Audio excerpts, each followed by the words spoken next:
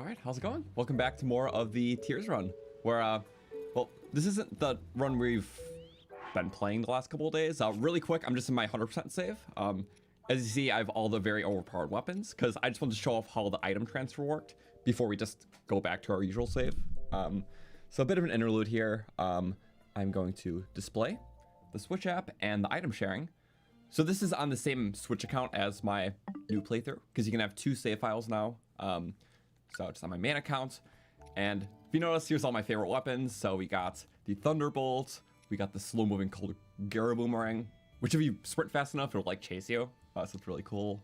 The lawnmower, a lot of cool stuff. So if I want to put this in the game, it's interesting how it works. So what I would do is, if I go to this item sharing thing, I would deposit things. So in my case, another Lionel Destroyer, because that won't lose durability on the back. I could do like a cannon club. I could do kind of a lot of things. Frostgoliath blade might as well. It kind of doesn't matter. We can just like throw stuff in there. I didn't try materials yet, but you know, do we have Gliok stuff? I like Gliok stuff. It's up to 10 things. I think it's limited to 10 per day for deposits. It's interesting, but I can plop in a fairy. Then I miss all my Gliok stuff. There's too much late game. An early thing of cheese. Why not? So this can be transferred to another tier save file or Breath of the Wild, but it'll do like an interesting thing if it's not in both games, which I can show off. Am I blind? Oh, no, I'm not. Okay. 1, 2, 3. And I'll leave it at, yeah, one of those two. So we're going to deposit all this stuff in. So if I refresh the app, boom, I have it all. So it's in my bank. You can do like game transfer. Yeah, cheese isn't in Breath of the Wild, so I can't really, it has a substitute. Gliok horn. Yeah, things will just kind of sell over to Breath of the Wild if you transfer between games. Because there's a Tears box, there is a Breath of the Wild box. Drill Shaft is only in Breath of the Wild, so if I game transfer it, it makes a mock weapon for Tears. Shame. But if it's in both games, like, for an example, that is a Soldier's Claymore and a Big Orange Sword. If I game transfer, you just get both loose ones in Breath of the Wild. So, and it transfers, like, the attack stats and whatnot, too. But yeah, you can also just transfer it back to your game by doing send to game, and then it'll get received. Only weird thing is, so technically I sent this stuff over, right? So I am down all the stuff. You could just think, okay, what if I reload the save when I technically still have the stuff in the game? This save was created right before I just showed everything on screen, by the way. My 100% file. So we're gonna reload that save. It loads very quick. I'm covering the loading bar, but if I look, it's all still there. So it is in my bank. I can refresh it. It's in my bank. It's in there. Only thing is, it's like, it technically duplicated then. So if I send these things to my other save file or give it to someone else, it basically just created another one. There's no protection against that because they just can't do that with the manipulation. Besides one thing, so if I want to deposit more things, because it was able to track that you just deposited a bunch of things, it basically prevents you from doing it for another day. So that's kind of like the protection against it. So they can't limit you from doing this, undoing the save, so you have it in both the game and the phone. But they can, like, if they told that you rolled back a save, they can still freeze your ability to do this for a day, but only on this file. So that's one thing I'm keeping note. So basically 10 things per day in that regard if you just do a full transfer and want to roll the save. But yeah, we now have these things in our bank. So Axe, yeah, that's kind of how you do it. Go to title screen. We're going to load our second save, or our current save rather. That was our 100%. We finished it like a year ago, but it's the same save file that we started the game with. Took us like a year from first playing it to 100%ing it. So I do continue, I'm gonna turn that off. East Post Ruins. Is that where I was? Oh no, we ended here. Okay. See, we just did a bunch of Amiibo scans. Also, welcome everyone. Hopefully you're having a great Saturday now. So this will be fun. So we just did Amiibo scans. We got the Sheik mask. We did some stuff in the sky. We just got the Paraglider. That was like the last thing. So we did so much depth stuff even pre-Paraglider because we timed our landings well. Let's just say that. But it was very fun.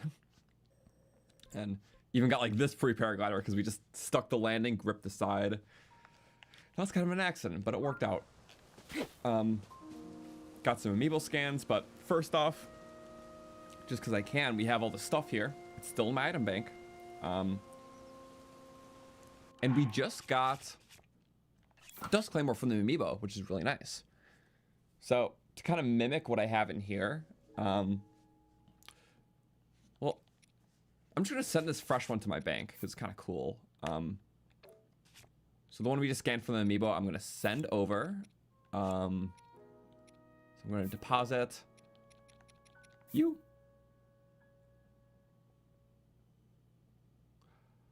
Oh, okay. The 10 item per day limit is for everything. Okay, that's good to know as well. So I can't store anymore today. That's fine. So infinite withdrawals, I think. Don't know, but at least it's 10 per day you can store. Regardless, we have a backup, and that is we can make this weapon by giving ourselves a Frost Gliok Blade. We're gonna send that to game. I'm going to go into my item sharing, deposit, not deposit, wrong word, withdraw. There we go.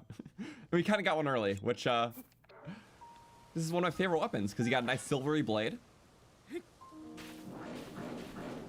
and frost part, which for those who know, Gliok parts do not lose their elemental charge.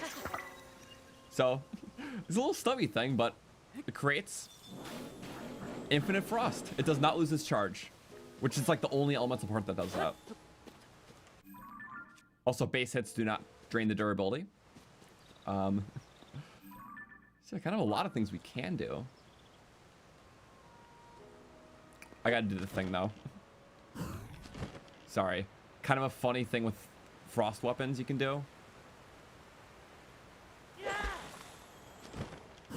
I missed it.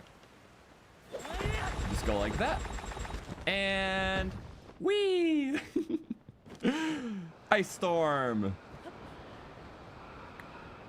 The longer the waterfall, the more you can do. And it does not drain durability. You can just kind of rain ice on things. Oh, if it only hit the air. There is like a chance we can rain ice and hit kill Narracuda, actually. If we started from the very top.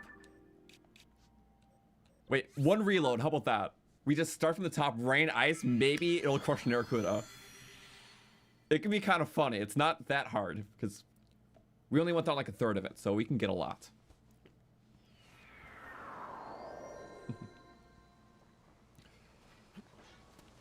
Also, yeah. What do I like better, Switch 1 or 2? Switch 2 is just meant to be an objectively better console, so I have to go with it. Because it's not innovative, it is just an upgrade. Unlike other Nintendo consoles. So, yeah. They knew the idea with Switch was so good, just like make it better, you know? Which I respect that. Only innovative thing is like the mouse control for the Joy-Cons, which is interesting. I tried it once. Okay, the wind is pushing us away from the... I will have to do that again. Let's go in from the back because there's just random wind gusts pushing us into that. But oh no, the load times are going to be so awful.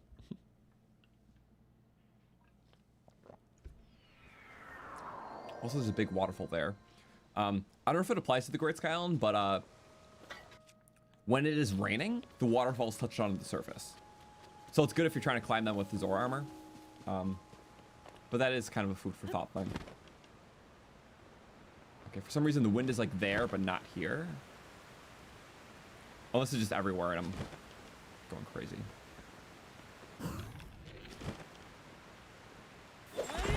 Yay. I feel like we can hit a friend. Come on. I should have picked the closer waterfall.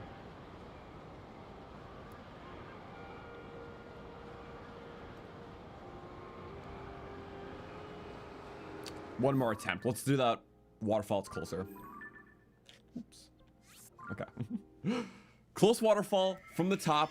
Slam down, get a whole ice storm. It hits an Aracuda and kills it. Why we're attempting a trick shot? Why not? It's, if this fails, it's fine. Because I can do some stuff down here anyways, so. And we're just, like, showing off the fast loading, so. Aha. A thematic reason for my failures.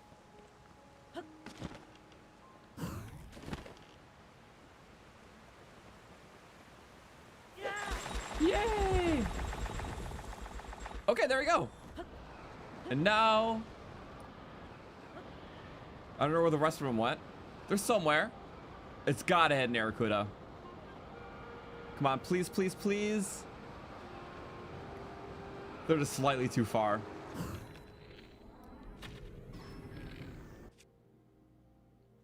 Can we make this though? We do have some like Yunobos to have the extra range. We can wing them for even bonus range. How did I miss that? Oh, I didn't. Oh, it's just so far. I didn't even hear like a ding. Okay. Well, we don't need to be overkill now. Disarm. To a baby? No. That's fine. It probably didn't autosave there either. Or it might have. Yeah, it is an enemy camp, so. Also, would it be better to wait for rain and try again? I could. I don't know if those waterfalls go down like the other ones, though, with the rain. I think it's just like every other sky waterfall. I don't know, though. Maybe we can see next time it's raining. Think. Like, how did I die to this guy?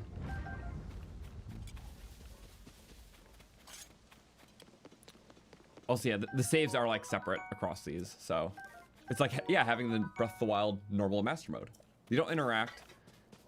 Only thing that you can make interact is the item box, but that can interact for anyone's game. So like, if I have a friend playing this, I can send them one of my things. So, oh, I see a Korok.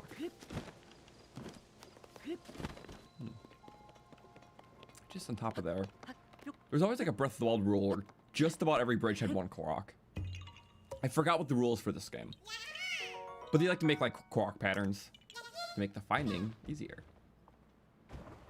But there's like options, isn't there? And there is the Great Plateau. And I really wonder if, you know what? We have a build to test out. We could do the Great Plateau challenge because you get a heart container from that. And I have something I want to try out. Autobuild sharing. And this is another it's another cheese bus build, which I linked below.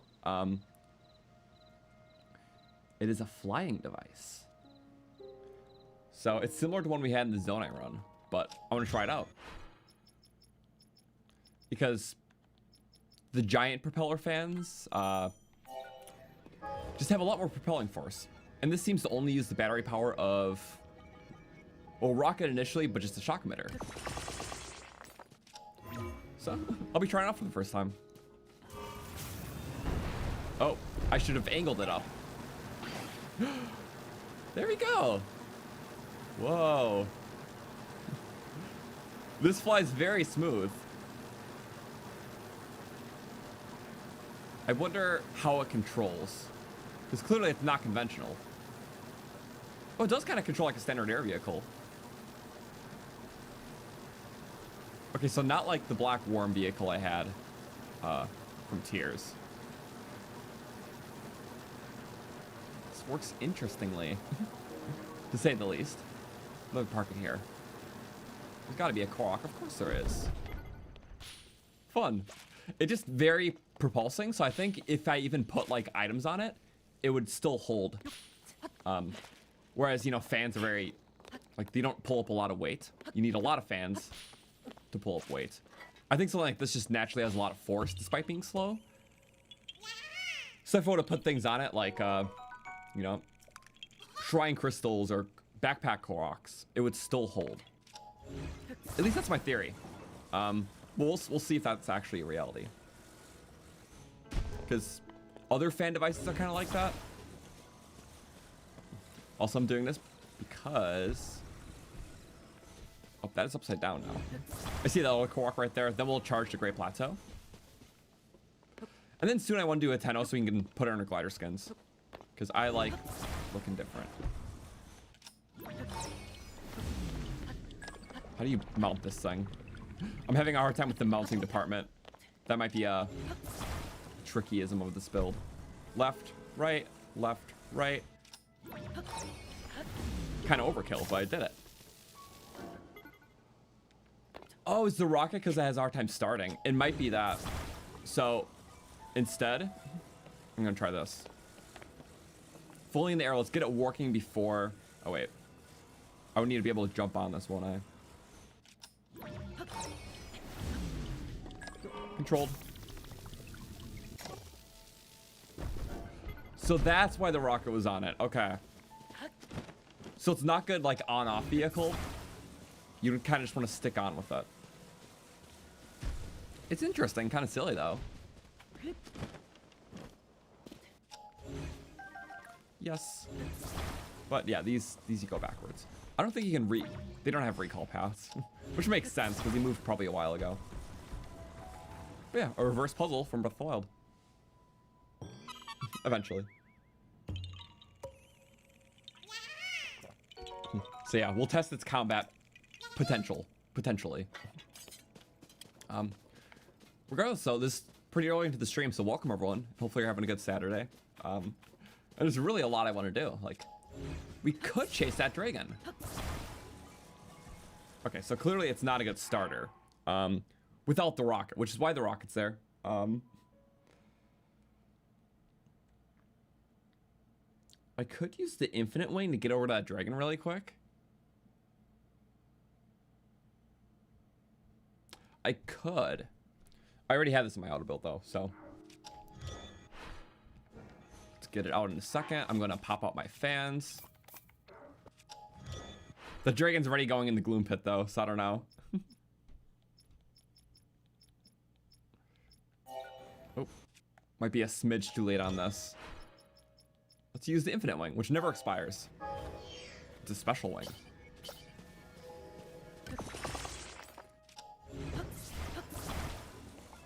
I might still go for it. Might as well, right?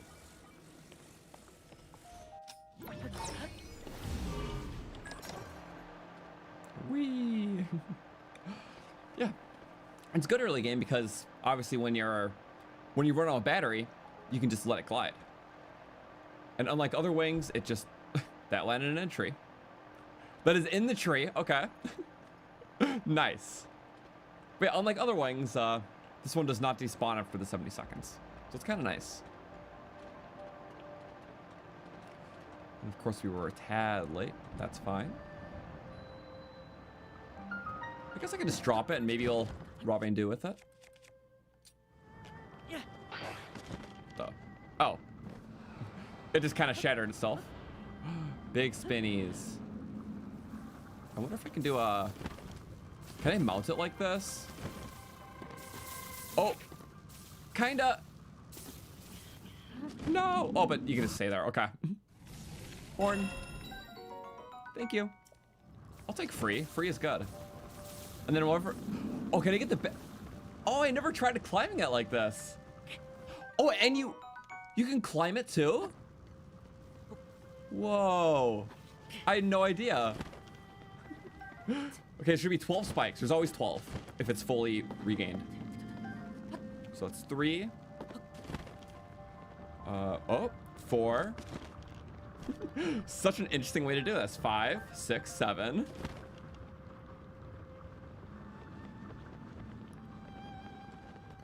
Oh, not that one. Sorry, Link. 7, 8, 9, 10, 11. 12. They're great for making little hammers, too. Now we just plunge down to the beam spinners. First, I like seeing. Let's drop a bite boom. Oh, there's a light route. Yay, we got it. Plunge down. No, come on. No, actually. No. Am I gonna cheese death right here? Because I'm utilizing all the features. Yes, I am gonna cheese death. Fairy, send the game. I can't believe you can do this.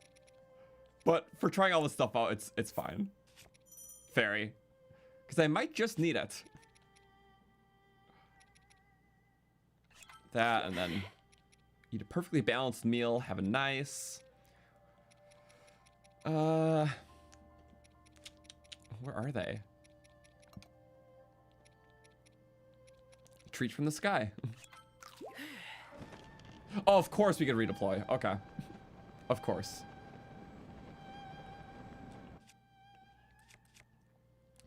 We're gonna spike this guy out. Yes! Task failed successfully. Awesome.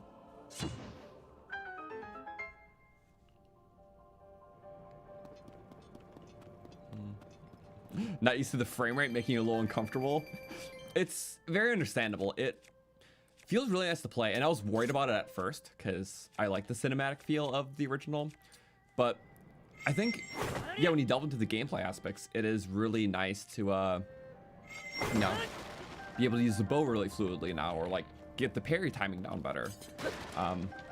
So overall, I think it's a good change. That's how I feel about a lot of the Zelda remakes, actually.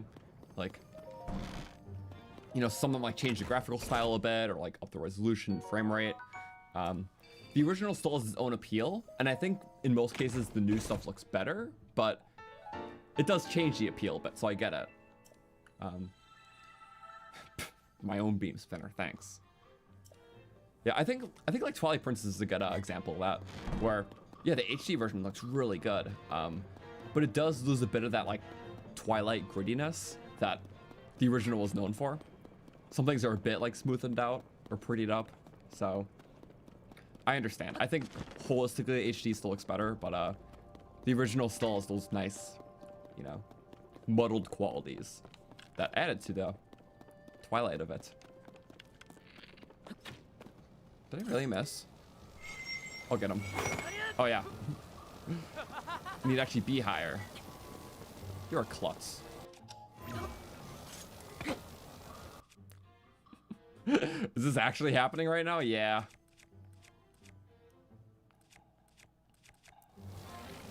Oh, you can use your bow.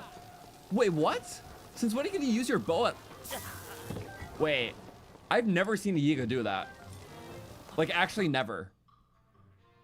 Why can't we pull out the bow on the steering stick? Clipping, because I've never seen that before ever. Okay, I tried crouching. Where'd my thing go? Yep. Now I'm klutzing.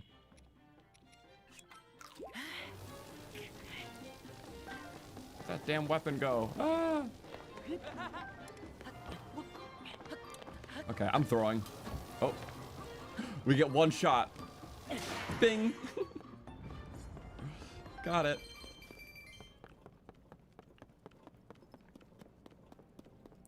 So I've never seen that. I guess the flyers I've seen it, but like not the other types. So I didn't know if those are like special. Because yeah, the wing ones do that. But I've never seen it on a car. I've just maybe never been in the applicable situation. Plus for me it's weird because like I can't fire my bow. Usually the enemies in this game are good at mimicking what the player can do. Like, it's why bokoblins, moblins, and lizzles all have like player weapons. Because they use it and then you can be like, oh, I could use that too afterwards. Because you just pick it up.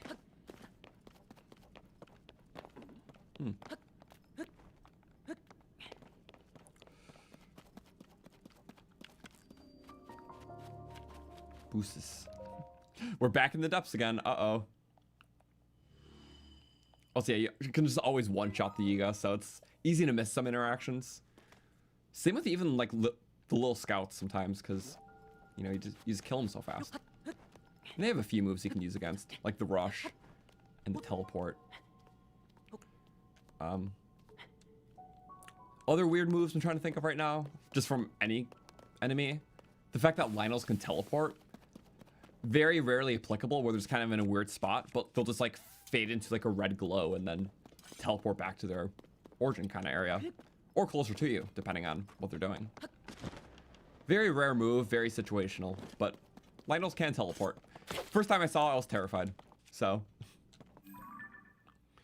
do I like need to be here? Not really at all. Oh, I want to get that big paw on top. Yeah. Before the beams rudely kick me off. I'll just ascend. I'm not trying to be too fancy.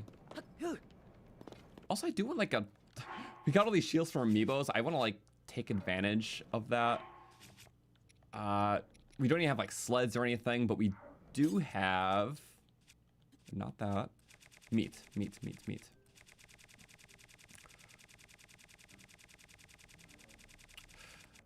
And we're like early game too. And this is our sort. Nothing in the new edition for this, but for Echoes of Wisdom, it also has like a similar thing where you have to like sort through a menu. But in specifically the Switch 2 version, there is like a favorites list in that game for like your favorite Echoes. It was like a little thing they added that just like went... They didn't like officially announce it, but it's in the game. It doesn't look like that's in Tears though, which is wild because Tears could have benefited from that too, considering they mindfully put a favorites list for the material sort, you know, in that game. Well, in that game would be the Echoes sort. But yeah, interesting stuff. Now I want to go this way. Oh, no bananas in here. Rubbish. Southwest wall. I think it's talking about the construct factory is nearby, right?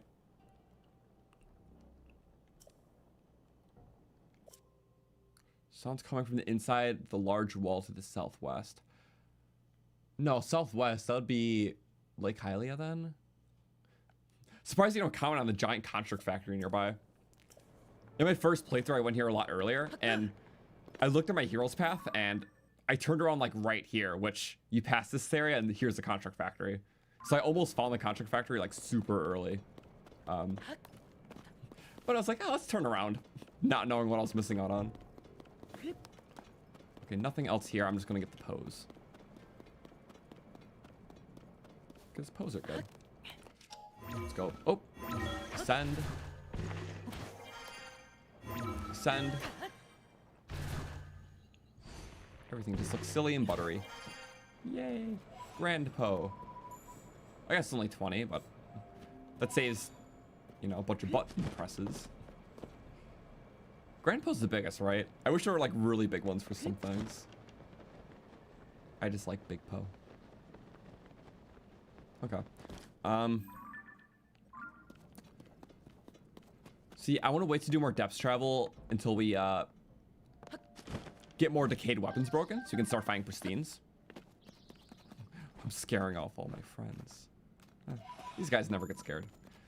So, what I think I'm gonna do actually is I do want to start pushing to Hateno. Hateno's good because I can put the glider skins on that we got. Maybe we can start with the shrine though, because I did skip over some shrines. So we'll do the shrine, push to Hateno. And yeah, also just to reference what I was talking about earlier about the pristine weapons. Because yeah, you need to break a decayed counterpart to get the pristine weapon. I have a little tracker for that, which I can pull up on screen. It's also in the description. Let's go pop up. There we go. So here's my decayed weapon checklist. So all the decayed weapons I broke, I checked off, which means all these ones I can find pristines in the depths in their respective areas. So the depths area we were in is where you find the 8-foot weapons, which you didn't break any yet. So I do want to break both before exploring those depths more, so then I can also find their pristines, make more use of my travels, you know? Because I don't want to pursue a new depths area without breaking the decades, and then I'm just finding a bunch of travel weapons. So, yeah, food for thought. It's nice to do, for sure.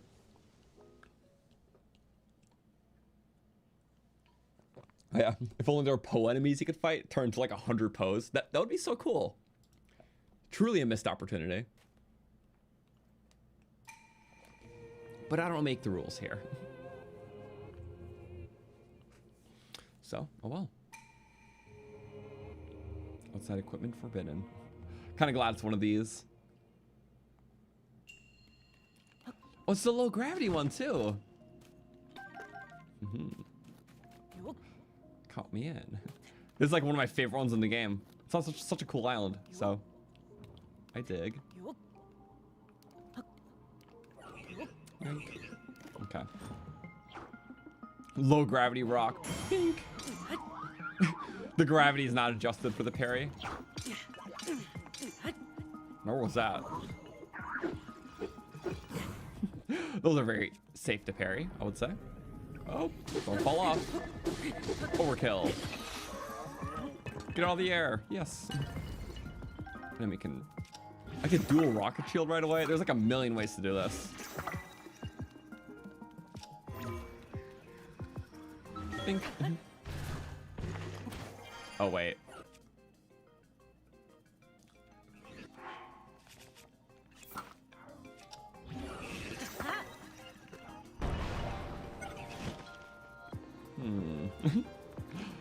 I'm going to tactfully plan this. Get a little stealth action. Is their radius just better at that? I thought we could fall safely.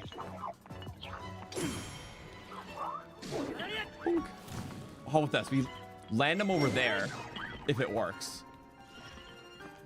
That's fine. Whatever. I was gonna do this anyways. Long throw. Weapons get long throw in low gravity because of the gravity. It's like one of my favorite uses.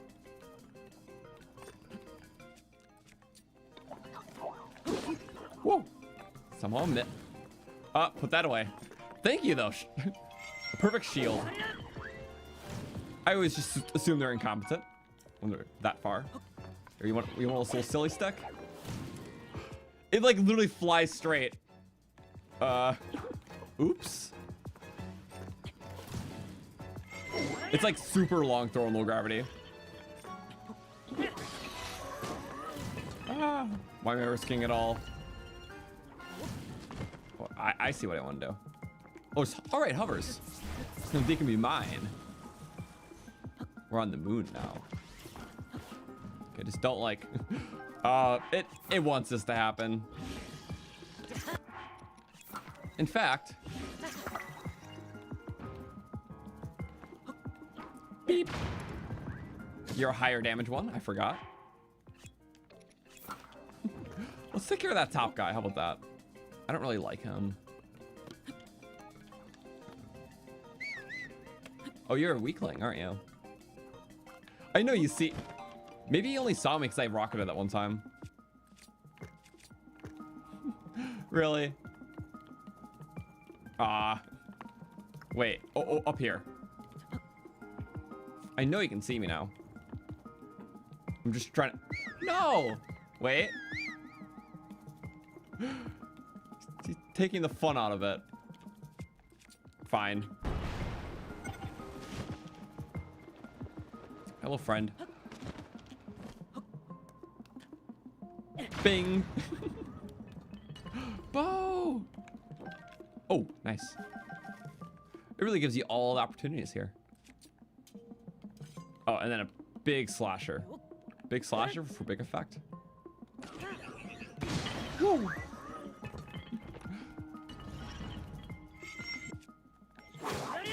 I mean, that's just a given. Getting all new weapons that we can't take out.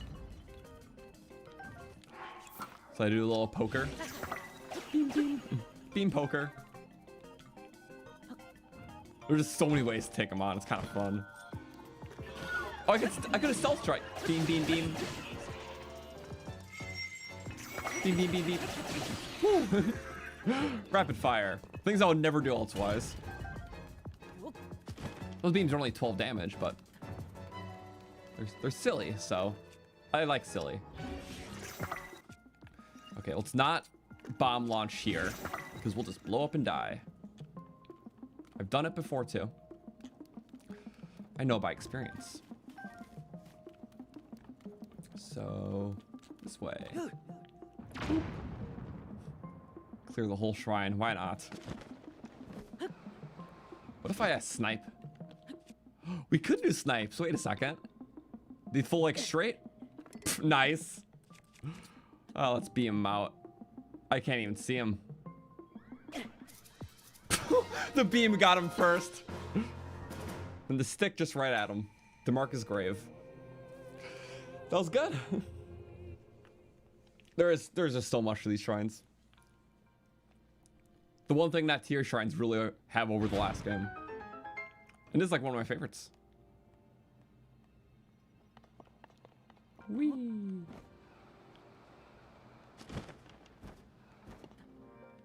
Okay. Well, nothing I can really take. It's more so for the merit itself. I guess we could take some of the bombs out of there. Oh, good. Yeah, I'm gonna make a couple bomb shields because we just have a bunch. Just got Hestu slots, filled it with Amiibo fodder. Speaking of Amiibos, I could do a couple after this. Yay. I don't know the damage stats in these bomb barrels. Normal ones are either 4, 40, or 80. Like the ones with the skulls in them. They all visually look the same, but depending on which level area you're in. Easier areas are weaker. Late game areas are stronger. I'm pretty sure all of these are like 40 damage though. I'm not too sure. Yeah. Sometimes objects can have the same look but different stats depending on where they're placed. Yeah. I know like the time bombs in the depths, or just time bombs anywhere, are 40 damage. Like the red ones. The Zonai time bombs, like the ball yellow ones, are 30 damage. I want to say these shrine bomb barrels are 40 damage. And it kind of matters because that's the difference of, you know, accidentally blowing myself up and doing a little damage to myself and completely killing myself in accident. So, we'll see. But yeah. Not too interested in Zonai weapons this playthrough. They do have modifiers now, though. Given by that big spark. Should I use my daily bonus really quick? Yes. Technically it was from the last day, but you get one of these a day. It's a random bonus. Well, actually I can't show it on screen, but daily bonus. It was repair all bows, which is really interesting. That's like a feature. I don't want that one anyways. Let's check our next daily bonus. I didn't use it from yesterday, so I still get to use one. It's always something weird. Tough. Okay. That's, what level is that? Low level? What? Sorry, free is good, but a low level defense buff is 4 armor points. So we get 5 minutes of 4 armor points. I don't know, but I'd much rather have something like a bow repair, but it's silly. You know, you play around with that.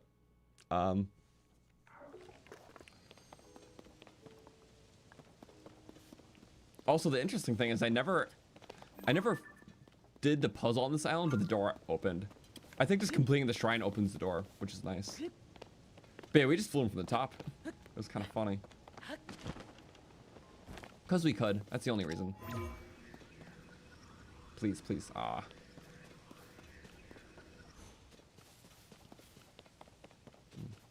Light Dragon could be around. Why not activate this?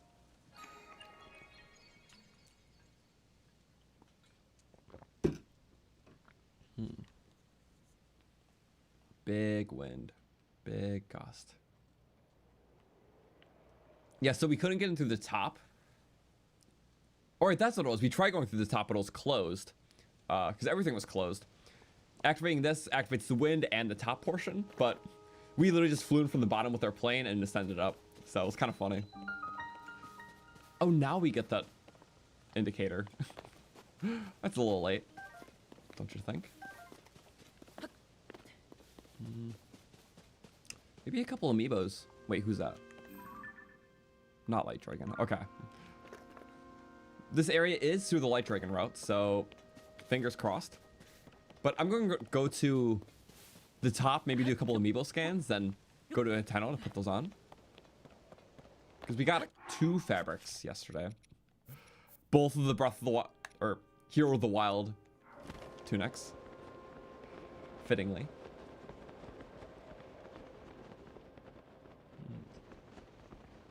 So yeah, that is a way to go. There is like side stuff and...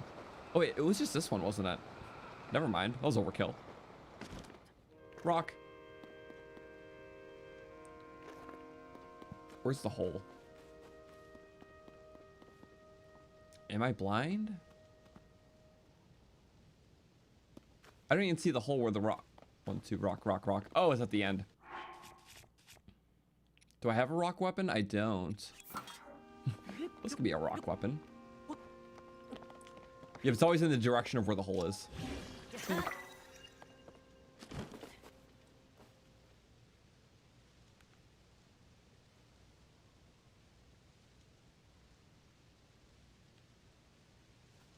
I don't think it works with the two-handeds like that. That's where it's trying to... Okay, there we go. It works better with one-handeds, but... Yeah. We'll get a one-handed rock weapon. Eventually. Yay. Got a wing shield, of course. Or meat shield. Meat silly. Is there any other Koroks here? We can check really quick by going here. Navigation. Oh yeah, I never had this open during this. There's 4 Koroks in here. Interesting. And a rawer thing. You have to have either the map or the voice memory screen open to see the voice memories. So I was like, wait a second, I didn't do that here yet, did I? So rawer's probably at the start. Fundaline, Fundaline.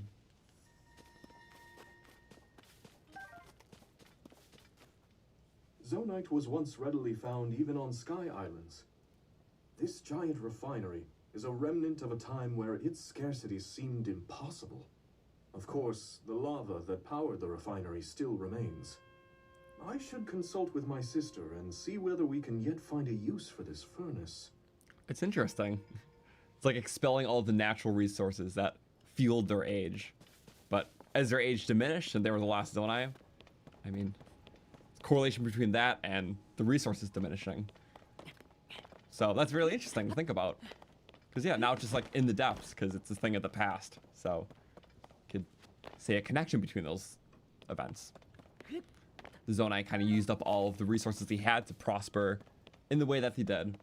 But Raru's time was like the end of that era for the Zonai. And yeah, now the rest of it's just on the Great Sky Island. So, and the depths. So yeah, I like how the depths always acts as like an afterlife thing in that regard. It's interesting. That's why you find like past hero weapons there too. So neat. Critical hit is always a take. Do I have a spear? I don't have much. We have that for spears. Okay. Can't complain really. Sure. And then of course we have our healer staff. In our item bank. Okay. And then we go get the others up top. So we're gonna take the wind, maybe start from the top, go down.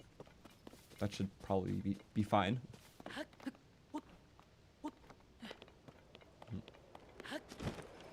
I think when I was originally 100%ing this game, it was nice to just kind of start with the Sky Islands, because it's not like you have to check like every little crevice, like, you know, how you have to with like the surface. There can be, you know, a Korok on this hill, but you might want to take this cave entrance or like this enemy camp here. There's so many little distractions. But the Sky, I like how every island's just kind of focused to its own thing. Like, sure, it's like some Koroks, but you're kind of like on a path or just a set area, one archipelago at a time.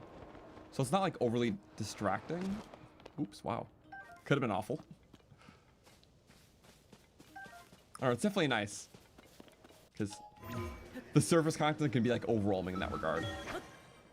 So, depths, there's a lot of things to do, but only a few things of interest. So, if you miss a lot of enemy camps, that's fine. But it's like 100% around the surface for the first time. It's like, okay, Korok here, Addison there, cave here, shrine here. Oh my god. So, even just the tempo of everything up here is its own just song. It's quaint, it's quiet, it's beautiful. So that's why I still like going up and doing little sky adventures, because it's a nice change of pace from everything. And so is the depths. Like, the layered world is so nice. How did I miss that? Oh well.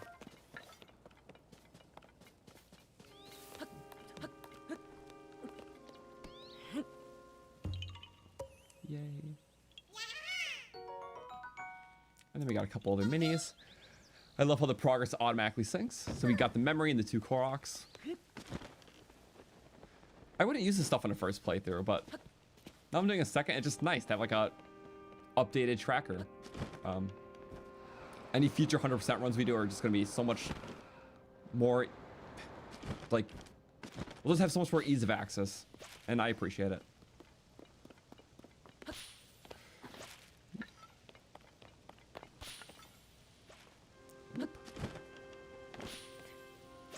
Oh, just following it up. Just gonna speed run it.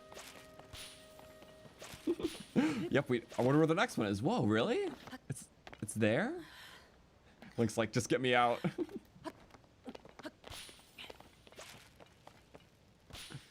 Yay. Okay. You're getting all these slots early. Because sometimes you like Korok hunting, but just, you know, trying to find them all organically in the world. They're not really meant for that. They're meant to be like, there's a lot of them, so you just happen to stumble across a small percentage. But if you want them all, this tool helps. So yeah, all updates. Last one here.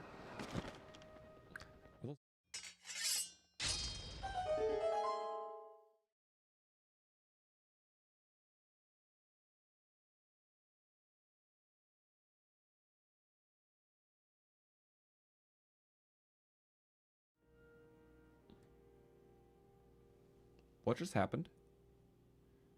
It just switched my source, huh? I don't know why stream did that. That's never happened before. Okay. I tried to kill that bird and it just like blacked out on me. Wrong button.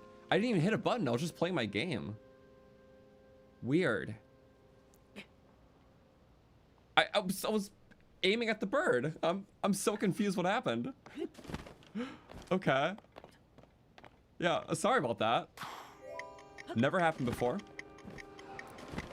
It just switched my source to a blank screen on my streaming software. I'm being hacked. Okay. Now we go like that. Okay.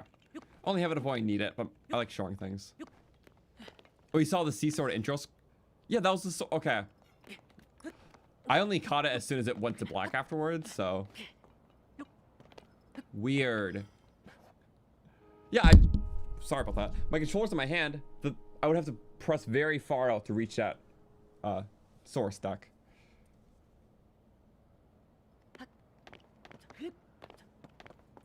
Unless when I hit my phone, because it is like kind of by the button, unless internally it also just hit another button.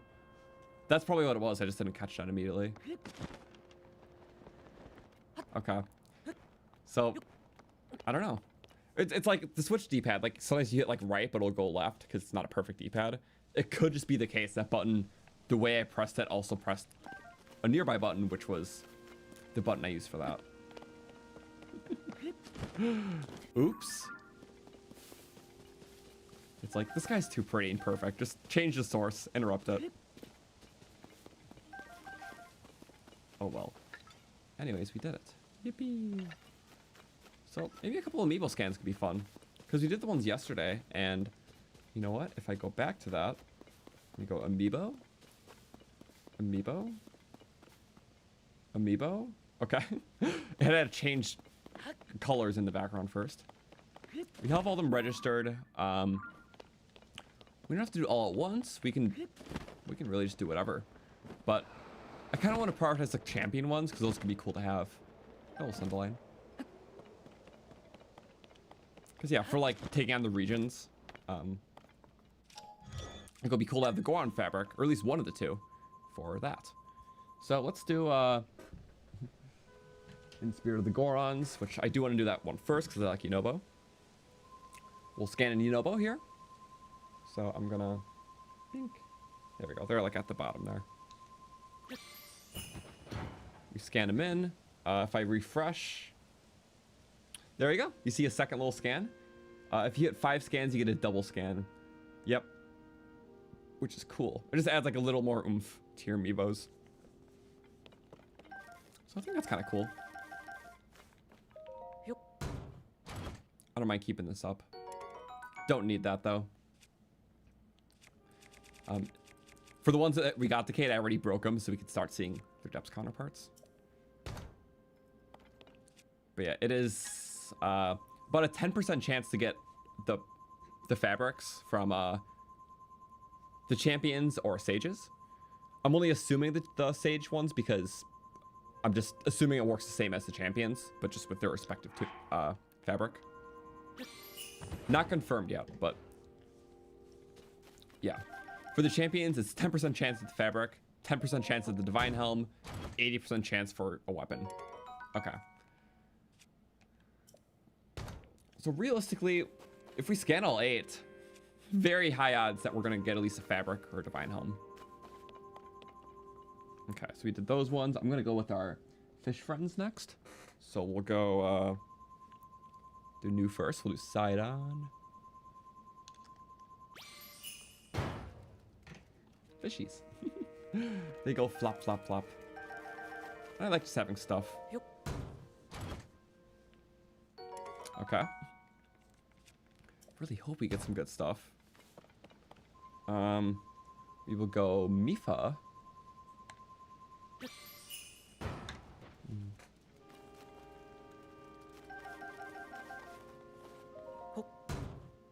I should probably like throw off the chests that are like, they're all bunched up. Wait a second.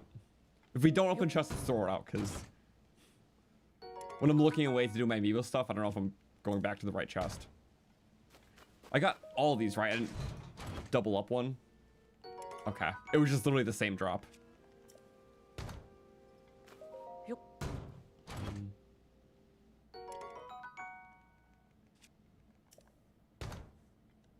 Okay. So what we do is we go snap. Maybe someone on the surface could appreciate these, so long, friends. Okay. Come on, it's statistically speaking, like, or theoretically, we'll get a round 2, like good drops between fabrics or, you know, divine helms. Getting so unlucky. Because we did all 8 of these yesterday and got no special things. So be on the good side of luck. There we go. Oh, that's a new one too. Sage of Lightning. There's a lot of Gerudo fabrics because we have the Ganondorf one too, and that's technically Gerudo. I wonder how that's gonna look. I at least want to try to put it on in Hateno.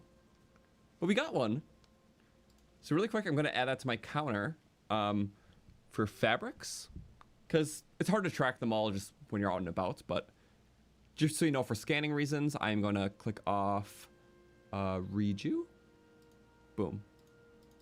Also, I can update it because I didn't know the name at the time. It is the Sage of Lightning fabric. Generally didn't know. I just assumed it was a fabric. So we got it. The 3rd out of 28. Because some of them double up. Cool beans. I'll still do Urbosa afterwards, though. Yay. Also, if you auto-build the chest cluster by Lionel, he can't roar it away. So, he won't attack. I thought they patched that one, but I could still try it at some point. Because I remember seeing stuff on that, too. I'll take a Gerudo shield because it looks fancy. And it's cool. Damn it. That means I have to drop... I don't need the bomb shield. Ah, darn. Okay, let's do that. Refresh. Okay, now we got 2 and 2, and then 2 for those. So now just the Rivali and 2 in. Let me get those really quick. Where are you, my bird friends? Oh. I always like holding up in pairs because, you know. Well, Rivali and 2 don't look alike, but some of the others do. But bird friends, yay. Also, thank you, Michael Duke, for the 5. Hooray for a fabric, finally. I know. Like, for these guys, it's only 10% chance per, and we've scanned so many. We're volley now. Also, you can get the Divine Helms, at least from the champions. I don't know if it's in the Sage drop table, because I don't have access to that yet. But finally, something really good. Speaking of which, yeah, 10% chance for the Divine Helms, at least for the champion amiibos. I don't know if the Sage give it or not. But yeah, you can also find it in game too. So same with like the other stuff. That's definitely an aesthetic. Actually, it kind of works, and it's level 2 cold resistance. I don't know, just like the Zonai stuff works well with each other. Hence the pants and shirt are both Zonai to a degree. Top is Sheikah, but it kind of matches like, well, also our weapons currently, but I don't know.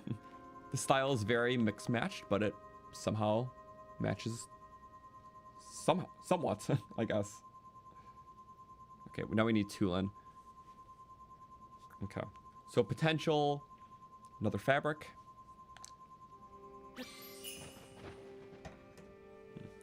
I doubt there's gonna be any like new helmets. I think it's all just gonna be fabrics, because they don't seem too keen on making like too much exclusive content behind the amiibos anymore. Just fabric skins, because it's very cosmetic or stuff like that. Okay, what do you suggest?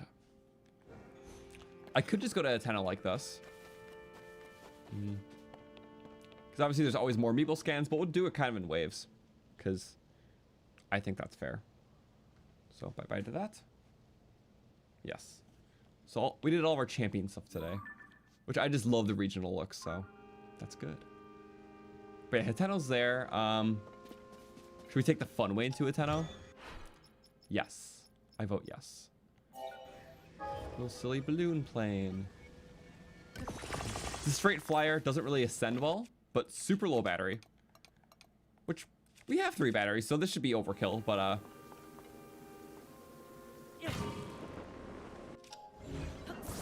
it'll be fun. And this balloon does not die, I think, because it's Impas. Come to think of it, I could really go anywhere. I can go to like Eventide with this, couldn't I?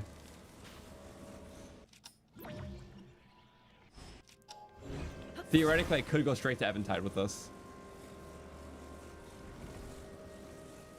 Why is it stabilizing funny? Okay.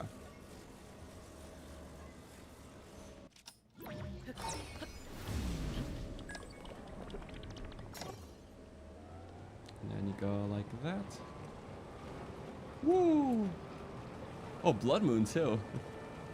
Well, Blood Moons are good because I think you get fresh battery after the cutscene happens. Kind of interesting. You can have a full sky adventure. It's using the battery of one small wheel. Because it's like rotating a mini wheel, which is rotating that fan. So the balloon helps it just hover where it is. But the force of the horizontal is so great that it's like losing virtually no elevation. Only using the battery small wheel, which small and big wheels are like the least battery consuming part out of them all. It's so peaceful.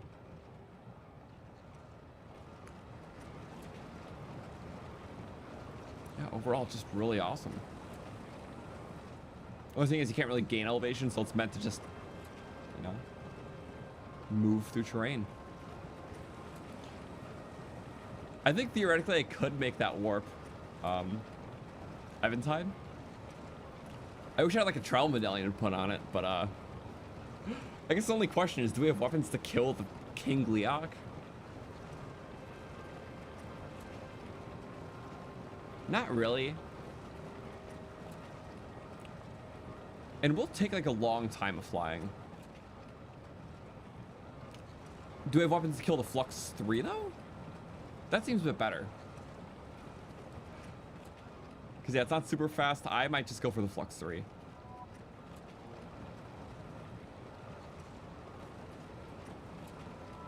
Yeah, weapon-wise, not in King Leok fighting territory. I guess I do have Savage Lionel bows, and we pair those with might use all of our eyeballs on it.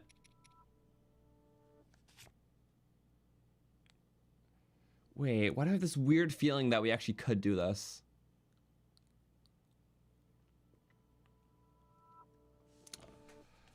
I don't know.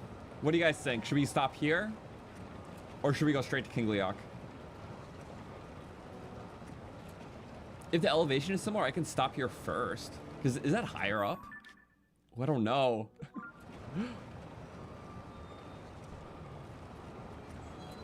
How about here for the warp? Yeah. Let's go there for the warp first, then let's go to the King Leok. Oh, never mind. We didn't get a battery reset. Okay. Thank you. We love the hot air balloon. It kind of just stays there. Baby steps, right? It's a fair way of handling this. Do we have a spear? I like spears against the sky. That would be really weak. So what if I buffed it? What sort of tip should we have on this? Attack power. We'll get more silver Lionel. I could just go black moblin because we have a few of them. Oops. Oh, it's a 3. Okay. That's doable. Might be a little tricky. I'm going to water buff myself because I'm sure we have a couple. Yeah. Okay. Are we saved up? We were saved, but let's save again. Baby steps, then we'll do the King Leok. Just kind of like that. Wait for it to... Why those parts? I don't know. Who's stopping me? Okay. Then what I do really quick is I splash myself in the ground. I throw that.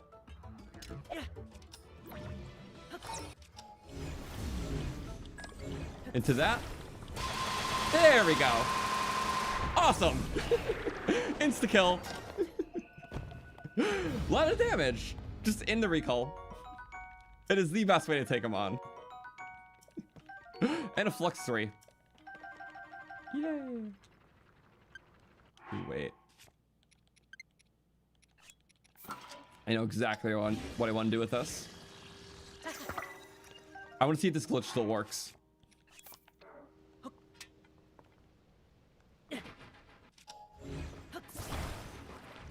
It does! Yay! Spinny fan. Hoppy. Yay. Oh no! No, I need that! I need that! Don't do it! No! No!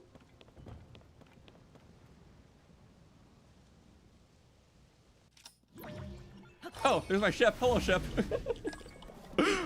Oh.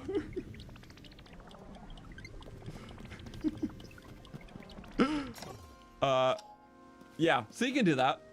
That was quite the sequence of events. You mind if I see that again? That was certainly an event sequence.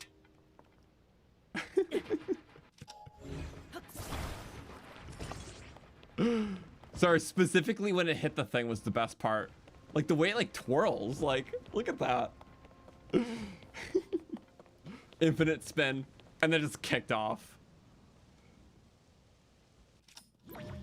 And then there's my balloon ship from earlier. That is an unreal sequence of events. Okay, I love this game. If you couldn't tell. We could just make a sprint. Yeah. It was like a very safe opportunity to spring. I don't have a stake. Yeah. I would just try to build a spring from here, but let's be safe about this.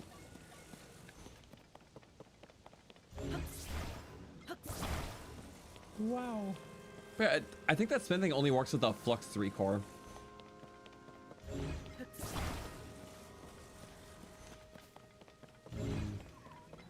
So, you want us to go like this? Oh, there's the stake. Okay. I'm just gonna take this as is. Yeah, infinite spin, no battery. We made perpetual motion. Golden ratio. But yeah, I don't know how you can apply it. You can get to like hit enemies maybe. I know too much about this game. It took a battery and yeah, a couple things. It's fine.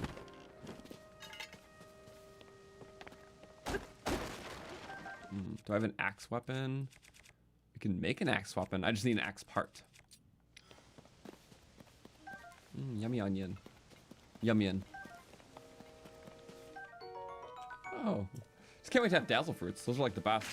Instantly dispel stall enemies.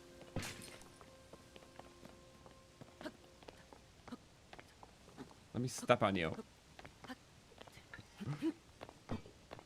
If you like jump onto it from something, you can break those. Oh wait. I think I can do this, watch. I'm so... Come on, one more. No, I got this.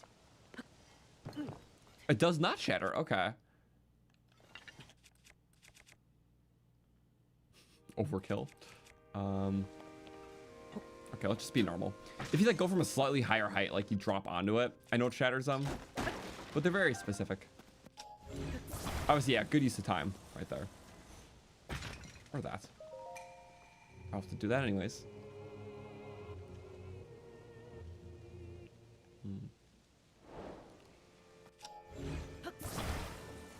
I'll see a shrine fans with the wing.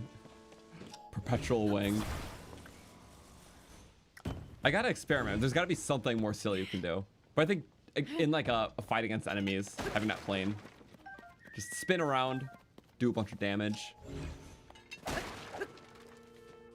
Use a fan to gain heights. Yeah. Oh, now I know what you mean. Okay. I get it. Like put a shrine propeller on it. Have it gain the height from it. Okay. I'll just need a loose one to put on. Because our shrine fans currently are attached to things. We don't have an auto build of just that yet. I think if you attach stuff to it afterwards, though, it cancels the spin. See, the spin would have to be the last thing you do to it. Like the boomerang. Also, let's really quick go to this, because there's probably a memory up here. There is a memory. Wait, no, wrong area. Nope, this archipelago has no memory. Okay. That happens. A lot of them do, though. You know, like the not so special ones. Where is my... It's the best use of them. The shrine fan is in the giant swirly thing on the map in the Kahlo. The center of the giant swirly thing, that shrine has the thing.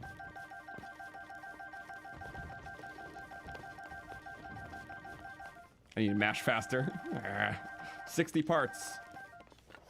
And yeah, it has our small wheels. It has our steering sticks. This is good. And some cannons too. Oh yeah, I'm feeling good about that.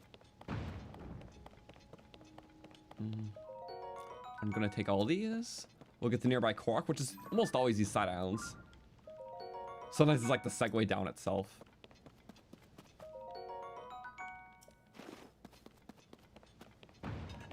Yeah, I love how I can check Koroks with the map now though. Because in the past I would use Hero's Path and I could almost just say it's like, if my Hero's Path went over the spot where Korok would be, but I didn't get the Korok there. Because you can see completed Koroks on like your map. Then I know that I didn't get the Korok. So like, yeah, if my Hero's Path like went through that Korok, I knew I got that one. But if my Hero's Path went through, well, when I see like on a third-party map, but not in my game, then I know to go there. But with this map, it just says like, hey, there's 2 Koroks here. And as soon as you get one, it'll like fade away. So I think that's kind of nice. It's like the best way of describing it. Yippee.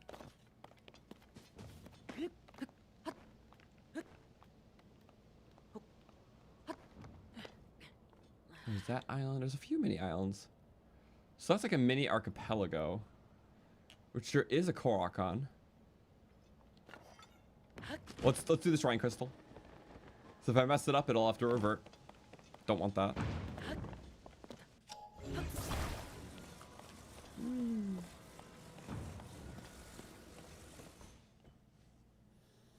Cool. Use paint and painstakingly cross out each and every Korok. Gets the job done. I've had to do 300% without this, so that's how it is. Okay, I was mashing A there, but it wasn't working. There's definitely a bug or something where it's like during specific parts of the game it just doesn't read ABXY inputs. It seems to be a bug just with this version, unless it's literally just a Switch 2 controller. But it seems to be tied to certain events, so I don't know. Whatever. There's always little patch fixes, so who knows?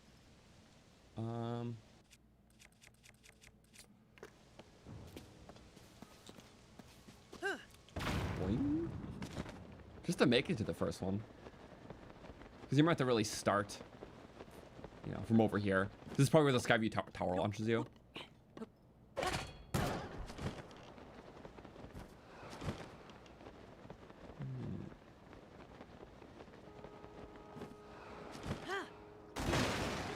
Shattered everything else there. Kind of cool, actually. Would do damage to that? Nope. I'm trying to break the Zora Spear so we can start finding the pristines of it. I'll take it, but I meant to do that. Korok tree, definitely. Yep. Yay.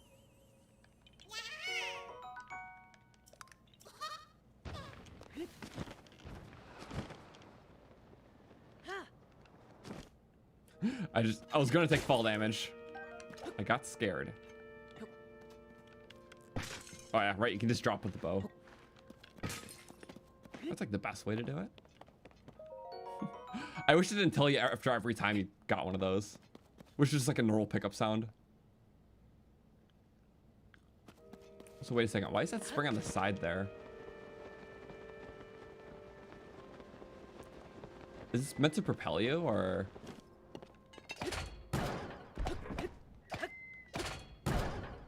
I think so. It kind of works as such. Huh. Regardless, I take for my own means.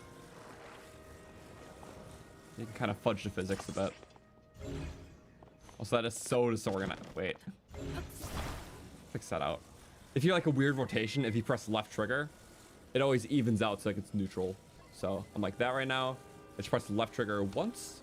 Or doesn't work if it's like super odd, but oh, it'll even out backwards too. So whatever's like the closest to just evening out. Just once, boom. I know it does it upside down if it's like already half upside down. Cool stuff. Okay, you keep taunting me, bird. Wait, what? Oh yay! I thought we would have poached that guy. No, we take for food. Weird fuse angles. Because it keeps slightly rotating because of the way this works. Now, I'll make it work. You just have to turn that off first. This creates a good enough spring. Oh, very... Actually, kind of perfect there. Unintention.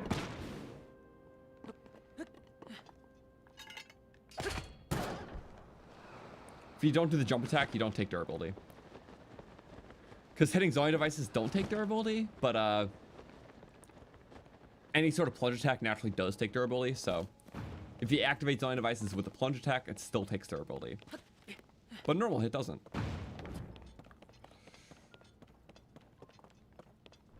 So food for thought. There's clearly a Korok there too. Hi. Whoa! What? Pardon? That was something.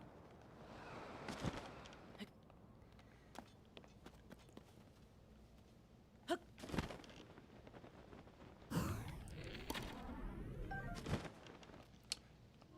is it one of those where we go on it?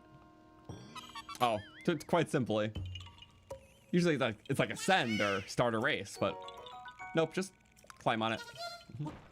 Thank you, Korok. But yeah, from my perspective, look, all the Koroks are done in this little archipelago. Now, are we going to be insane and go to King Gliak? Yes, we are.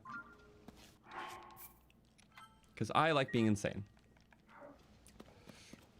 And that is actually the right height. We can do it at Evans Head afterwards. Nice late game depths area. Might as well, right? It's kind of fun. Do a little balloon flyer.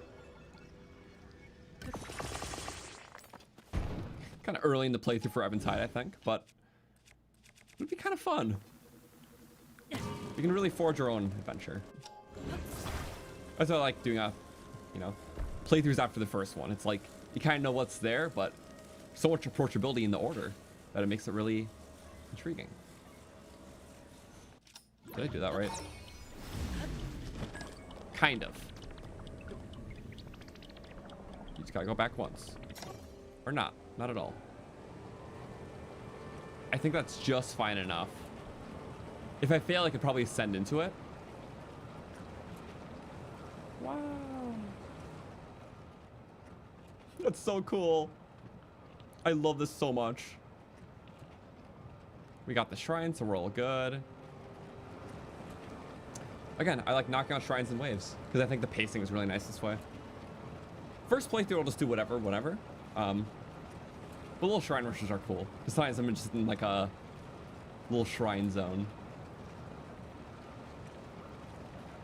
And also maybe it's kind of like the belief of like doing a bunch of stuff without seeing a loading screen feels kind of nice. Even though the loading is much faster in this now.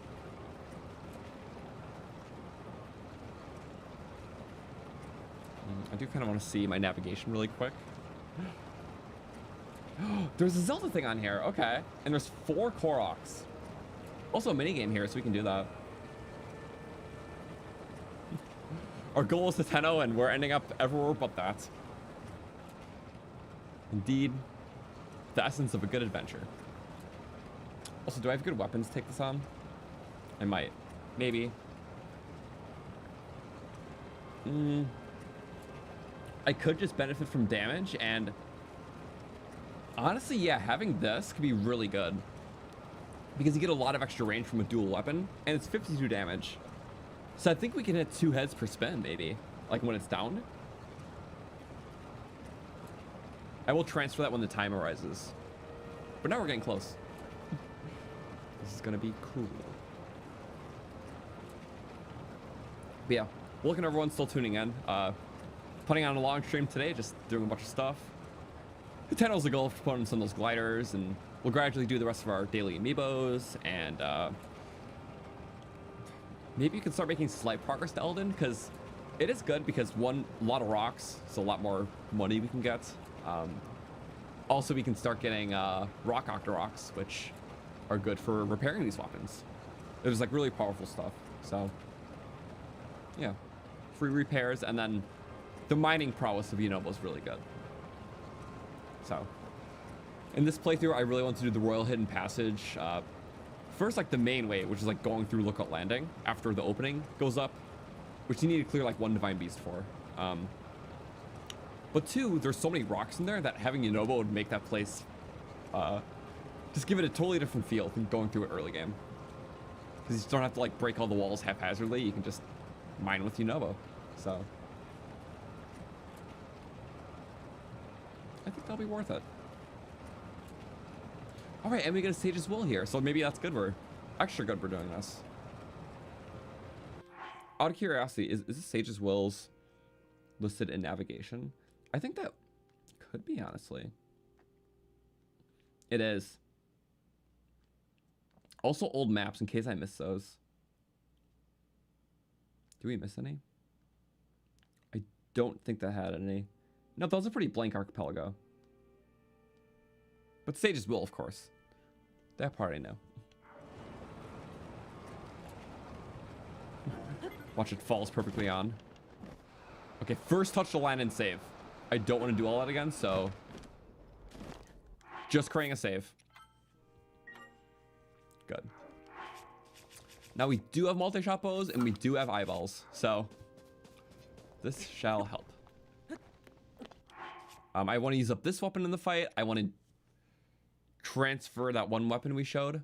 But first we'll use up the spear and stuff we want to get rid of. Are we ready? No time like the present. Yep, he sees them. I think 150 health per head for the kings. Okay, do we have like fire eyes or that's a normal eye? Not really. We're pretty early game. Yep. So we'll just kind of use up the eyes we have. But it's only 3, it looks like. This might be easier than I thought. Kind of whatever floats our boat early game. Okay, some water. There we go. Getting the rest of the hits. Awesome. We do just have really strong stuff. I'll keep my quick charge maybe. That's kind of a lowly one. Long range, but oh well. Used it up. We gotta go. Ah! Kind of one-shots here. I don't mind. The glory isn't killing it.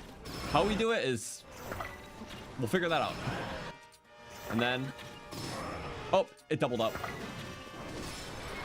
Cool. Now, quickly go to my bank. Beep. Weapons. I think we need 2 heads in once. So send a game. Then I'm going to receive. Withdraw. Oh, right. That was one away. I forgot. Oops. I was going to repair that at Rock Octo. Can I send it back? I don't think I can send it back because I hit the limit already.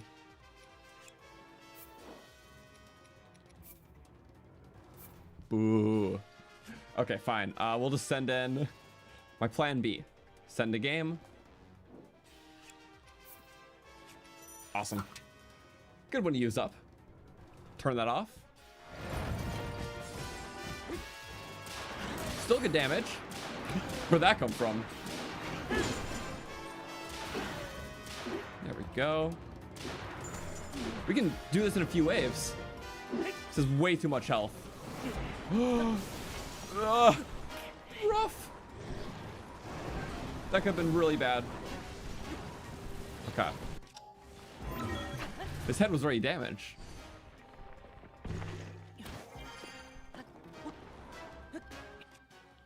Now, they're weak to like ice attacks and fire. We just don't have a lot of that for... could do that to the ice head. Yep, they take extra damage to those attacks. And fire takes more damage to ice and water. Maybe 1 for each. 1 for each? So close. Whatever. Good swallow opportunity. I don't think I can 2-for-1 regardless. 2 far. Oh, what was that other? In the oddest camera angle. Ah. Keep going. Oh, didn't give myself a lot of durability or a lot of stamina. The ones that are shooting. That works too. Winding away, huh? Bing. Oh, that's not good. That's my fairy. I was kind of relying on that fairy, to be fully honest. Good. It's gonna be final phase from now, though. 2 for 1, maybe. No. It doesn't work as nicely as you would think. Okay, that's... Time to use Gerudo. Big damage, big. Not big enough to... Okay. Before it does that final big phase. What if we just shoot it? Yeah, shoot it out early. Shoot it out early. No big phase, no big phase. Yes! You can get all the big phase. And it takes fall damage, too. That would have killed me. I didn't know you could cheese that early. Woo. Smooth. That's insane. Besides that hammer, these are all just natural weapons. Because, yeah, this I just got from the Amiibo and Phantom Ganon fights. Also, the Ganondorf Amiibo gave me one of the attachments. Still, regardless, it's a matter of surviving. Item bank definitely helped, though. We banked the win. Whoa. It's fun. Just knowing anything is obtainable this early. It feels good. Because although the gameplay loop from like early game to late is fun, it's fun in like a way where you can like make your own little challenges, like what you want to do. And tailor those challenges with little advantages you want to give yourself now with like little weapons and stuff. I think it's really fun. Okay, just using new features to their fullest as much as the features allow us to break the game in funny ways. Okay. Also, our balloon's just... Of course, I saw it earlier, but it did land perfectly. I was not even paying attention, though. When did it drop? I was so focused. Yay! So now I might loot the rest of this, but Eventide's right below. Might as well do it.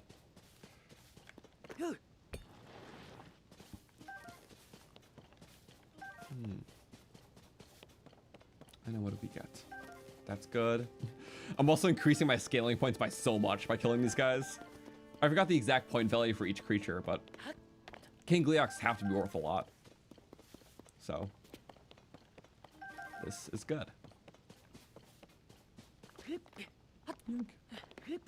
And Dazzles. I eventually want to have a sharp shield to be able to,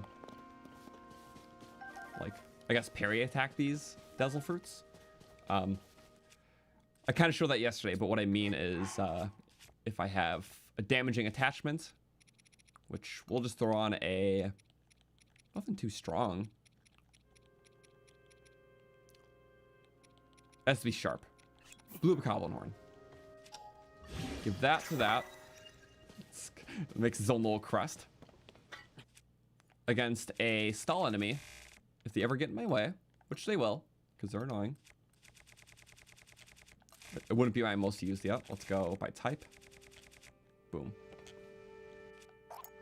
Let's go. Parry, that, boom. Instant Dazzle kills all nearby stall enemies. So the timing as you do this, it's parry, but like a frame later you hit up D-pad. So parry frame, and then you would press X to drop it, and then it'll work. So don't want to waste one though.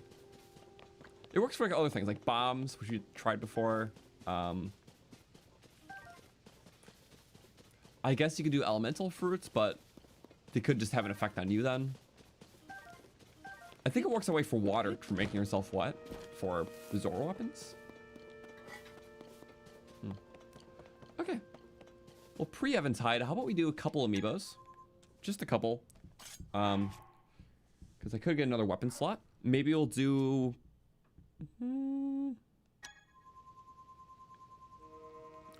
The Breath of the Wild. I lied. Let's do the chronology. So the few leading up, starting from 8-bit Link. So these ones can get the cool weapons too. So they're pretty important. I'm gonna go to Blip, Amiibo. We kind of have like a game chronology starting from here. Yeah, so we just did that Pixel Link. Okay. Will be my opener weapon. This. Open any other little thing on the side. I think Breath of the Wild, the drop tables were better for getting like rupees and whatnot. They don't give you like super good like side drops anymore. Oh, nice. Huh. That's, what did we get? Was it? Oh, we got the tunic of the hero. So we have 2 sets for that. It's kind of cool because only one Amiibo type does that. I'll take that. Get it early before the depths. If we get duplicates, we can sell it for money. Let's go with game chronology though. Because yeah, that was a 4% drop chance. All the good drop tables are 20% drop chance. So that can be split between like many different good things or just one good thing. But from almost all these Amiibos, it's a 20% chance to get something good. By good, I mean like a cool armor like that, a paraglider fabric, if they have a cool weapon in the drop table. Depending on how many cool things they have, the odds are split between them. But it's always 20% or 1 in 5 chance of a good drop. So, yeah, Tears' odds are a lot more fixed like that, and it's at least good for keeping up with. So that was Link's Awakening. Did I show that? I don't know. I was just yapping. So, Link's Awakening. Next would be the Ocarina of Time ones, which we got. Technically there's 3, but I'm just gonna do 2 for now. We'll do Kid Link. Which is technically a Smash Bros. One. Like the one character I played a lot when I used to play Smash Bros. I never played like a lot, but you know, I feel like a lot of people played Smash Bros. When it came out, and now it's just a lot of very competitive people. Which is fair, but I like other party games that are more neutral. Don't have a ton of skill involved, like Mario Kart. The new one's kind of fun. A lot to get used to. A lot of weird tricks and stuff you can do, which is kind of cool. But yeah. Ocarina of Time Link. We'll just go up the chronology to Skyward Sword, and then we'll do the Breath of the Wild Tears ones at a later point. Okay. 1 in 5 of getting weapon swap. Next we will go Majora's Mask, which is 1. He has the Goron mask, so it's just assigned to do Goron stuff in this run. Just getting all the loots. Cook everything. Yes. Hey. 1 in 5 chance to get a cool thing. So we're gonna get a lot of cool things. This also kind of fits the aesthetic too. Honestly, like this is the miner's top and the archaic bottoms kind of works together, especially for early game, because this is in a very early game chasm pit, kind of right by where you would first drop in Hyrule Field. That's Sky Island. But for helmets, like I first just had this, which is fine. Sheik Mask is kind of a near fit. It's not too bad. But then I got this, which adds like, it makes it more technological. So it adapts the vibe to that. This is like more freaky kind of. So the vibe of like everything below it kind of like matches what's up above. But in like a different way each time. It's cool. I still think that's my favorite though. And that's full cold resistance, so that's kind of good. Overall, just much better drop rates today. We're gonna go, well, let's go in order. Sorry. I'm going like true canonical order, so technically for Wind Waker, this Link appears first. So, that's like early game Link, he doesn't have the Master Sword yet. Why we're doing it that way? Just because it's fun.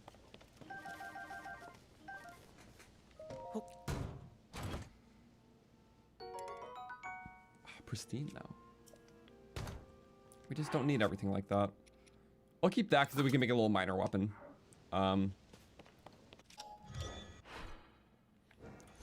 What's next? In the chronology, then it'll be Zelda. So, boop. Or actually, it'll be the other Link because I can't read. So this Link first. Got full game chronology. In like the order of when you see these characters and these outfits, or with these weapons in the game that they appear. Okay. Then we'll do the Zelda immediately after. I'm just going up to Skyward Sword, so we'll do Breath of the Wild Tears ones later, minus the champions and stages. These these guys have all like the potential cool drops. You got the cool weapons and armors on top of the fabrics, which we already got. No, we didn't. Wait, no, this one is new. Wait, sorry, I just was not expecting that. My bad. We were talking about this one yesterday. It was like the one we were talking about the most. So like in my head, I thought we already got it. We didn't though. I was talking about how it's like a pink glider, so it doesn't match a lot of outfits naturally, but if we dye some stuff like a nice white color or purple, pink, it could work. So we actually did it. Oh my God. We talked so much about it. I thought we had it yesterday, but we didn't. Oops. So yeah, that's one. Wow. Let's go here. Let's go, Toon Zelda. Right. So now we have 4 and they're all here because we didn't get a deposit any yet. Our luck today has been so much better than yesterday. By like infinite miles. Now we got 5 Twilight Princess amiibos to scan. Because Twilight Princess is Prime Zelda. So they're like, let's make all the amiibos for it.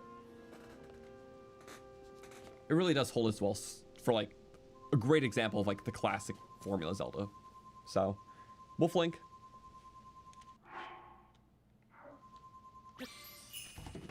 It's like, barely have to show the amiibo that long because you could also see it on screen too. Nice. Okay, this one's glow in the dark. Great for depths adventures. Also the easiest, or among the easiest to get because 3 amiibos can potentially give this. Also, that's awesome. I shouldn't have been surprised to see the chest either because it's either you get a chest to the fabric or you get no chest. That's just how this one works. So since we got the fabric, I don't think we can ever get a chest from Wolf Link again because it's just always the meat drop, but a 20% chance of getting the chest with the fabric. So we were just talking about that yesterday. I'm not expecting the luck. I don't know where it's coming from. We're just getting it. So let's just keep going. Let me clear my area really quick because I have like a little display on the side where I'm keeping my amiibos off my desk. And after I scan each one, I put them on my desk. So my desk now just has 1 billion amiibos on it. And, you know, I don't want 1 billion amiibos on it. Fairly put.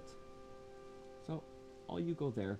And now my desk is pretty much more clear. Okay. So next is more Twilight Princess. So we're going the anniversary link, right? We'll get anniversary. We'll get normal. Look at Zelda. Look at Ganondorf. Okay. Sorry.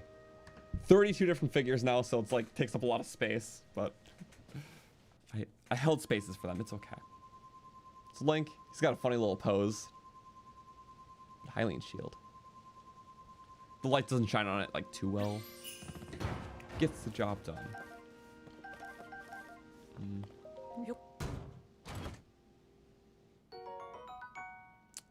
Nice. Also, the flux boomerang will fly off if you directly attach it to the fan. Okay. So I guess how it's attached could matter. I still want to play around with this. We'll just throw it off in an enemy camp. Maybe we'll do that in Eventide. We'll just attach this thing to a wing, have it fidget spin through a camp. Just see what happens.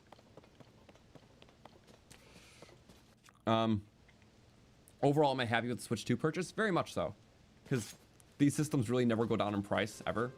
So, getting it now is, like, fine. Because, like, I'll have it for many years. And just, you know, don't fall into an upgrade of, oh, I need the OLED model when that comes out in a few years. I did it for the original Switch because my one gripe with the original Switch is that the screen was just a little too small to be immersive when in handheld. OLED completely fixed that, and this screen's even bigger. So there is no reason to ever buy a graphical update a console because games run perfectly on here. Like they literally could not run better, in my opinion. So yeah, that's the one console purchase they'll do for Nintendo for like until the next major thing comes out in like 8 years. So $450 for like an 8-year console, probably around there. I think it's a good purchase. A lot of games. So let's go Smash Link, my first ever amiibo. Little chickaloos and nuts. That's fine. Even if we get one more thing, that'll be really awesome. But I can't be too mad because we just got so much luck. So, Zelda's next. She's a cool one. The Bow of Light Giver.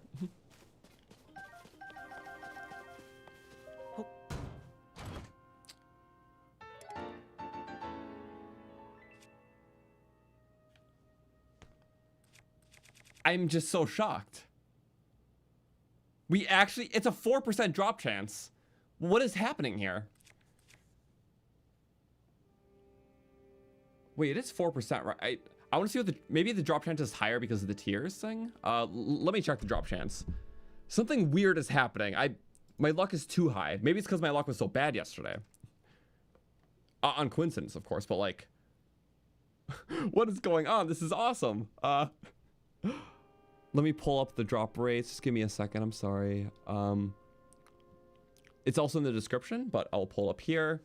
That is Twilight Zelda. Or I'll just type in Duskbow. Oh, okay. So the odds are now increased from Breath of the Wild because the drop tables are more like set. So as I said earlier, just all the good drops are in their own drop table, which has a 20% chance of dropping from. So the less variety for each, or the less variety of good drops per amiibo, the higher the chance. So there's only 2 good drops for Zelda, so they're each a 50% chance. Compared to like, what's another one? Yeah, Skyward Sword Zelda only has the Goddess Fabric as a good drop. So that's like a 20% chance to get that. Duskbow was a 10% chance. Princess of Twilight Fabric, 10% chance. But something like, let me just scroll down. Or scroll up, rather. That's where those are. Wind Waker Link has 5 good drops in its 20% table. So 20% divided by 5 is 4. So 4% chance of the boomerang, 4% chance of the fabric, 4% for each armor piece. Okay. So the Twilight Bow odds are higher in this game. So because it's much higher in this game than Breath of the Wild, it could be better to transmit all your Duskbows you get between Amiibos and getting the one on top of the Hyrule Castle to Breath of the Wild using the item share. So, yeah. Amiibo weapons easier to get in tiers than it is Breath of the Wild, so item transfer your tiers ones between what you get from Amiibos and in the depths and Poe offerings to Breath of the Wild. So that's kind of like my advice, and I'm going to do that when we do a Breath of the Wild playthrough. So, anyways, yeah, didn't expect that. Duskbow has, it has high range like a Rito bow, super fast arrow speed, even a little bit faster than like the Royal Guards bow, and lowered gravity rate. So usually objects abide by normal gravity rules where objects fall at 9.8 meters per second. That's just like a real world thing. Like 9.8 meters per second is the Earth's gravity. So if it's lower than that number, it falls slower. So whereas most other bows are 9.8 meters per second, this bow specifically falls at 5 meters per second. So gravity has less of an effect on the arrows. It's a special property unique to this bow and the silver bow. Although silver's bow is a lot more minuscule. It's like a 7 meters per second, I think. So yeah, naturally better range, lower gravity effect rates, and much more speed. And because it's more speed, it makes the gravity effect feel even more prominent. So yeah, again, item sharing. That's how you do item sharing. So you transfer your Breath of the Wild to your tiers. It's that simple. Do I have like an example, I guess? In a case like this, yeah. If I game transfer, give myself a Dusk Flamer from Tears of the Kingdom to Breath of the Wild, and then it's refunding you for the cost of the material. So, yeah. It's awesome stuff. I just didn't expect all the luck. This is cool. We still have 4 more. Let's do it. I'm gonna go Ganondorf. Ding. Oh yeah, the Duskbow. I can show off the Duskbow thing. Let's do it after this amiibo. I'll show it off. What? We just got one yesterday. What is going on? Back to back. Okay. Anyways. Sorry, I wish I could show off the Dusk Bow thing. Or wait. Oh, right. I do have one. Okay. Sorry. Let's go to all.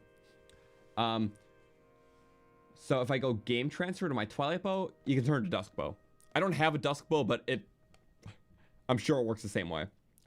So Twilight Bows and Dusk Bows can interchange. So that is a thing. So yes, the other counterparts, even though gameplay-wise, you work totally different. I showed a lot from the first one, just not recently. So that's cool. It's crazy that we got 2 in a row. I think the drop rates are heightened from Breath of the Wild because of that split thing. The drop tables between the Dusk Claymore and the Fabric. So let's do Dusk Clay. Yeah, so it's a 10% chance, but getting a 10% chance 2 days in a row is still pretty good.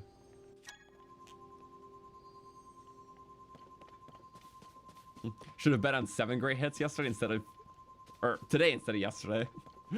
But you never know, it's all odds. This is like, I wish I was playing an Amiibo one right now. I would just clear the floor.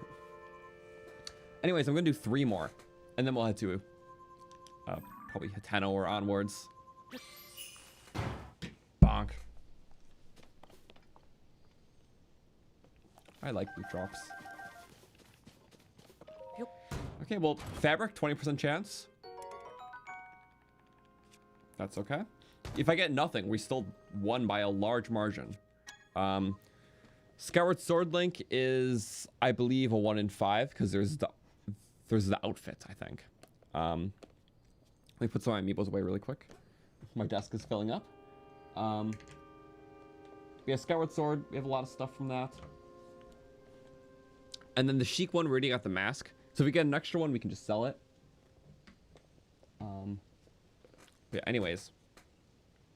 Skyward Sword. Oh, see, I did forget to get the Dusk Bow on the castle when we were there last stream.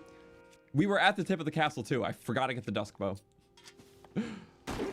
It's just easy to miss. You can literally get the Korok up there, climb it, and just not get the Dusk Bow. And I just forgot about it, so... I'm glad I saw it for my first playthrough when I did. Okay, last one. Because Sheik just sneaks past everything, and I forgot to put in my order with the Ocarina of Time. Sheik. So maybe the Fabric, maybe not. Bink. We get tons of loot. First Iron Shroom. Is this the right one? I gotta make sure. Maybe not. A lot of chests in the way, sorry. Oh! What's a pristine of that, which is kind of cool. I do kind of want that. So let's break our current weapon. Which should be kind of low anyways. Yeah.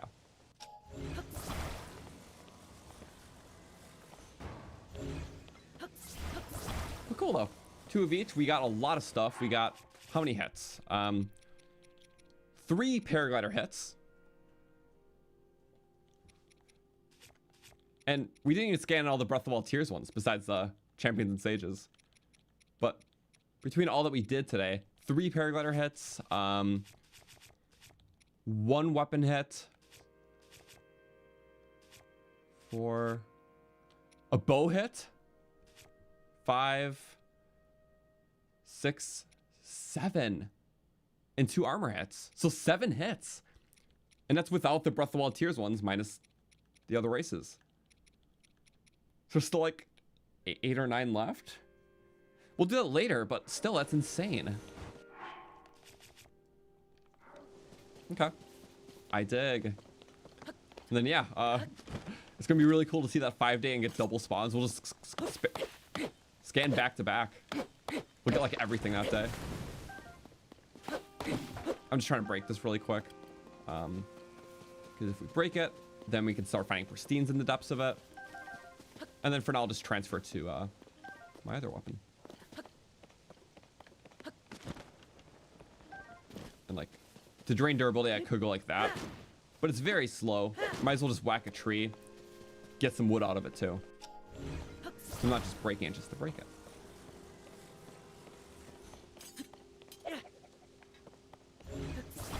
This is helpful. That might break the tree, so. Also, let me just move that down, because now we're not scanning anymore. Yeah. Now we can get pristines of that. So really quick, I'm gonna pull up our pristine tracker. Beep. 8-foot blade.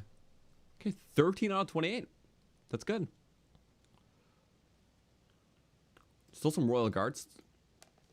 Wait a second. We broke the Royal Guard weapon in the fight, right? The Royal Guard broadsword? Yes, against the Lionel. Or the Gliok. Royal Guard broadsword. There we go. 14 out of 28. Halfway. So as soon as I break them all, I don't have to worry about that then. That's kind of nice. I'm a fan. Because yeah, you always find those in the depths region under their respective area. So 8-foot weapons are under Necluda. Rita weapons are under Hebra, so on. There are Royal Guard weapons underneath Eventide, though. So we can get those, at least for the 2 types we broke. Also, can you break in the chest? You can't. Chests do not take durability. Just to be courteous. Okay, sorry. Cool stealth strike weapon. Going for style here. It looks kind of like just how it did before. Sleek blade to sleek blade. This will be a rock weapon. I was about to go straight to the Eventide depths, but that's not smart. There's not a shrine either, is there?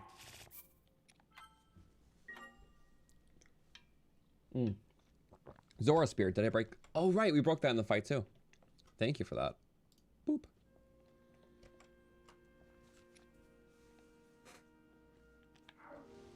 In Breath of the Wild, you found out you can place a travel medallion on top of the castle. You can only warp there from outside the castle map. That's true. Because it has, like, the castle map's, like, separate. And you can't, like, switch the view. Damn, I can't believe I missed the Dusk Boy yesterday, though. We were literally on top of the castle. Such a shame. Also, wait, can I get the shrine early? I think we have to do the quest. I think you do have to do the chest to get the shrine. Because the gate's closed, isn't it? Yep, the gate's closed. I do remember this now. Because we tried doing that in our Zonai run, where we had to get all 120 shrines.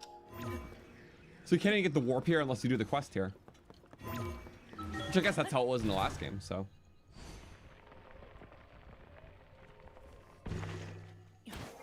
Alright. Oh! Welcome to hell. A wing! It's like it wants us to use us. Wait, we have a warp, right?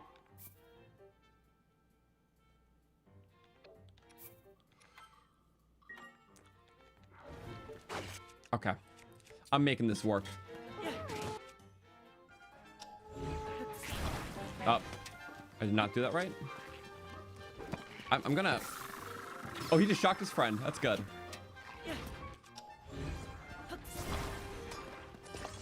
Did not... Okay. I didn't put it on the right spot. Bound to happen. Okay, that's good. Just no more blunders. Any archers I'm gonna get rid of. Forgot we literally got the dusk bow here.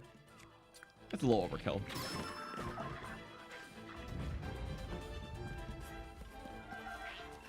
Am I gonna go spinny? Yes, I am.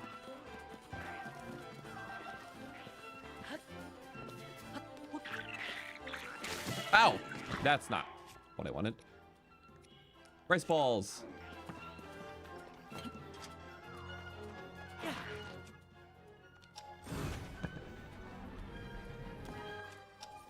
And then we go like that. Wrong spot. Where'd it go? Woo! We got it so well the first time, I'm kind of surprised.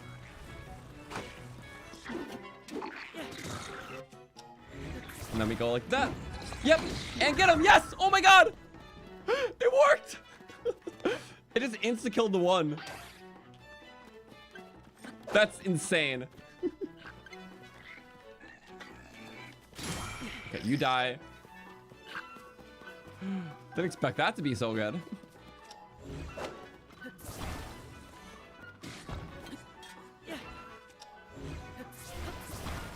Oh, was 1 frame too late. That might kill me, actually.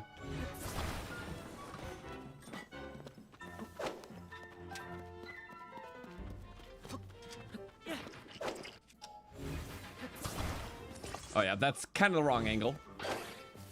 Good thing this guy kind of sucks. I was like, he's gonna hit me there, isn't he? Yep. We should not one-shot ourselves.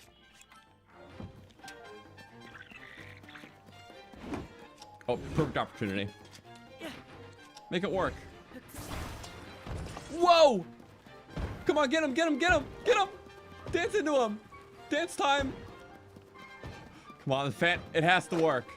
This is genius. Just don't hit me. Okay, just back him into it.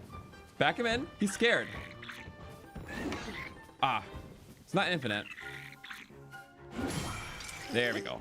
Undo that. It's kind of too good though, so.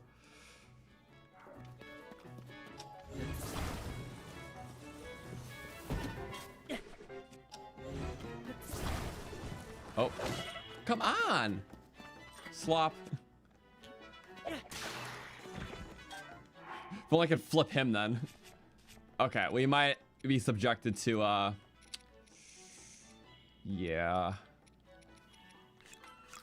Meet straight up.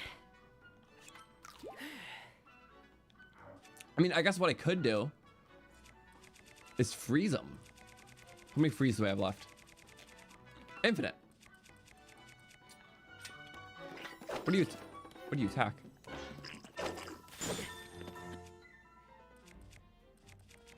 I don't want to kill him this way. He needs to die by my rules. You still get 20 seconds left.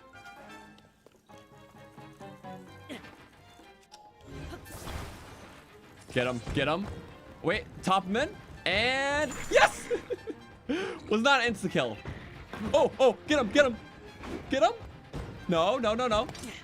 Get him, pop. Yes! Keep doing it. The hit just to him. Come on, please. Please, no! Ah, wait. It's not over yet. Do your thing. Recall beats all. Bye-bye. My spin better. Woo! Nice! And he's dead. Okay. We'll count it. Thank you. Woo. Okay. Yay. Also, thank you, the bus photographer, for the 5. I appreciate it. Okay, kind of a pickle. But I like pickles though, so we're all good. Let's save up. Let's cook, because we got hearty food. This has been an insane time. Just one, yeah. Just quick eats. That was well worth every bite. I'm amazed though. It's not long throw. Can you combine an acorn with weapon to make the legendary acorn hammer? Is it a mythical weapon of sorts?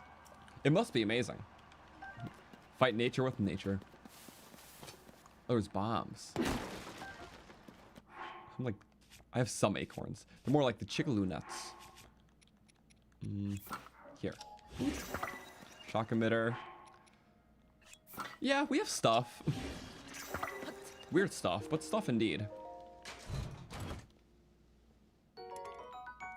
Another giant boomerang's kind of nice. I shouldn't rule this out. I'm sorry. I don't need it for that, but just to have it in general.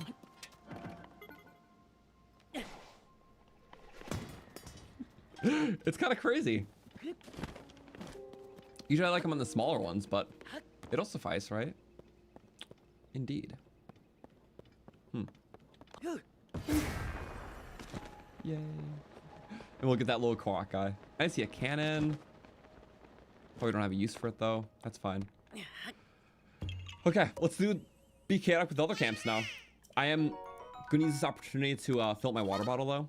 So it's a nice peaceful view. We'll go like here. Korok can stare at us. That's kind of cute. Okay, save in case crap happens. Take off metal weapons in case thunder happens. Boom, boom. Yeah, Rito. Weapon for Rito helmet.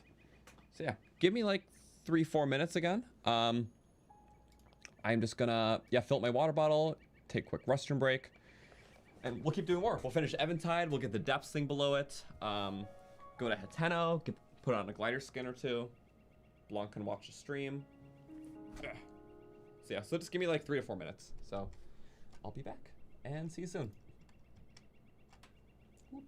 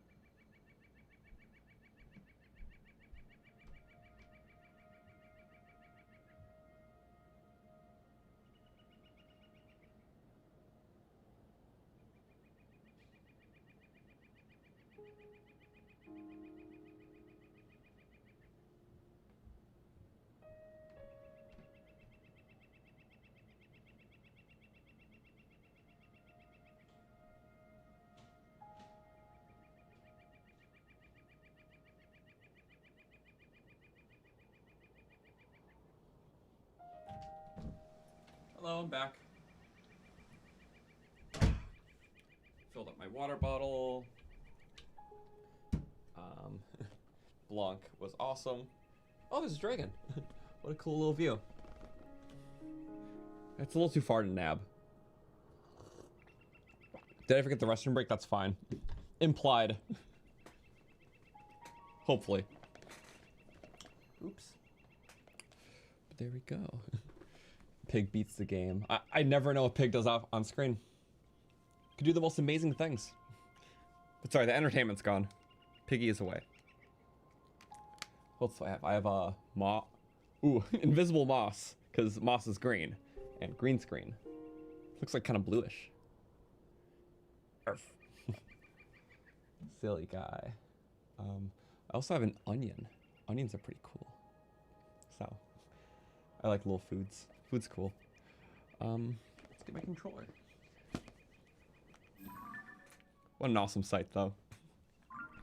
But yeah, I didn't die to lightning. So that's always a possibility here. I didn't even start the quest, but I think we can take down all the camps first. It's just so fun too. I also do want to do the Great Plateau soon because we get a free heart container from that. Maybe after Hateno. Because yeah, it's like a later game area too, so it's kind of cool.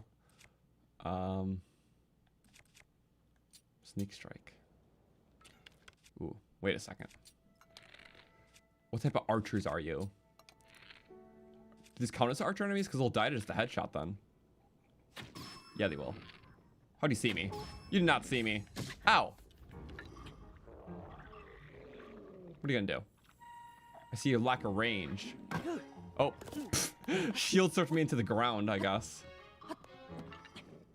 Do your worst. Just keep this up infinitely. It is a strategy. Not a good one though. Let's make it a good one. Boop. And then lay into him. Oh, got a multi-shot from close. That's always a fun strategy. Crisp and clean. Ooh, and toasty. Best combination. Wood. Oh, that's sideways. Thank you for breaking that. You're so generous.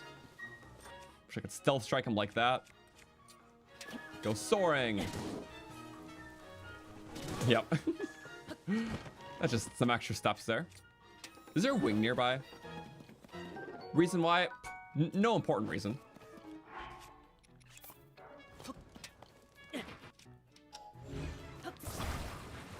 Nothing important. Nope.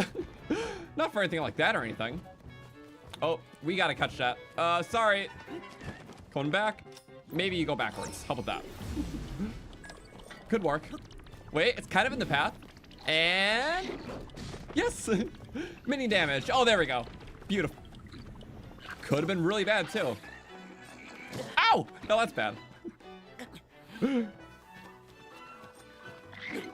It's to a blue when I lost all that. Like that's pathetic.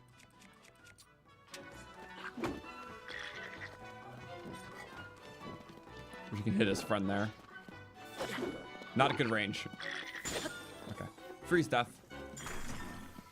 Spin to win. Oh, he can outrange me actually. Let's not let that happen. And then what's just a nice little weapon here? Overkill. Best kind of kill. Oh, they had like parts to work with. Lizzle blade. Oh, that's what's it called? Weapon. Forgot the name of you. Sturdy thick stick. We have quite the variety. So I don't really need that. I can make this a freezer, but like a safe freezer, safe range. So if I go frost. There we go. As long as it doesn't hit anything directly, it does not take durability.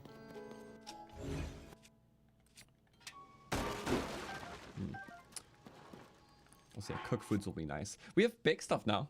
Island snacks. Also, I may or may not be going to Hateno for the cheese. Totally not. The goal isn't just getting pizza for everything. Definitely not. Totally not a pizza fiend. I just think it's so funny you can cook pizza in Zelda. They really want to make the game of all time. Helps its case a lot. And I have a piece of cheese in my inventory.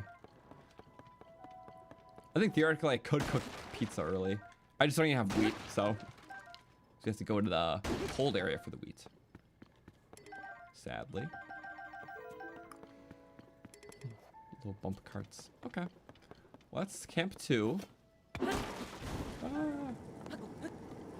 I'm just trying to do all the camps before like we get the quest too. See what happens. Oh, I like these camps. Just over there now. There's also Koroks. Did we miss any? Clearly we just got the one that was there. Oh yeah, also memory, right? Apparently there's a memory here. It's on the beach. Okay. We didn't miss any that like we went to. Let's get the Zelda memory. Also, can you make pizza with effects? I don't know, because I know a lot of effect ingredients cancel out just the base of the pizza itself, so it becomes like some other recipe. I don't think there is effect pizza, sadly. But I'm like not 100%. We can maybe experiment. Also, did we get Knight's Broadswords? This is exactly where I have this little list. Knight's Broadsword. I think we got most. Knight's Claymore we need to break. Okay. So that's why I made the list. You'll do research? Thank you. Pizza research is the best research. My turn to like cheesy, sneaky. All right, the bread, because cheesy bread is... I don't know if it needs the salt, but it's at least wheat and cheese. So I might take that as the base. Invalidate the tomatoes. Who knows? Hopefully not, but you can't be too sure.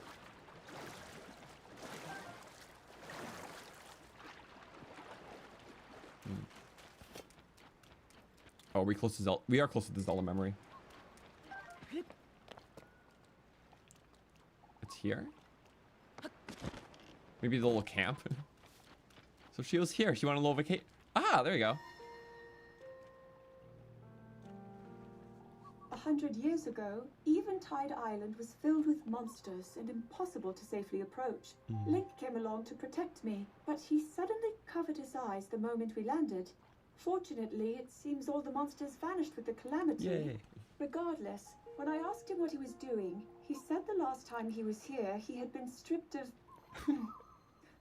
all his possessions when he arrived. He could have mentioned that possibility before I set foot on the shore. Oh, he was preparing for the inevitable. No, the trial is over. Oh my god. So he was being polite. Okay. It's actually kind of funny because that also means he traveled here together. So, which is kind of silly. Randomly thought, he's like, wait a second, the naked part, I forgot. Not true naked, but still. Link polite. We love Link. Okay. I can't wait to see, like, yeah, because they're Zelda memories, but, like, obviously she did a lot of stuff with Link because, you know, they're just friends, as history would claim. Or something of the sorts. Bink.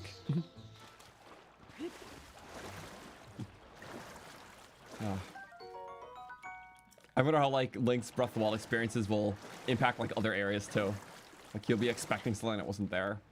But Eventide was especially a surprise. You know, usually you just don't intentionally go to an island and lose everything.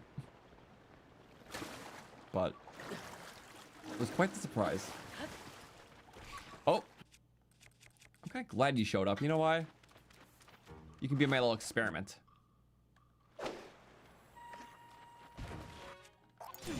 Boom. Parry it. Dazzled away. It's so awesome.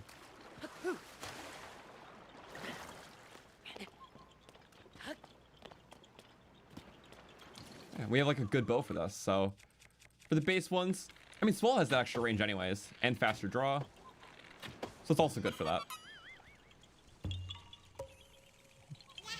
Alright, I love these Zelda memories.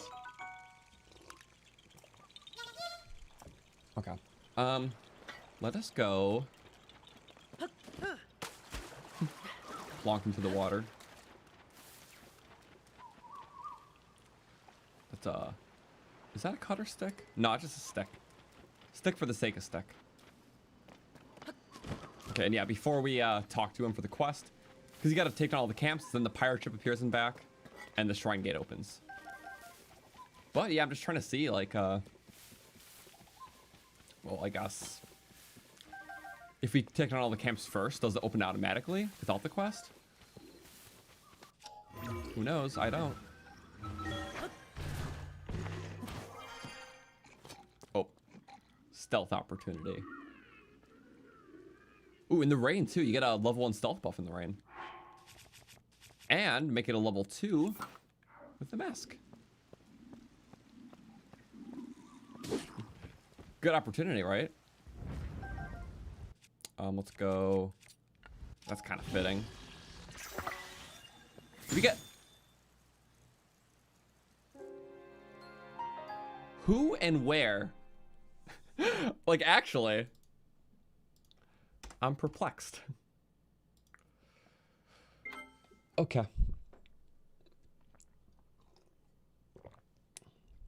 Anyways, I do like the renovated Eventide. Oh, it saved after picking up 2 bananas, but not the 3rd in the mash. That's kind of silly. Yeah. My grand conquest is to try to, like, compare Breath of the Wild and Tears areas. Obviously, Eventide Breath of the Wild is pretty unmatched, but I like how the monsters kind of, like, built up, you know, what they had from the previous. So the previous monster camps were built up. They added this one, which I think it's cool. They added something here. Very like thrown together, using tropical resources kind of thing. So I still really like in this game. And they kind of added that pirate element. Although it's just, you know, the pirates are just goblins. But I like the pirate ship design. Wait, not again, not again. Oh. Yeah, sneaky, right? You with that emitter? What emitter is this? Hit the emitter, please. I guess I will? What emitter is this? Frost. That'll kill him. If it hits him. Oh, rocket. Almost made a stupid mistake. Check. What if we just drop it on him and kill it that way? We might be... What's he fearing for? The fact that it's active, maybe. Literally just bonk damage, I think could kill him.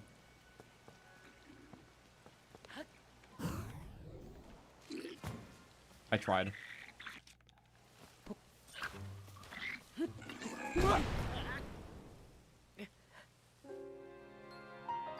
I tried to be too silly, I think. Literally, he was in a perfect spot to just drop this and kill him initially. But because the emitter was active, it scared him. Led me down to a bad chain of events. Okay. One more attempt here. I just love the skull top. I don't know why. And I think it's just nice. Like, I think from like a general like perspective of like, I guess watching this game too. Because playing is one thing. I got a very big screen, but if a lot of people are like watching on their phones and stuff, like having the stuff illuminated just a little bit more does help, especially the character. Yeah, so the general focus is there. It's kind of nice. Wait for him to wound his head.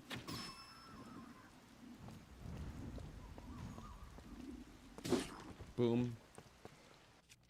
Same steps, but a lot more fluid. Very awesome. Guru Shield's kind of cool with this. It's so far out from everything. Silly.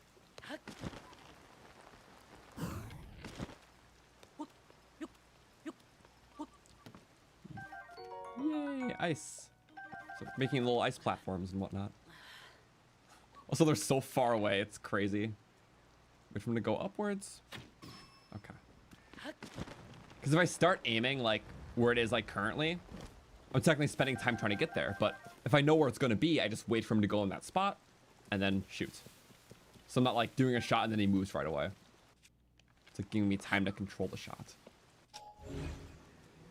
Very much my own rationale, but it works for me. Also, one of the fruit landed here. Not the reason why I checked it, but thankfully I did. All right, where the woodcutter axe was. Pretty good spot.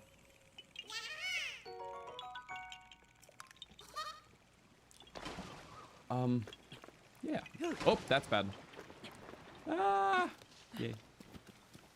Also, yeah, I do have a sneak strike weapon, but it's overkill. So, sneak strikes do 8 times damage. This does 16 times damage.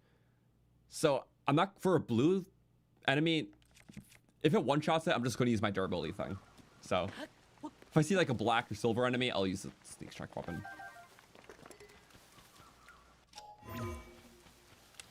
Also, do I like 60 FPS? Because on Twitter I did mention about 30 FPS is nice for cinematics. Well, one of my bigger concerns was smoothed out, and that a lot of the cutscenes are still rendered in 30 FPS. So the cutscenes have that really good, polished, like cinematic look. But for the fluidity of the gameplay, I'll take 60 FPS over 30. So I really like it personally. Maybe it is because I'm doing a second playthrough though, so I'm just like more of those gameplay focused reasons I prioritize. But the more cinematic quality of 30 FPS might be better for like a first playthrough. So for where I am currently, I like 60 FPS more. But Something about like the first time exposure to this world and like a very cinematic style fits 30 nice. So that's how I see it. Overkill, but we need him to die. Oh, wink.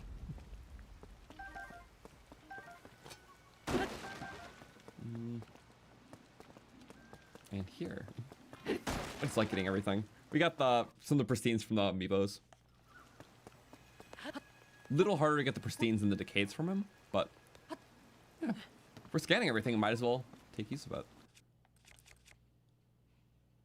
Oh, so yeah, 16 times 31. I'm not gonna math it, but that's a one shot for sure. Just had to tell me my wing shield was damaged. Okay. Ooh, Dragon Bone. Since the base doesn't really... What even is the base for that one? Old... I had this since like the Great Skyland. Aw. Sorry.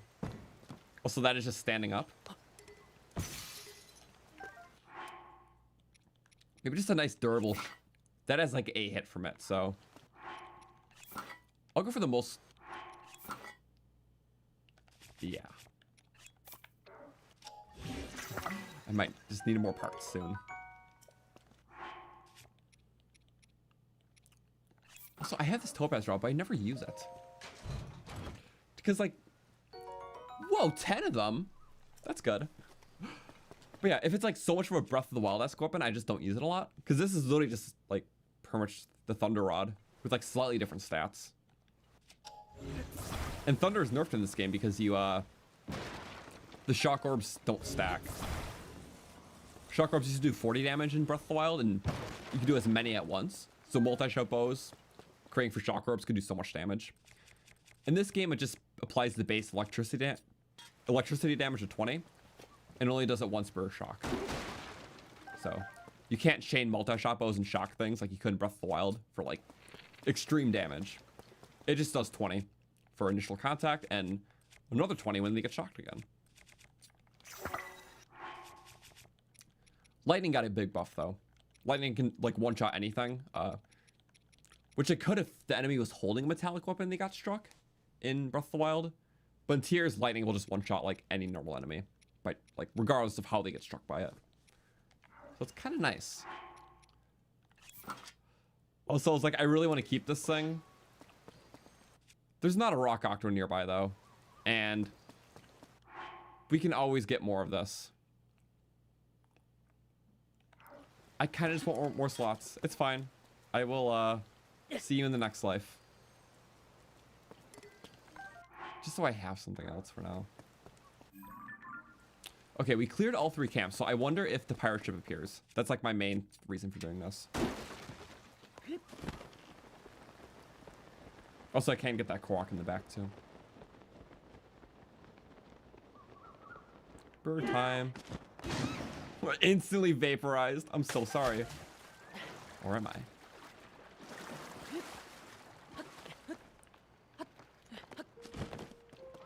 Yeah, I like these little zone things. At the end, we'll get the chasm pit down here. Hi. Insta? Yep. Had to time that well. Love the sunrise. Ooh. Yay.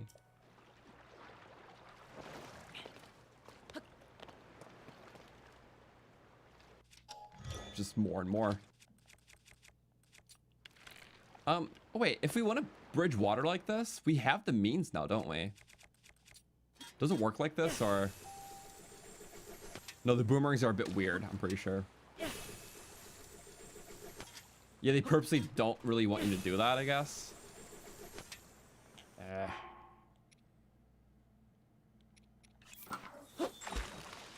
This on a spear is the best. Specifically a fan spear, because then it keeps pushing it forward.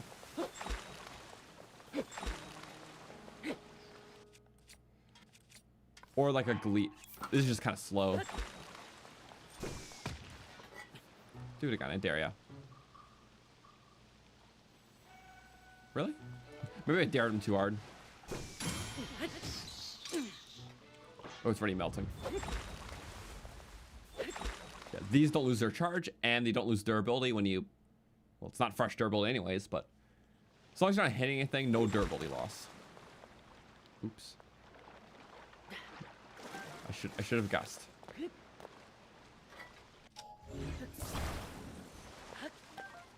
Good enough, right? Yeah.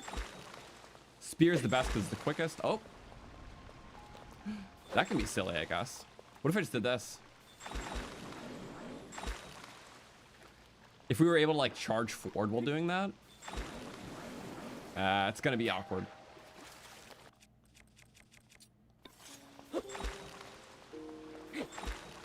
So yeah, you can make warding pizza. Oh, with dark lumps. Mushrooms make tomato and mushroom stew. Unfortunately, okay. Also, on like a side note, if anyone has any recipes you want me to try with my current lineup, because I have a lot of things, let me know, because I do like cooking, and I forget all the recipes off the top of my head, but you know, we do have a lot of the Amiibo drop stuff. Not a lot of like regional stuff yet, but I'll be getting like milk and Hateno and some rice. Wheat is nowhere nearby, so don't recommend anything with wheat right now. But we have stuff. Cookbook. Yeah, I wish it worked the way you wanted it to. Also, this is kind of... I could just boat across. Should I use the boat that I like struggle trying to get work? Yeah, let's do it. It is cool though, so... I just need to like figure out how to drive it better.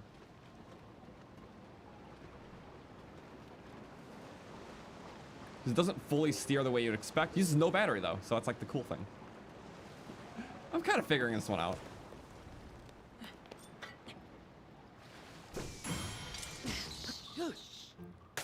Cool.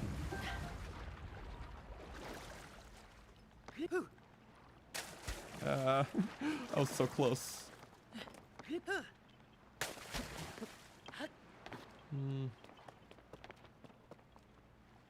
Shock. We got that from the Gliok fight. Oh wait, screw that shock. Let's actually utilize this. Yeah, that's pretty good. Can't wait to get some swim gear too.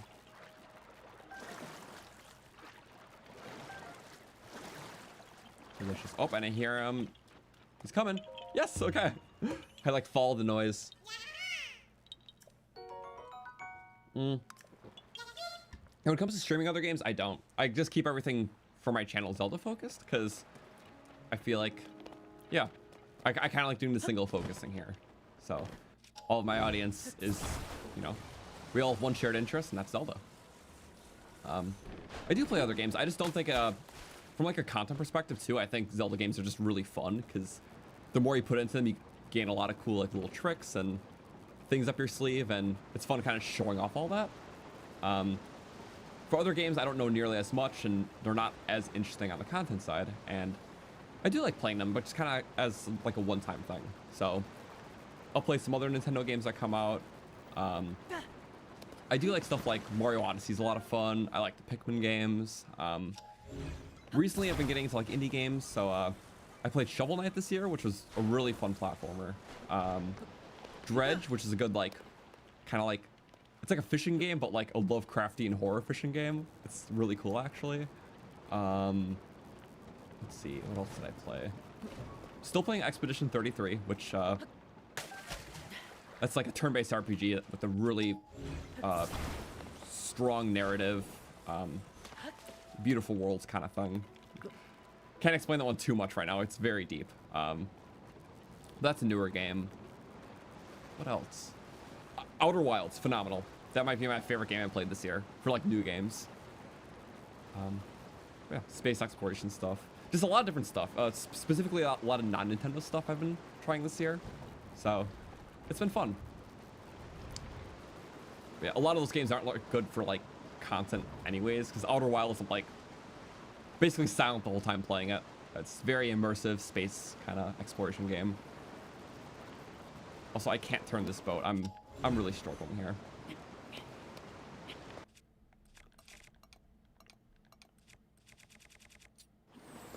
Titanic moment. Oh, if the Titanic lived.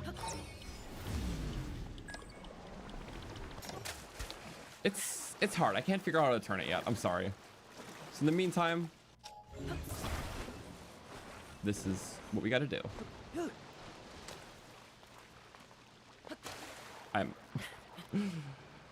I tried. So, yeah, turning right turns left, turning left turns right. That is the problem with this. Unless the fan is going. If the fan's going, then the controls are different. Because this boat is just like exploiting the weird steering stick orientations. So how do you turn the fan off? I don't know how to turn the fan off.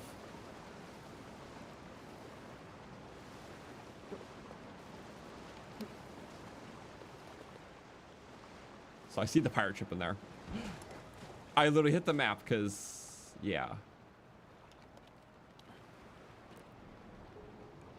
So before the fan starts going, right is left, left is right. But when it starts going, the controls are different. And I don't know how to control it. It's a weird build because it's literally, yeah, using like the tilt of the steering stick to like automatically like nudge the fan. Could put like a shock emitter on this, get the fish, but guys, I'm struggling. I know we were like right there earlier too. So until I figure this out, I want to learn this one. It's just very much a complex build in terms of the piloting. Is this a new exploit or has it been in the game for a while? I think it's been in the game for a while, at least from what I've heard. I'm just gonna turn left because it's more so, yeah, just the. It makes sense. It's like as if we're just like turning a little motor, like a little wind boat. What gets us the most left?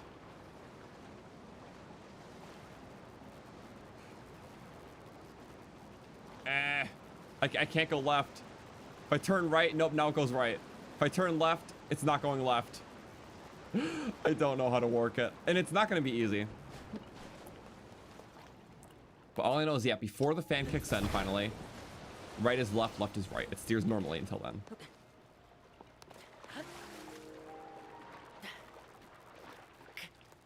Park exploitation.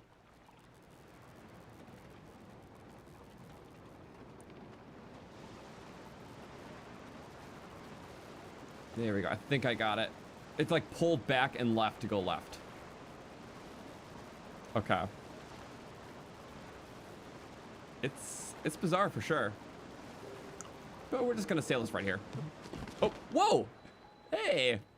It gave me a boost. Unintentional good thing. Is a good thing.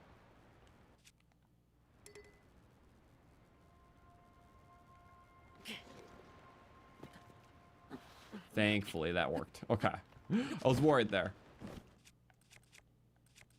No bomb shield? I didn't come prepared. Oh, there is a... What is this exactly? I think that goes too high.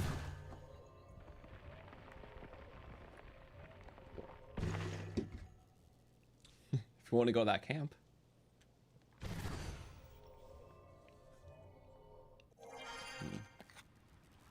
When I make a pizza, if I use fruits or dark lumps, it stays pizza. Anything else changes it. Thank you. Okay. So fruits and dark lumps. So maybe like peppers and stuff.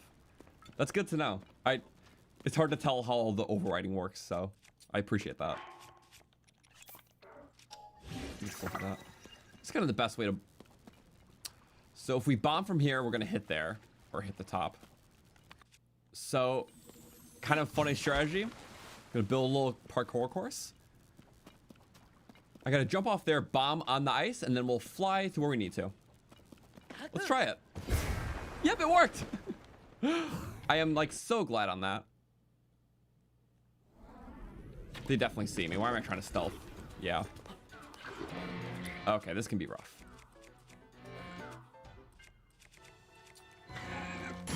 Like that. And if I want to get him off the... What was that? A barrel? Okay, let him clump up. That's fine. Okay, there are archers. Okay, check my blind spots. No blind spots. Let him come close. Oh, shock. Okay. I can't deal with the shock throwers. And I couldn't deal with that either. Did I really think he wasn't going to attack there? He was doing the horn. I was like, we're safe. We were not safe. Okay, as long as it doesn't teleport me out. What is this? Oh, we're here? Rubbish. Well, with another opportunity. I panicked.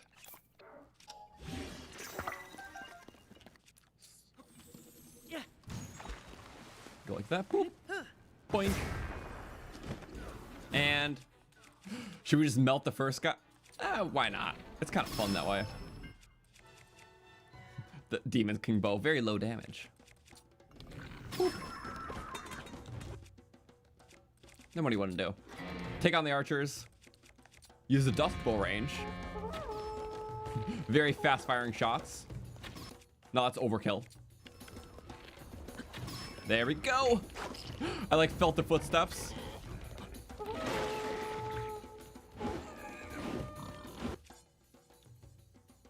I'm cooked.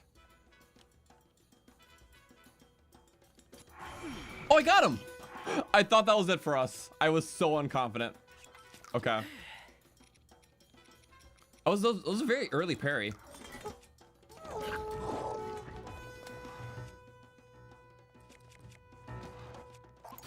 There we go. Get him off. And did that? It did work. Okay. I was hoping that would. Get another one. Very nervous too. Oh, why did I not consider that? My bad.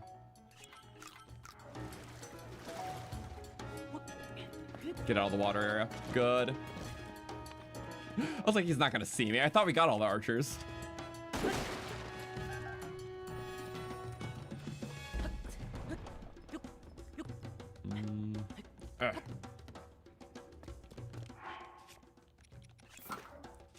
These are probably 80 damage bomb barrels. I would assume so. So might as well take them too. Yeah, higher level areas have higher level bomb barrels. Despite all looking the same. Where's the other archer? Oh, on top of the lookout. Crow's nest, whatever it's called. And let them all shatter. All the way back there. What are you doing, buddy?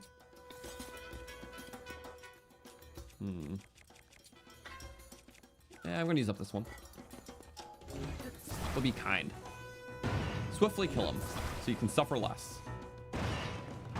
Double bounce. Is he just chilling now? In the middle of a war? Is that your strategy? Well.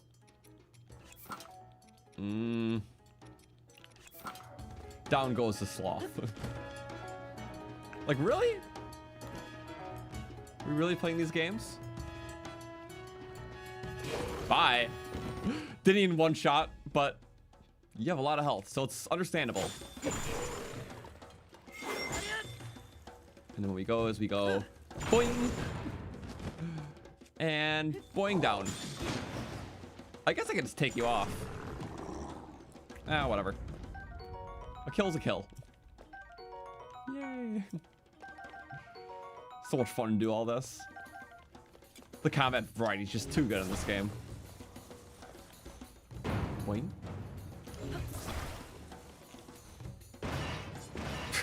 When the little hop breaks it, I'm like, okay. It really was trying its best. I'm gonna break all these. Don't need them. What's behind there? I'm being destructive. Oh, oh, never mind. You're just there. Why don't you join your friends on the ship? Were you expelled or something? Must have been.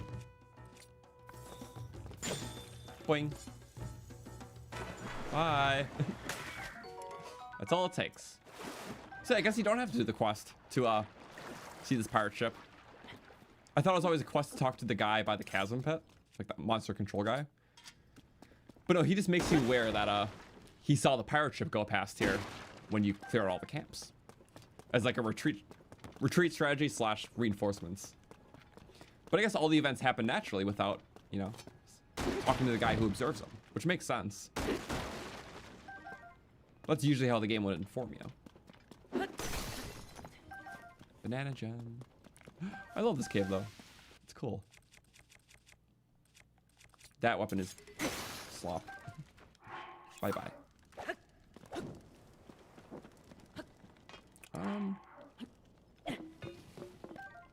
So do I have... Oh, yeah, I need two-handed weapons to break those. I forgot. Kind of funny little interaction. I just need something, that's all. I love detailed monster camp caves. They're my favorites. It's their own like little sense of I don't know, monster culture, but pirate side. Cool stuff. The barrels can't be one shot though. Don't know why they made it like that.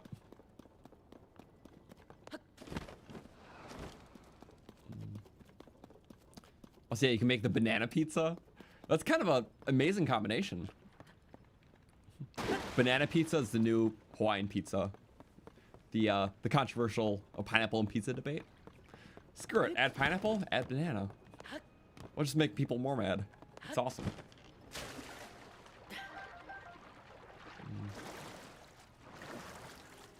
Right, if you shoot an arrow through fire, pretty much any fire will ignite the tip. So it just gives a little boost in fire damage. It'll be like around 10 damage though, so nothing major. So I don't do it too often. Maybe in the early game I will, but yeah, typically enemies take around like 10 fire damage per just being ignited. Oops, I missed. No, I didn't. Yay.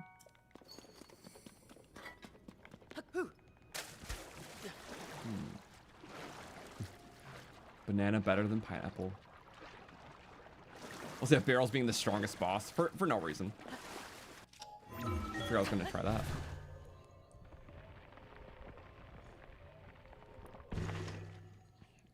Never mind. So there's a mini game there.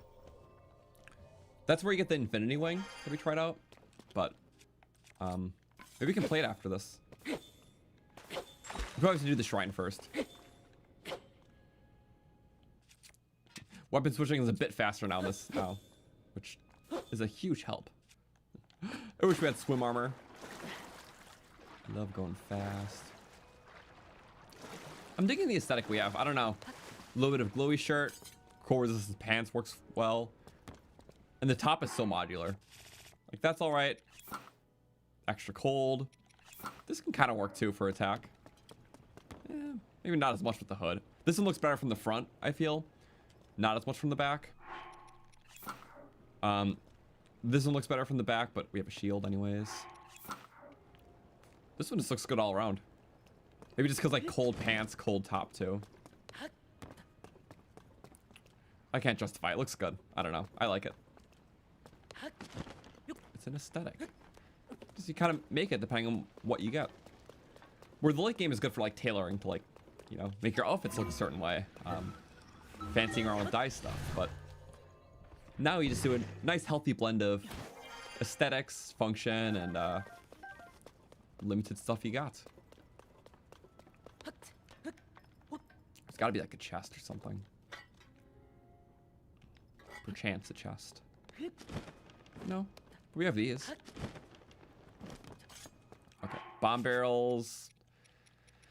Again, these take extra shield surf damage, so if I bounce on it, it takes a bunch of hits. It's really just meant for the raw effect of it, the shield itself. Any shield surfing will take triple the amount of damage for the shield specifically, and like no others. It just wants to be special like that. So yeah, that's how it is. Oops. Also, it's funny, it gives you like a gap to cross. You can't build to it, but I mean like, come on now. Are we really going to? We should have. I see the issue here. Okay, we explored it all. I just want to explore it all. There's a lot of cool little crevices here. And like little camps where they eat their meals. Where they eat the food. Okay. plan B is this. I was afraid of that. But something cool we can do, now that we have the paraglider, because we just got that at the end of last stream. After like 15 hours into playthrough, I think. Okay, ideally you want a parrying weapon that has a fire property. Do we have that? I don't actually know. I guess this, but I don't want to have to use that right away. Oh, we do! We got this from Hyrule Castle! Oh my god, this could be good. So really quick, highest durability thing, which is this. This is a great combo. We just found this in a chest in Hyrule Castle. And it is a fire parrier. Fire parry, good. But with the instant breakage of things, like you can, you know, parry out a bomb to like just break something right away. This is a fire property. So some things can benefit from being fired. So you do that. Instant up. Oh, you saw what I was doing. You just can't pick it up, but instant updraft. Literally wherever you are. And the shield can also activate the bombs or the dazzle fruits. So it's kind of like the Swiss Army knife of shields. A Hylian shield would be best for it though. Yay. Damn, I'm a fan. Yeah, lots of money, lots of treasure we're stealing. It's all just really good. We got Death's Pit after this. Haven't even had like a reload of the game besides deaths in a long time. Feels kind of good. We're just raiding their treasure room. Yep, I'll take all.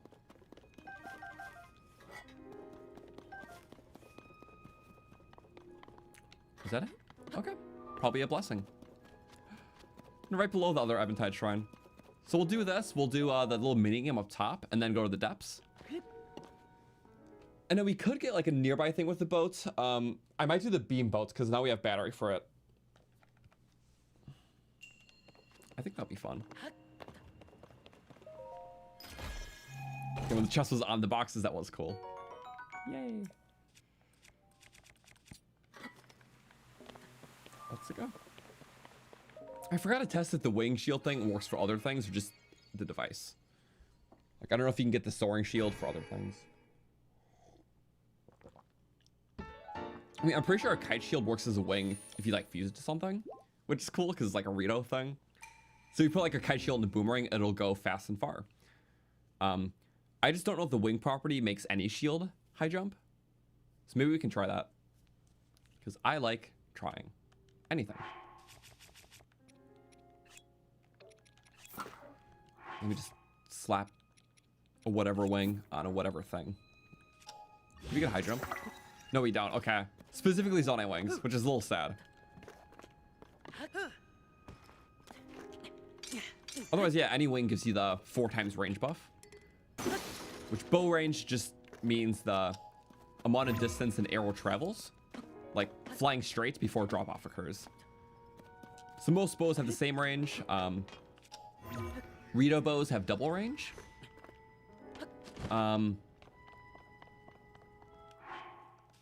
Yeah, Rito's is double range. Zonite bow fully charged is quadruple range. Also, fusing a wing to a arrow is quadruple range.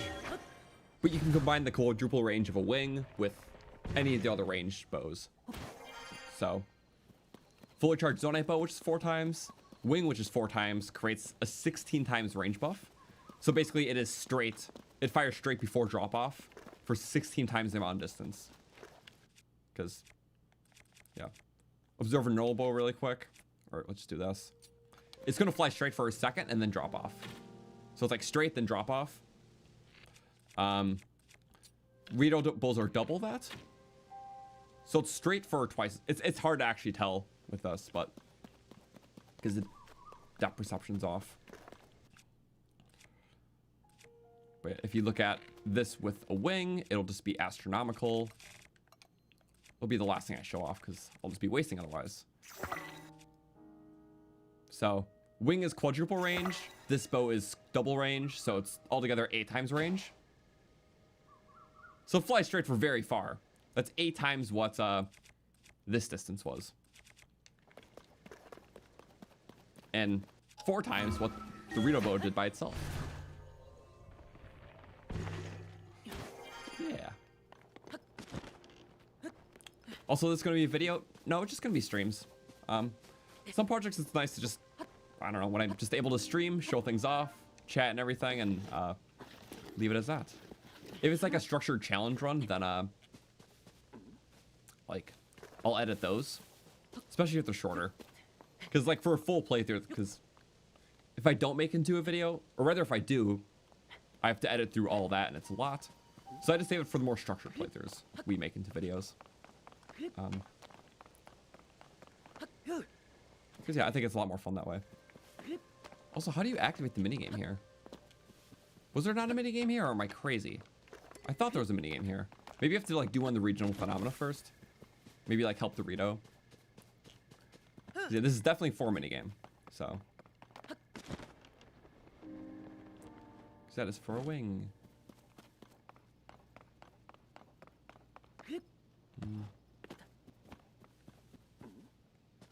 Yay, something like that. I'm gonna break the shield. Bing. Oh, not, that's a big tumble. So yeah, let's do a little beam bow. Or first let's talk to that Zonai search member. Because I want to see if he has dialogue now that we didn't talk to him. Because he's the person that tells you to clear the camps. And then when you do, he tells you the pirate ship's coming. I just wanted to see what it was like without those interactions. You have to talk to the guy first for the minigame? Oh, so it triggers that. Interesting. Froggies. Yay, stickies. I guess they're kind of like tropically. There's my dazzle fruits.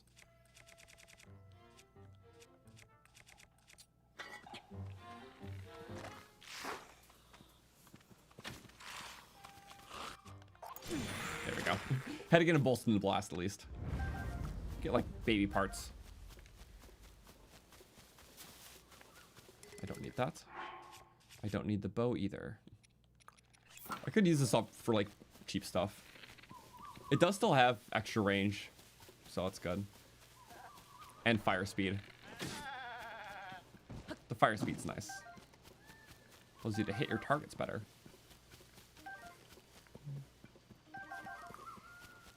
Yeah, how many hours do I have in this in Breath of the Wild? I stopped counting Breath of the Wild after like 2,000. So I just say 2,000, and it's probably closer to like 2,500 now. Tears of the Kingdom, definitely at least 1,000.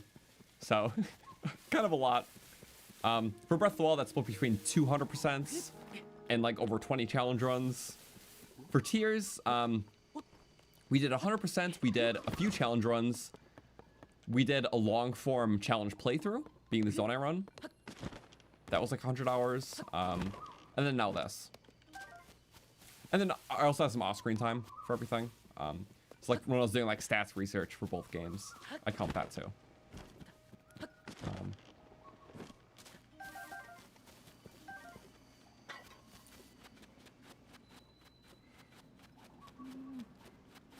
So the minigame should appear after this. Oh yeah, the quest. Let's do it.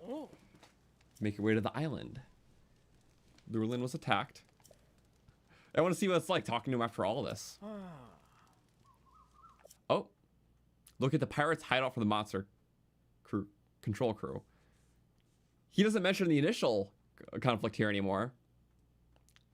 He just mentioned seeing the pirate ship because it wasn't like an event-based thing. Everything already happened, so he's talking about it in foresight. At the rear side. Oh. And then we told him that we fixed it, but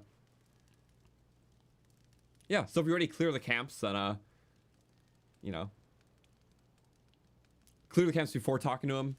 He doesn't mention that first step. He just mentions right away that he's looking for the hideout, and well, he already saw the pirate ship pass. So it's like slightly altered to like what you did before you talked to him. Yeah. And that's awesome. Still tells you about that. You can fill them in. Because that is pretty hidden. That's pretty hard to see without his instruction.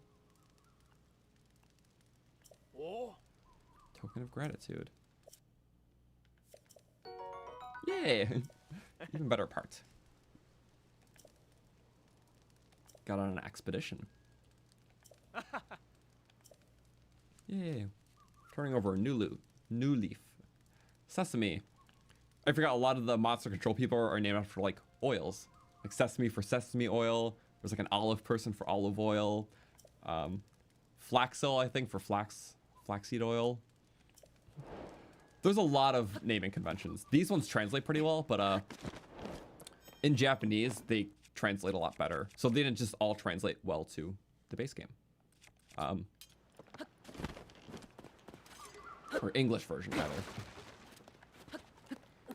Because I'm pretty sure like Pyrrha's name means apple, and you get the Pyrrha pad from her, and it's meant to be like an Apple thing, like iPad, but there's no translation to that in English, so that little joke reference is obscured. Which happens, but some of them still shine through, like these guys.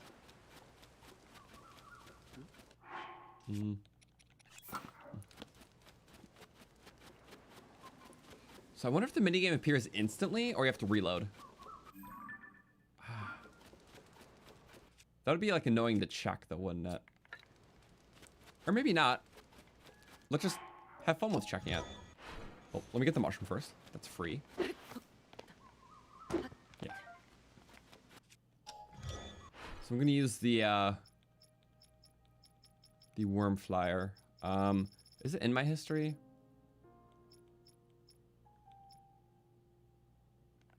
I forgot to mark some stuff as favorite. Crazy. There we go. Now we have it.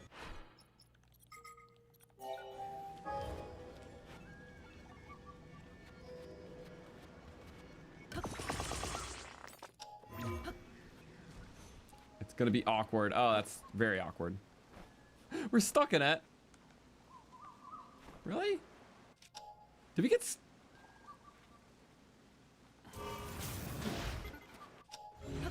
That's silly. But now I need to like point the right way. In a sense. So let's go like that. Let's go up. We're gonna go like that.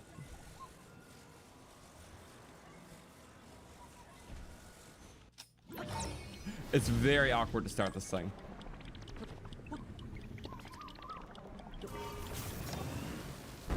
That's the wrong way. Okay, get it off the ground. Yay! I just want to see the minigames there. I'm gonna have our 20% battery reduction. Very nice. Yeah, this thing does not take off full because the fans hit everything, so that's what the rocket does. It ensures the fans aren't touching the ground while it takes off.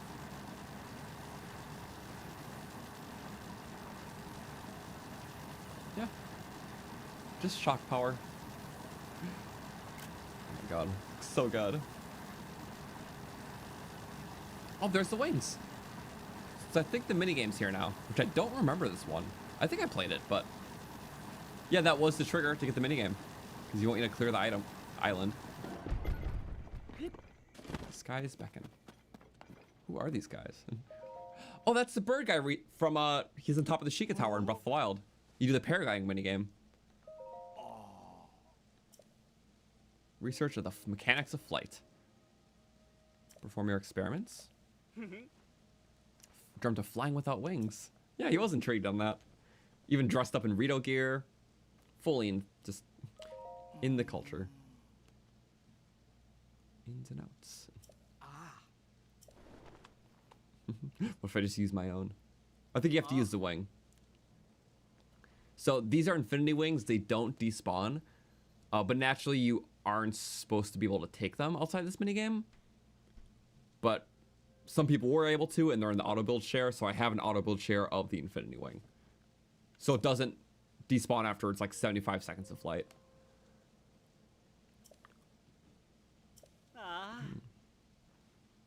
Getting on the wings, flying.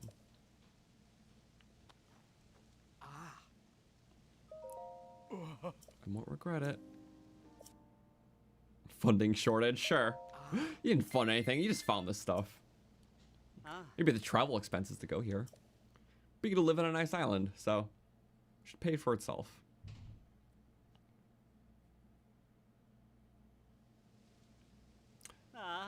Maybe did I play this minigame? I'm like really drawing blanks here. Even when I heard about the Infinity Wing, I'm like, Wing, Eventide Island? Time to take flight. You gotta go in the center. I generally don't remember this, unless it's just because I played so much Tears at launch, so, you know, just hundreds of hours of stuff blending in.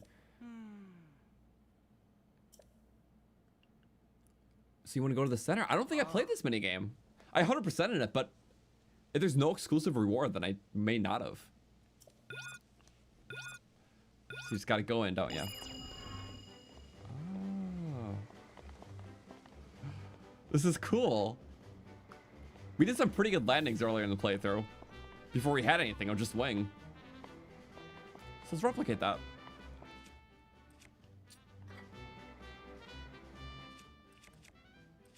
Why am I so picky about this? Meat's cool. Oh, now we choke back on it. This can be rough. I think actually, we're close, we're close. It seems bad, but watch this. Watch this. Come on. I was getting nervous there. I don't know if I was gonna scoop the barrel. But that's hard. I think that's, yeah, we're just slightly off, but it's in the center, so I think it counts. Leaps and bounds. I definitely did not play that before. Control the wings like an extension of my body. I am like half bird right now. Oh, a little money. Mori fly. Considering we only got a silver rupee, I'm gonna assume that there's more.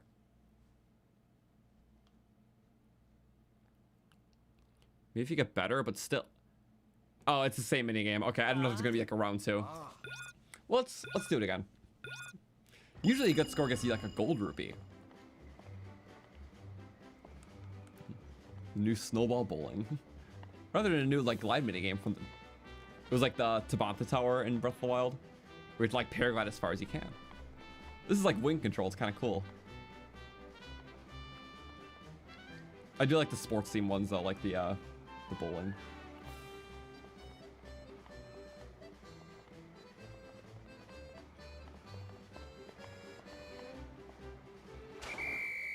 Okay. So yeah, not bad that time. I was really rushing that. I think as long as it's in the circle.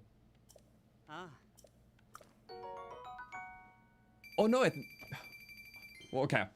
The silver rupee could have been a first time reward, or maybe I just get purple because I was in the center circle, but like, it could actually be based on that. So maybe if I'm like just in this final center meter, I get like a gold rupee.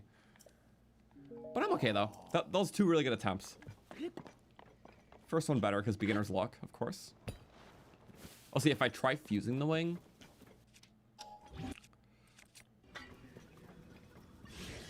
Yeah, it doesn't let you. So I wonder if it could just be as easy as putting a thing on it.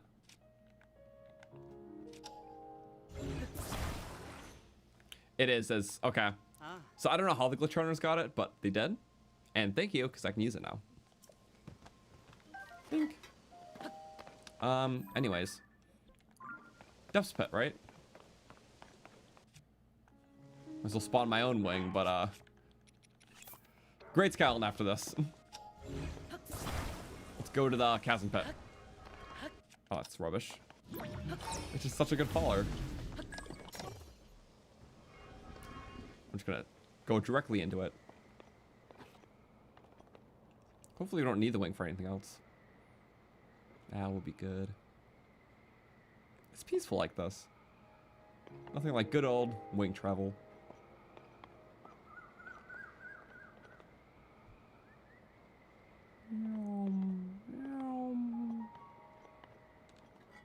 There we go. Whoop. Awesome. And then you got a C. So you drop the seed. C for the seed. Okay, now I'm going to check these depths, guys. Because you have the potential of giving up to Royal Guard. But the drop table is going to be split between, like, all of the human tier stuff. But still, we're going to mark each one as we go. Oops. I wonder what's, like, the best... There's a Coliseum here, isn't there? I forgot which... Is it Bokoblin? That I don't remember. Regardless, let's go shoot something off. Yep, that's the Coliseum. Certainly one of them, all right.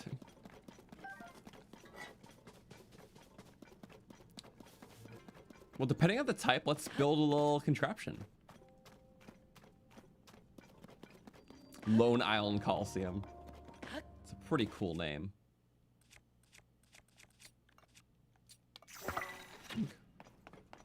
Yeah, the low gravity arrow. Kind of nice. The one headlight, though. Okay, what are we dealing with?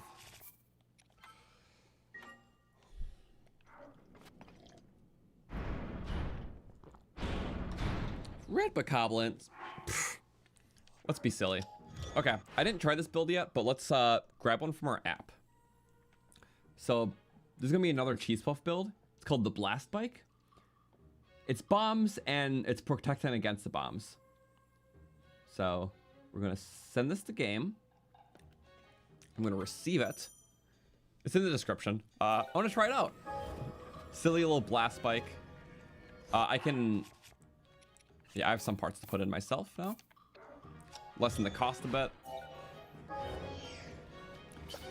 So bombs are dangerous, but there's a way to shoot bombs and also be protected from them.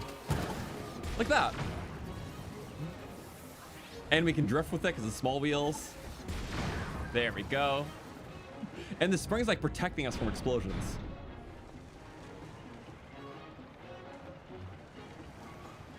Okay, what's oh.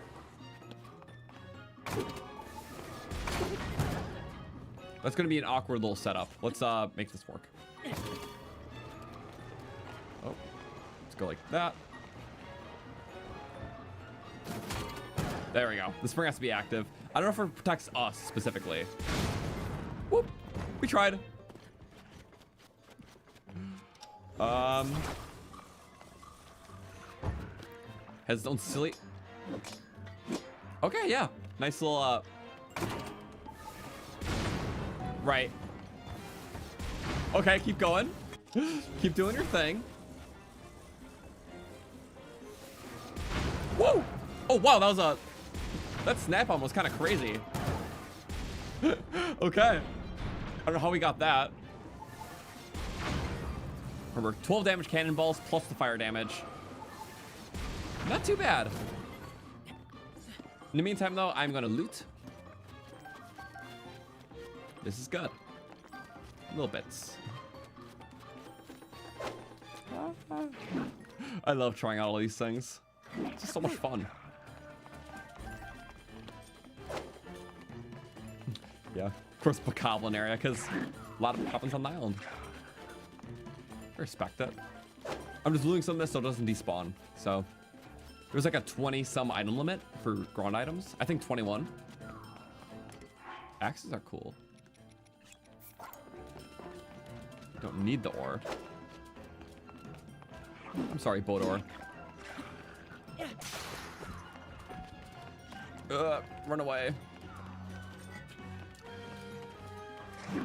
I don't want this to be the end of me. Could have been. The fact that we're still alive is kind of nice. Definitely a privilege. Okay, blast off. Hit him too, and watch. Point blank, we're still fine.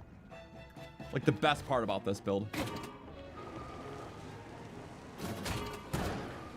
And then we go like that. I actually really like this. Good for like not super hard enemies like this. A lot of room to travel. I don't know why it didn't work. I was just talking about its amazing defense there.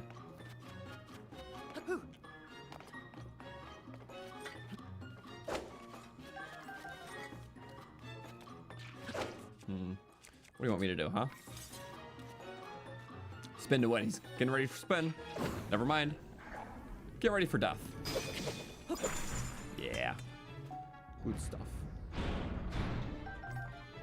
Well, baby fight. Considering we just did the Lionel Coliseum yesterday. Not too bad. He's gonna do a triple hit.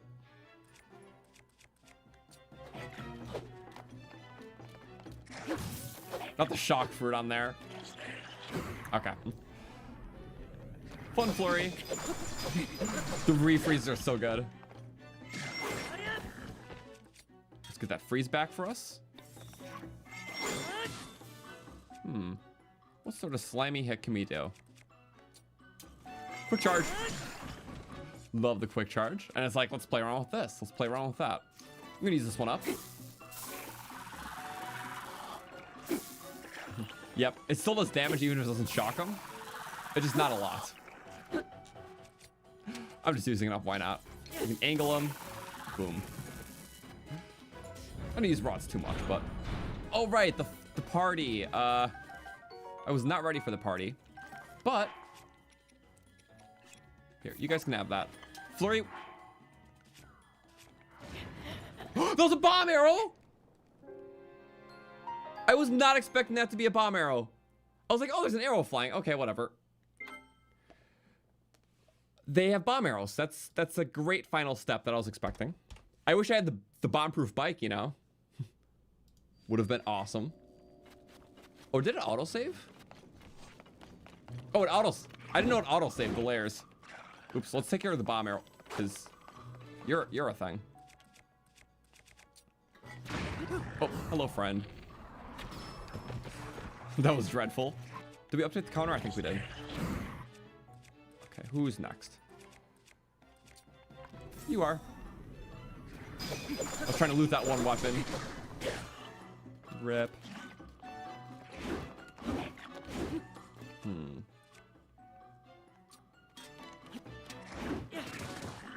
Get some multi-hits. A few. And then infinite freeze. Ow. Cool beans, though. Love to see things happen.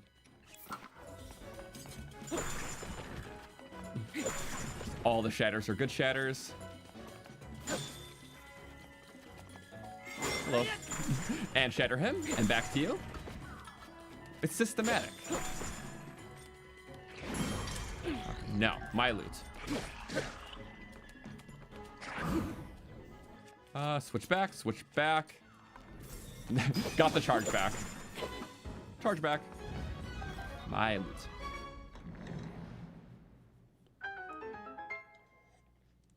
Ooh, when I get the kite shield on a giant boomerang, I can parry and throw the boomerang long. Because you can do the charge spin with the boomerang, right? Yeah, and then you can do the parry with it. I gotta try that, that'll be cool.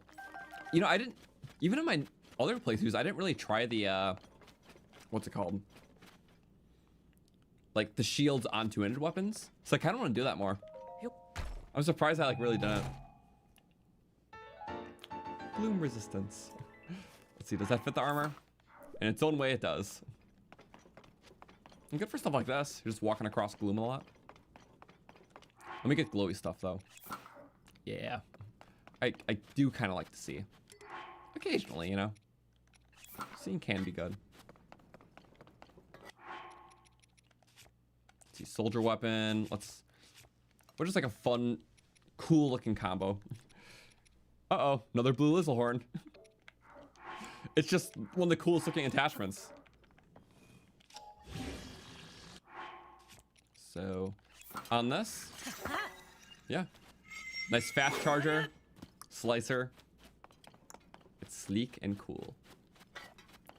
Well, awesome. Let's get the rest of the stuff down here. I think there's like one enemy camp and obviously a light route. It's pretty small, but maybe there's a Koga thing. I don't know how Koga would reach down here, but is there? Oh, nope, there's not. Okay. Yeah, Koga would have a very hard time reaching here, so.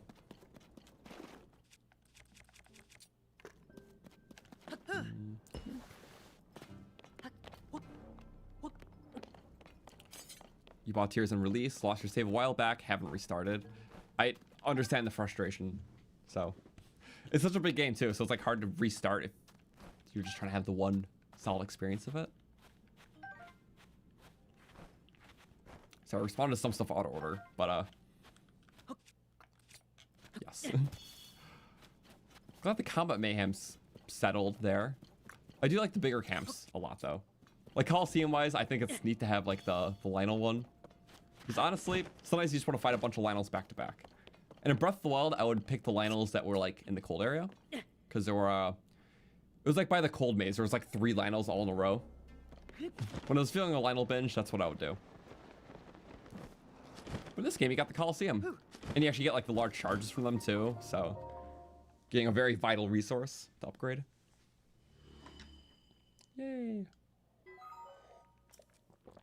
There's at least like, I don't remember how many offering ghosts there are here. I would think it's 1 per type, but who knows? I forgot you can just ascend right into like the wing minigame there. Oops. So it's a good way to see it if you missed it. Because I clearly did. I did not see that minigame before. Okay, there's a monster camp like right.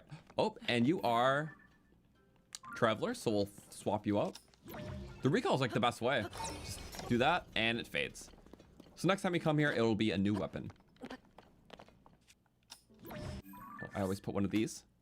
But there's a monster camp just up ahead, so let's do that.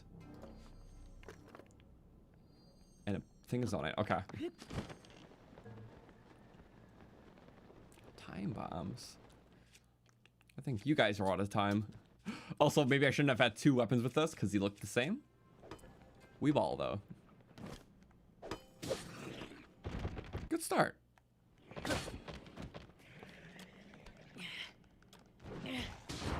Bye-bye. It's a long fuse. Okay. What do we got here? I could do a last hit thing. That could be fun. Against tough enemies, I might need it. I just need to replenish a crumb of life. Let's do a fish. Get hit once. Oh, right. Yep. Okay, we're good. Desperate strength. Big charge. Awesome. Take a Zonite. You cannot take a Zonite. Whoop. I just love the big hits. It just feels so powerful. But yeah, take advantage of the one-shot mechanic. Or anti-one-shot mechanic. Where as long as you're at full hearts and an attack's not elemental, it cannot one-shot you in most cases. So you use that to activate the soldier buff. I want to say that's a big reason why it stayed then.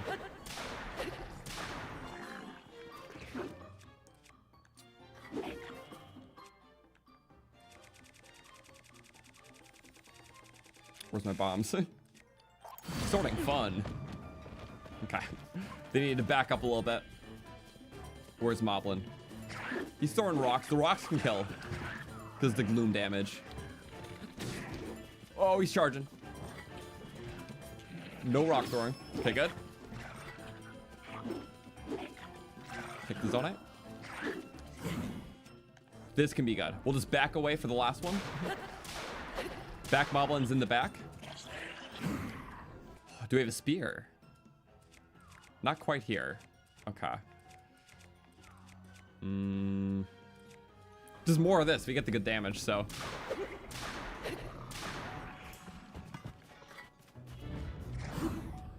Keep going. Do you have a ranged weapon?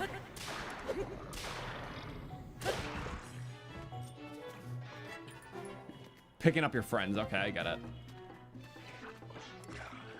Last hit, so that's fine. And that still keeps them dispersed, and this keeps them in place. How do you not get hit there? There we go. Just a silly storm. Kind of good. He's dead. Kind of great. I might as well do things. Watch out for the kicks.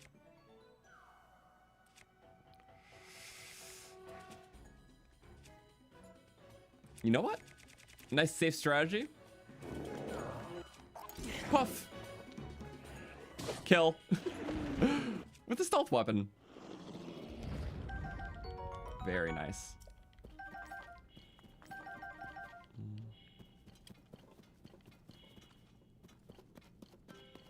I'll say the sucky thing is that I don't have a way of replenish or getting out of the low hearts. This is my current boat, so whatever. We'll leave the depth soon, and then I can cook. When we're in Hateno, we can make a lot of food. So I might try the pizza. I guess we'll need weed for the pizza. We'll eventually make pizza. It'll eventually be really good. Yeah, replenish some of these zonite from the builds. Not much zonite down here at all. Just this little tiny camp. I can take a time bomb. You say no. I thought I saw like something here. Am I going crazy? 2 pose. That something was a singular or deposit. Yep, there it is. There's like nothing here, so when there's less things, you value everything. Was it worth the 3 zonite? Damn straight. Okay, we leave. And go. I was thinking the Great Plateau stuff. There is cooking potential there. And then we get an extra heart, which will just be good. Do we have like a warp? Oh yeah, we can just fall there from the Great Sky Island. And we do need more wings. Oh yeah, right. Let's get wings first, because that was a priority. And then we'll get more pots by default. So wings and pots. Cook some stuff on maybe the Great Plateau. We'll do that quest for... Yeah, the hearts. But come to think of it, sorry, after this we should do Hateno so we can get the glider fabrics. Because changing up our look early will be kind of fun. So maybe I should consider that. Yeah, I should. Love this place. I'll say the impossible chests have been proven to be possible. Just very hard. Let other people do it, because I know a lot of clipping and funny things to get those weird chests.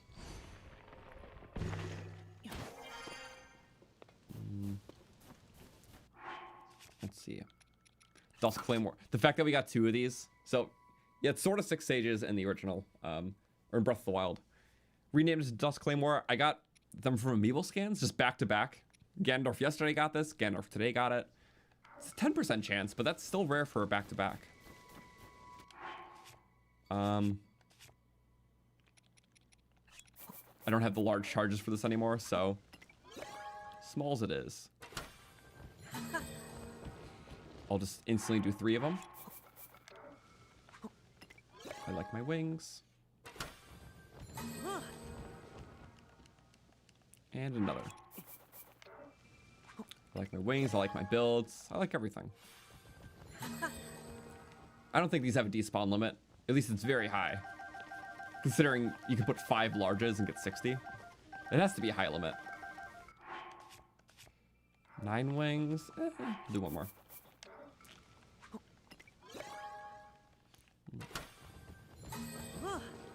Yay.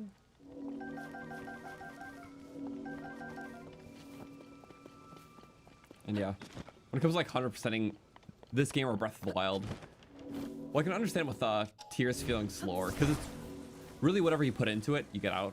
But like when it comes to the story stuff, there's some slow moments, but I feel like the biggest thing that helps Tears' case is just really cool zonite builds. Like sure, like there's lots to do in the depths, and if you're 100%ing, you're getting all the light roots, but I mean, especially with the Switch 2 version, Autobuild share makes it really awesome. There's always really cool builds you can always play around with and putz around with. So I never just take 100%ing as like, oh, you know, you just a checklist of things to do. I see it more as like opportunities. Like there's so many things we can do. So to get to all these things, how about for this section of objectives, we use like this build, this section we use this thing. It's like always opportunities to experiment with things, but you still have like goals that you're checking out too. So if you're just checking off goals, it's going to get boring. But if you try out little personal experiments and try out new builds or new weapon combos, and the objectives are secondary to that, like you're still making progress in something else, that's when it's fun. So that's why I like tiers and doing everything, and there's always so much to do. Wait, that was kind of... I just want to go to Hateno now.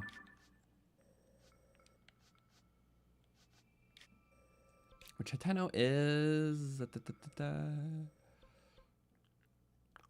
I guess if we warp here. Because, yeah, Kakariko's there. I could go straight to the tower just for the map. Let me figure out. Yeah. Let's go there. Fall down. I think the tower might be like right below that. We'll see, right? Wouldn't hurt to nab it and then... Hateno.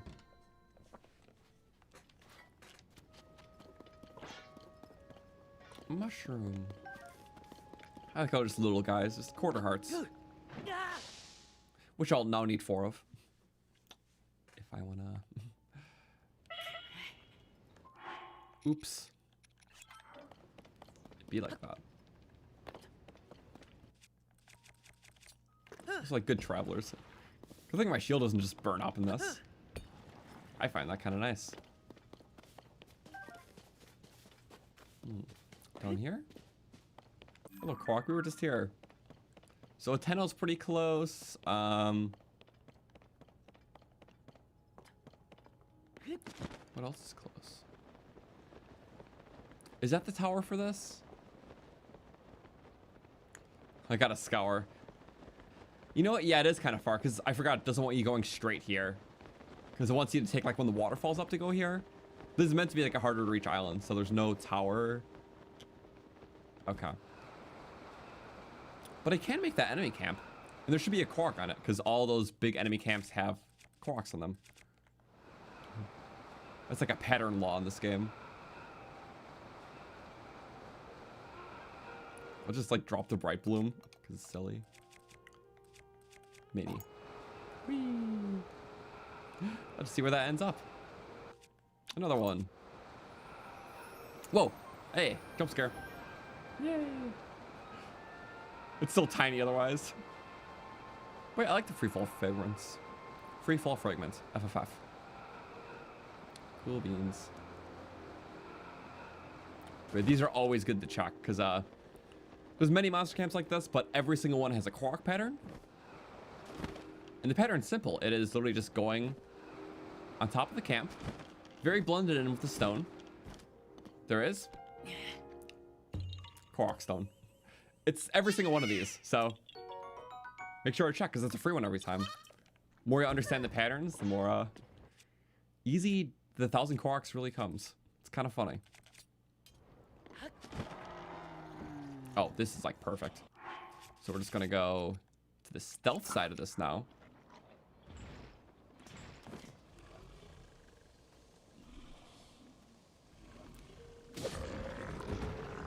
Ooh, the only problem is I need a hammer stealth that guy. We don't have the tool for that. But I see a tool for that actually. Wait, this is gonna be a silly boat to be in. We can stealth at max speed with a level 1 stealth buff. That is literally the weapon we can use to take on him. 23 times 8. We have 180 health. Close enough. Definitely.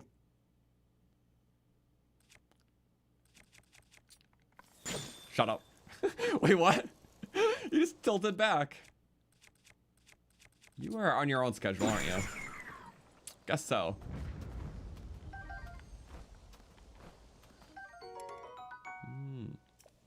It's a stamina drainer.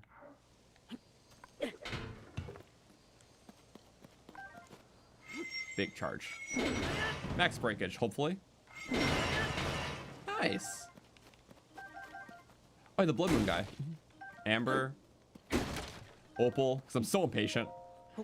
Screw loading screens. It's always like something like that. Like, delicious, amazing. Yay! You're welcome. Blood Moon. Crimson Sky. First time hearing in this game. But he's typically at the Dueling Peak stable usually. Saying this in Breath of the Wild. But now he's just trying to get it from all different angles. Makes sense. I wouldn't want to be cooped up in the same stable. You get food. I love the food rewards because it encourages you to see more things and you can replicate the recipes. That's awesome. New Moon. Perhaps she's shy.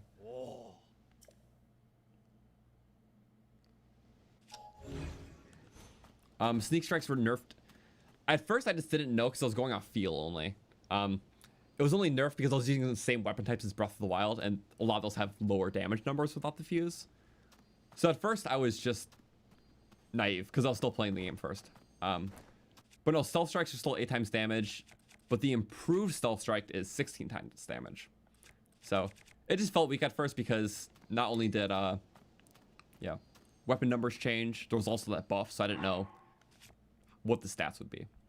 So, you know, we had to figure out a lot of things the first playthrough, and without extra resources, I was, you know, had to go someone off assumptions. So, yeah. So I was assuming for a little bit that the improved sneak strike was just doing the 8 times and the rest were nerfed, but no, the rest are the same. Improved is 16 times instead of 8.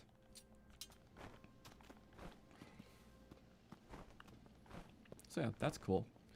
Archers are still up. We should take care of that. No. Look that way, please. That's not an archer. High damage. See how speedy the arrows are? Oh.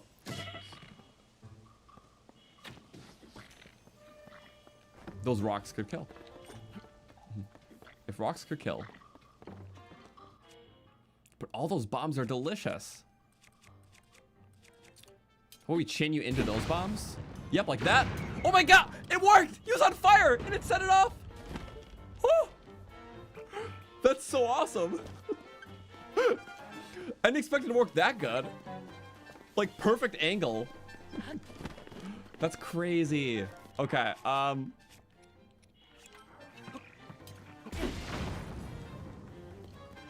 yeah, that's why this is good. You get so many free shots of it, too.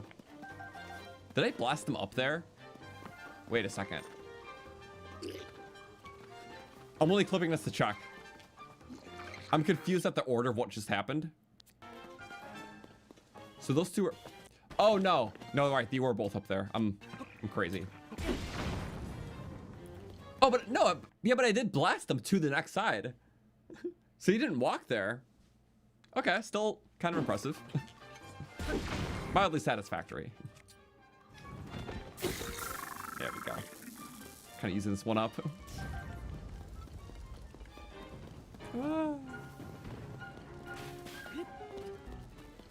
What does it take? No good take. Wait, look at all those meats. Everything else blew up, but not the meats. Thank you for that. Cage, good.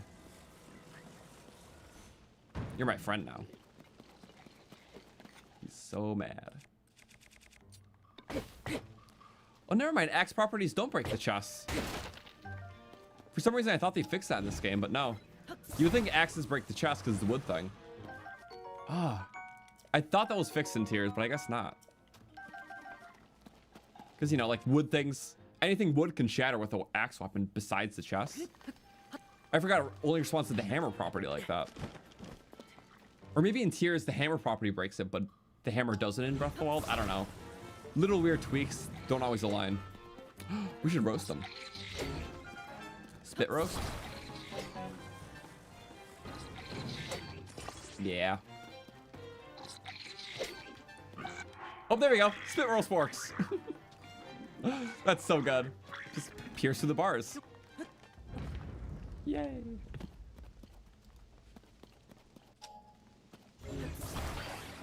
Love a good spit roast. Korok on the metal, please. I call him a Korok. Whatever. Little guy. Insignificant guy. Watch this. Yeah, you can have it all. It's yours, my friend. Oh my god, he just want to go buy more fire. Almost landed in the pit, too. Fire pit. Love these trajectories.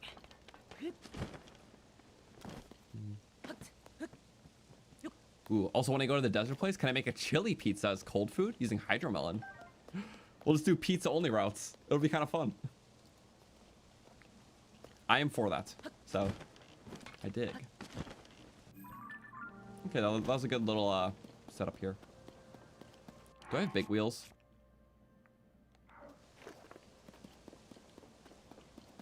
I would use a bobble mech, but I don't have my other stuff right now. Yeah, literally if I have big wheels, I'd make something kind of cool, but alas, I don't. I could pull stuff from my zone I run, which I did for most of these builds, but I kind of want to. I'll need to go into a different save to do this, but I kind of want to pull one of my other builds out right now because it could be kind of fun. We're gonna do it. Let's go here. Let's go.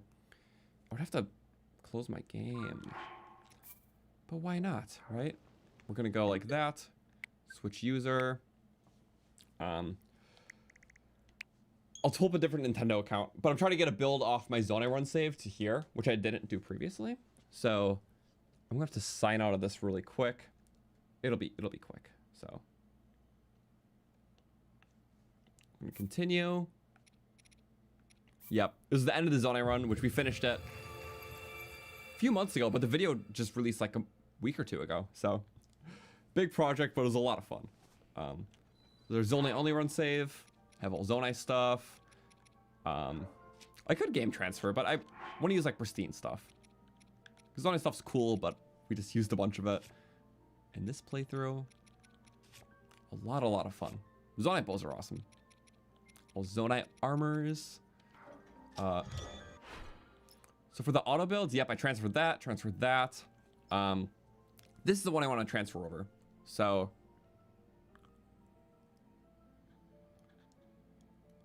oh, yeah, it's weird. You can't transfer directly from your schematics, or you have to transfer from your history. You can't transfer from your saves. Why? I don't know. But that's just how it is. So give me one moment to set this up.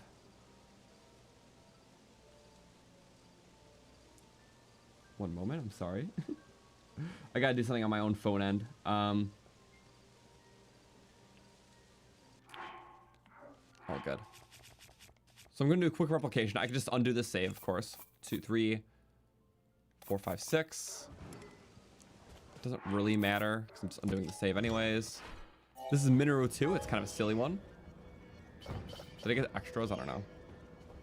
It's fine.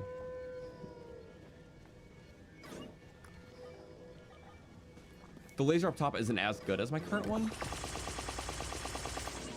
So currently it won't appear in my history as is, sadly. So if I go down to my history, yeah, it's not there. I have to make like one small modification, which is how I did all these. Why? I don't know, but that's just the way it works. So I'm going to make that modification. I might just do a turretless version really quick, because I can always replace the turret. So let's break off the turret stuff. My modification will be nice.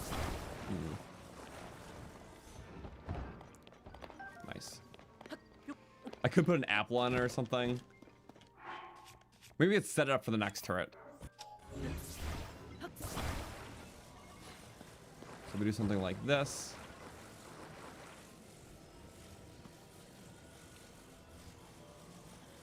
Come on, push it in there. Perfect. Okay, kind of a silly picture. I'm gonna send it. Now I need to switch my Nintendo account to the one that has the zone I run save, because this one is on my other Nintendo account, my specific for like challenge running and stuff. So 1 second. I'm gonna have to do that on my phone. I have to like sign out of my main account and then sign into my next account, and then it's like, bleh.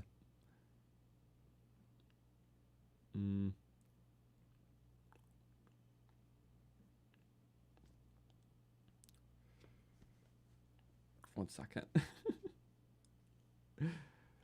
Might be a harder process than I thought. By like a smidge. I'm gonna sign up. So I sent it to... Yeah, I sent it to Zelda Knows. I want to make sure that's in there before I leave. So... Typing on my password. I'm not having it on screen. Just want to make sure.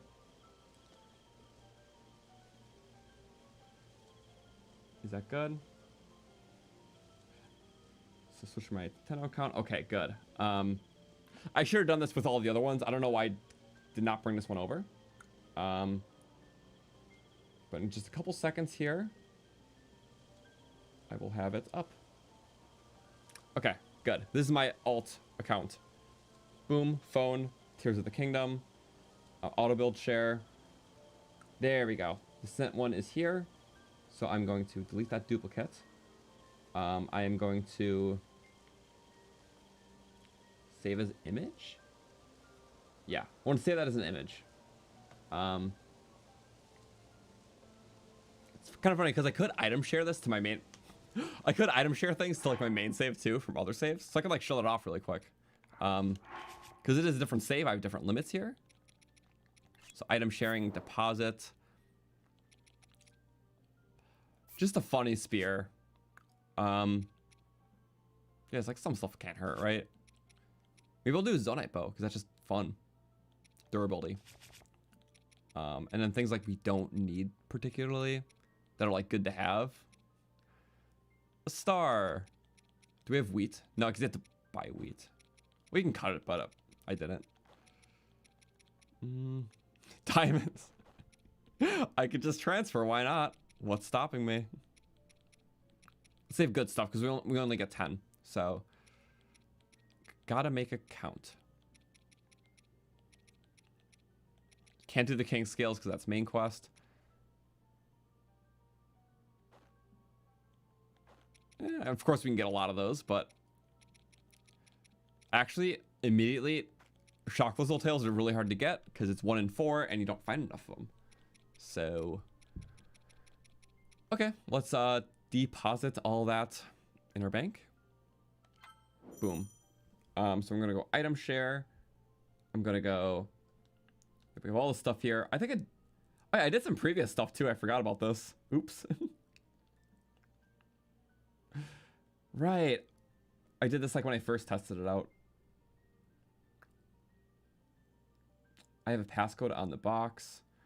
So I'm pretty sure you can just share the box then. 1 second. Because I don't want to dox anything. Let me see how to do that. Yep, if I clicked, I would have shared my passcode. So I can make the box public so whoever has the QR code and the password can access it. If I click that button without clicking off screen, you guys would have seen the password. So anyone could have just taken it. So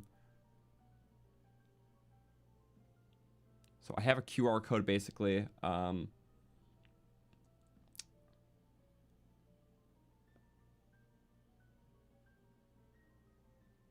Okay, so it's like there, but even if you scan the QR code, it's password locked. But if you type in the password, you can just take anything from the box. But I didn't want to share that, understandably. Not that I don't trust anyone, but it only takes one. So my box, my special loot. So now it is added to my phone. I can transmit all this to my base save. So I'm going to, well, first reload this. I don't need to reload this, but just to show that it's still going to be there.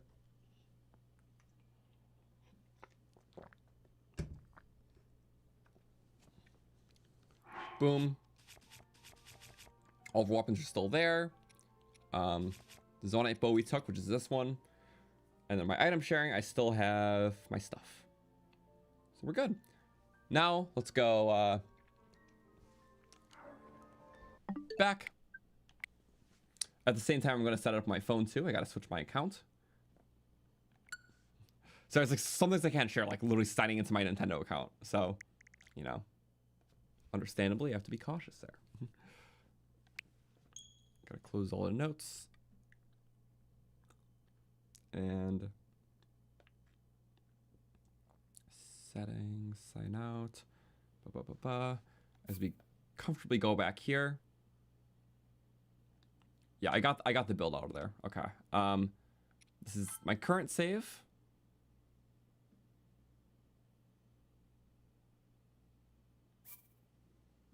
Is that? Oh, it's me. I thought it was Goblin. I'm like, what is that?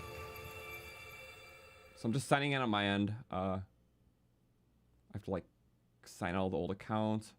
We're getting close. Nadra. 1 second. I'll get that in a second. Sign in with a different Nintendo account. Sorry, a lot of steps. I have to like sign out both on the browser and the app side. Usually when I have 2 accounts, because I just have the Nintendo Family Plan, because you need a Nintendo Switch Online for each account you do it with. But since I have a family plan of 8 people, I take up 2 of the slots for both my main and my separate challenge running account. So yeah, you need Nintendo Switch Online for all accounts you do this with. So, just so you know.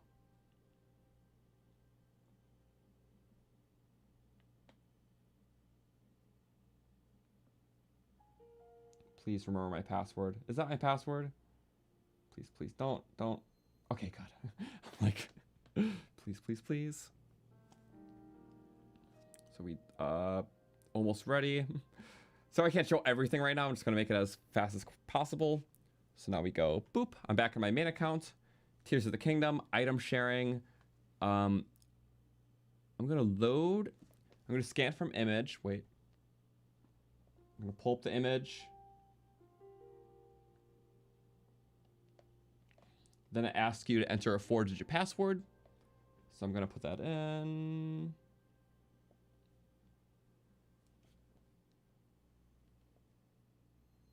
And then we go register item box.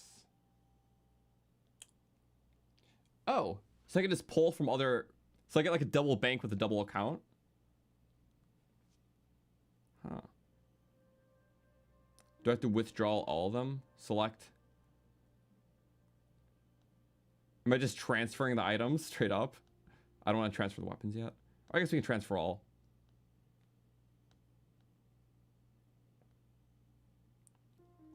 And then we withdraw it, right? Yes. And boom. Okay, we have it all. So that's how you do an account transfer, like with friends or with other people, you know. Just the most I could show of that. So cool. But yeah, remember your box only have 100, so make sure to use stuff up.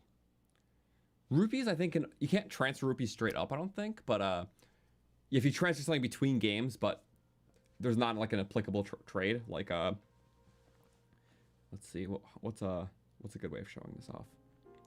I showed it earlier, but if I transfer the Frost Gliak Blade to Breath of the Wild, obviously there's no Gliak parts, but there is the base sword. You get financially compensated for the Gliak parts, and then the sword transfer. So that money you can transfer to your game, but you can't just send money from one game to another. So that makes sense. It's like sift. All right, and then you can straight up gift things, which is cool. Oh yeah, there's a gift option. Was there always a gift option? 1 second. Oh, and since I'm like linked with that person, kind of, I can just gift it to the people I previously had like trade history with. So it's like a straight up gift system too. So that's cool. So there is a direct line that you can establish. So that's very nice. Awesome. Well, there you have it. Oh, now let's do the Autobuild transfer. Sorry. So bing, bing, QR code from camera. Boop. Add design. Awesome. That is Minoru 2. And then I can send that to game. And then receive it. Awesome. A lot of funny little features. What's like not the move? I'll send the boat if I need it again. Having a hard time with it. But in the meantime, Dragon's coming kind of close. What if we try to, maybe it's just more practical to fly to it. Because 1, 2, 3, 4, 5, 6, 7 parts versus 1, 2, 3, 4. And we have parts for those, so low cost too. I'll take it. What if it just like started immediately? Oh, what the? Oops. I was gonna try to build it right away, but I forgot to click the button. That's not good.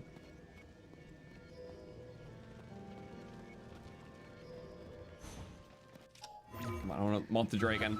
I guess it's coming closer, so it's not bad. Screw the other fan. I'm clumsy. Oh, maybe not screw the other fan. Sorry, what I was trying to do is just like get used to like launching it immediately. So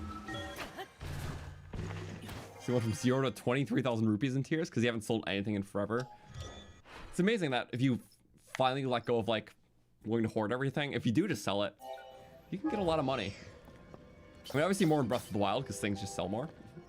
You know, the economy got all messed up in the upheaval. But still, it's kind of cool.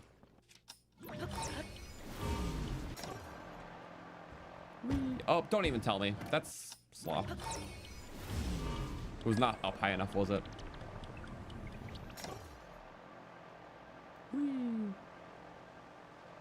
Let's go get him. Also, height is kind of hard with this. I forgot. Because it is a wing after all. And you can climb, just not... Okay, that was my blunder. My bad. I went for cheap cost. So it's going to pull me a little farther than I hoped. But as long as I hit the updraft, we'll be fine.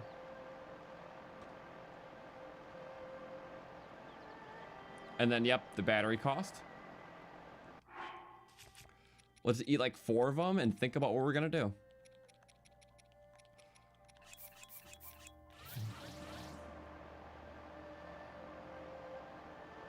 I should have just... I'm going to updraft into it. I'm updrafting into it. I know what I'm doing.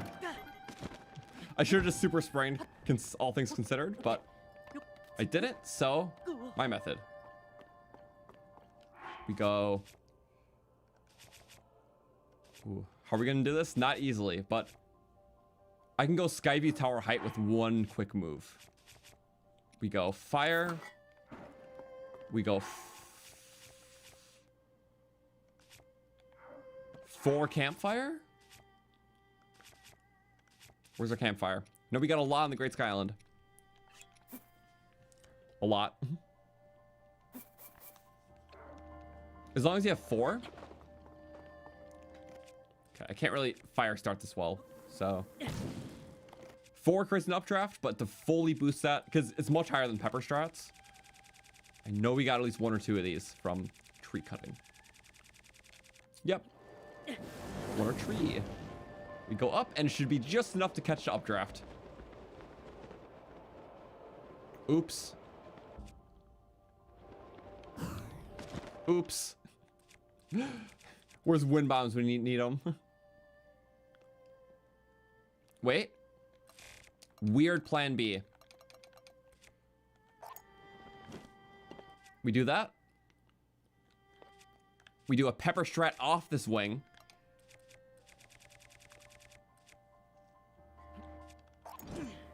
Yeah, that was not... It's little... Where's the updraft? Does it not create an updraft in those weird circumstances? I guess I can understand that, but come on. What if we did this, right? And then we go rocket shield. That might be enough. No!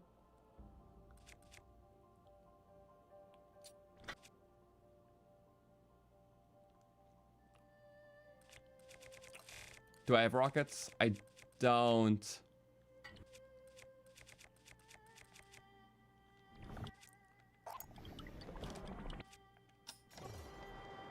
slop.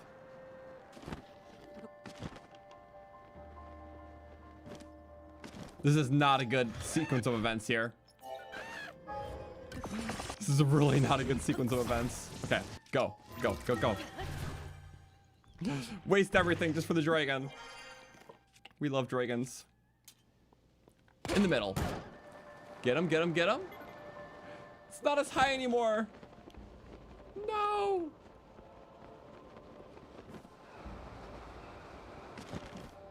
How about this? How about this? No, it's just gonna be the same thing. I whiffed it. Let's just load back. You know what? If we start with the spring, I think... or we climb the mountain and then spring where we did the fire. But we do it instantly, right?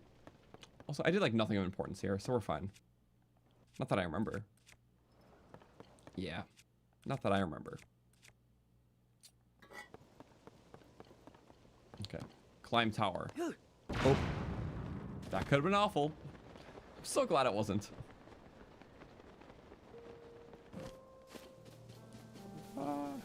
Use more pine cones. I don't think the pine cones stack like that.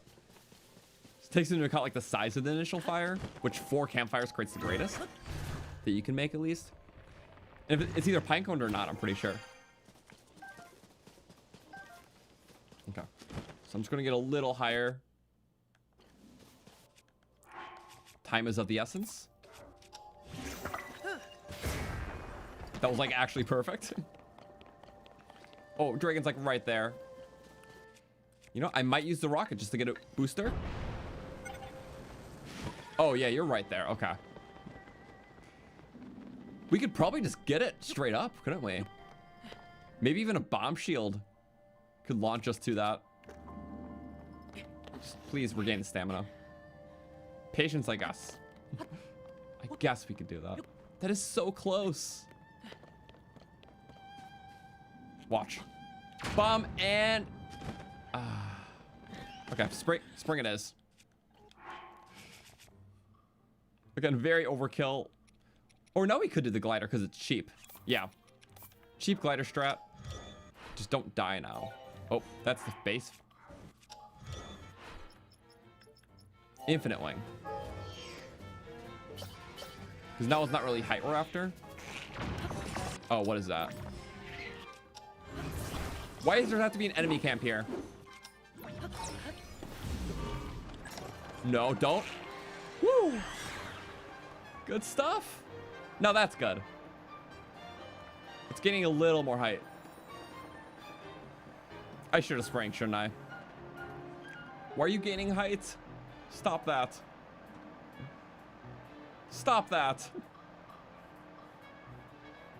Come on. I don't want to waste all this back. It's gaining height. How was I supposed to know that?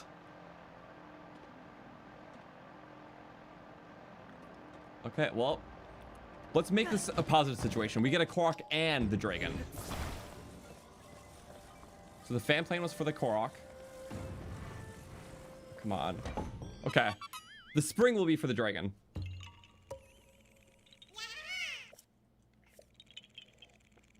Also, pine cones do stack?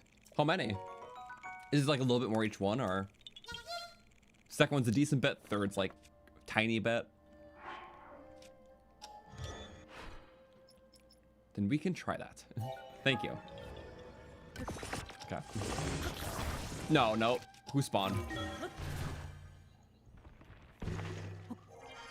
Oh, just a little baby. Okay. Gotta be right in the middle. No!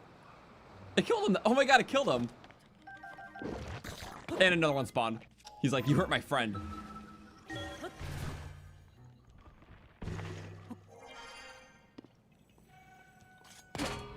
No, come on. Time is literally of the essence. Don't kill me. That'd be terrible. No, why did we get the... Stop. Stop. It's dragon hours. I don't even hear the dragon music. This is bad. We can still make this though. If it goes this time. Oh, there's dragon music. Stop.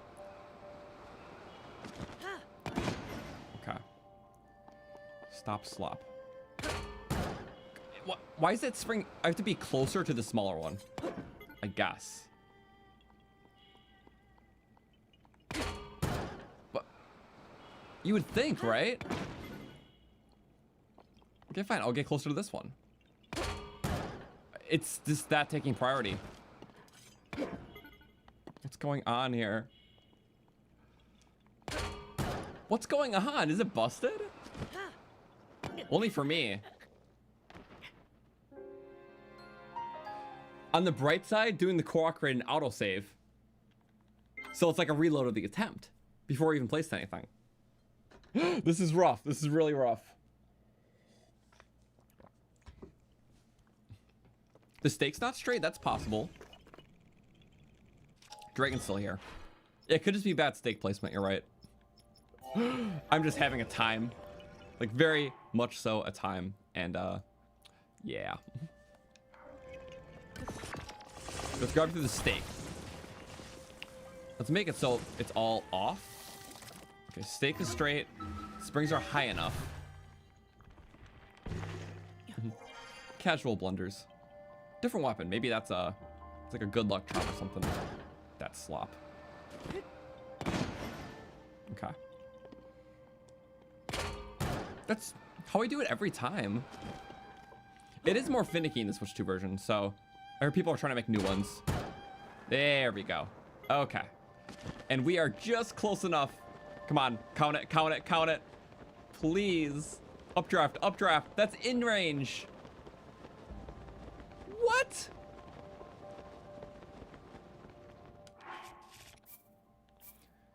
We were one good hop away from being in range. I think maybe it just doesn't count towards the tail because it's like you already missed it anyways. The most work I've ever put in for a dragon, I swear. Oh man, okay. Be like 3 attempts before it's too far.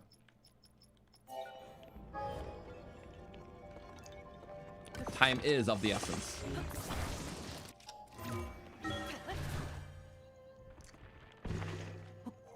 I don't think the weapon type matters. I'm just smacking it with whatever.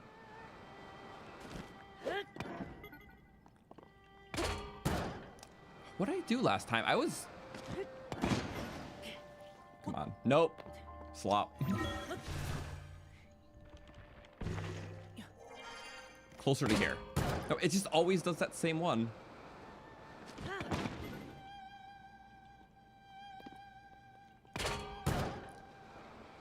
I need to like record the attempt I do it. Okay, because that's kind of... Yeah, wait, that's messed up already. Could just be luck too. Also, I just don't want to shoot the dragon because I can't loot all the spikes, which is like the main reason why I get them. Yeah, okay, this one. Where did I hit? I stood.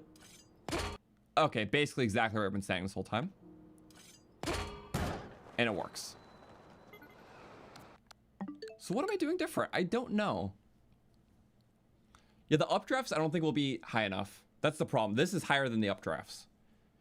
Because that updraft that we did is like the exact height of a Skyview tower, which is still less than what we can get here.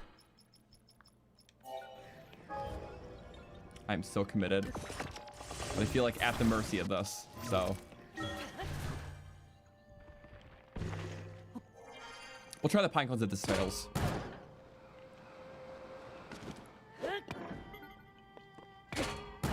That's so whiffed.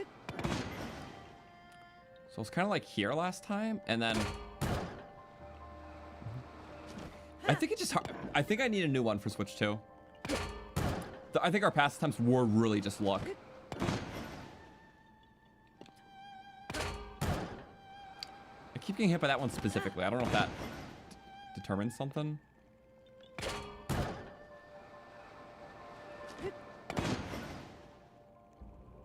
Come on, do your thing.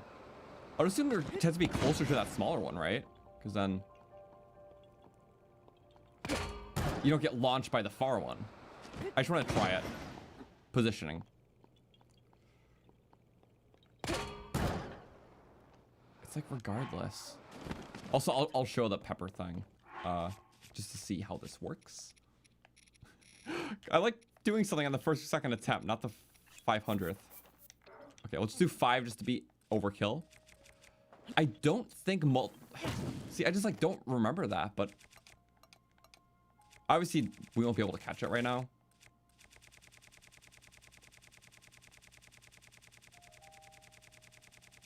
I love Tears of the Kingdom. See, it just kind of... So it could be doing something, but...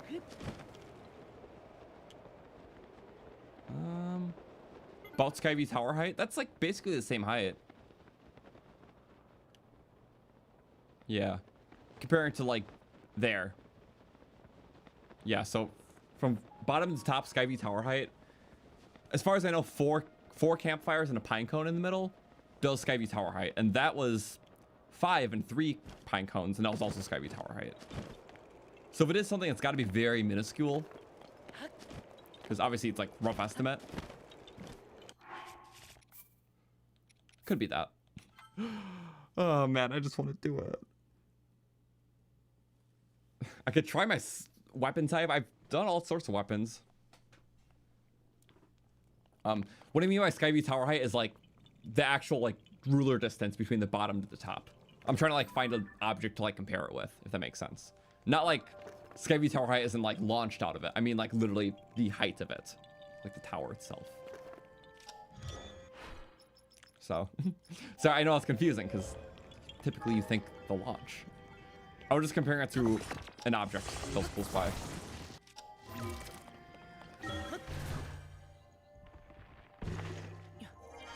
Okay.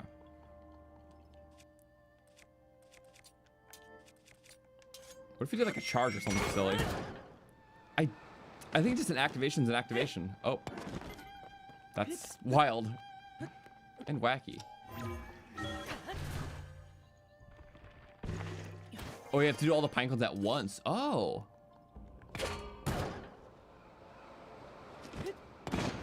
So you need like a multi-shot, or how do you do them all at once?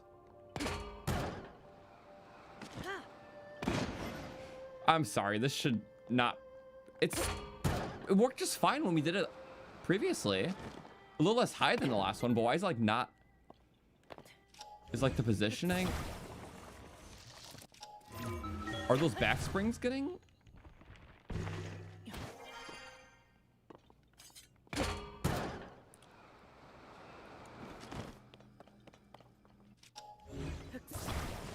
I don't know what to do. I'm sorry. Well, let's try that pinecone thing, okay? I think I just need a new build. It's not working in this edition. Oh, you hold all 3 pinecones, right? We can try. Because at this point, anything is better than not anything. Thank you for all the help, by the way. It's like a lot. I guess it's easier to find it this way too.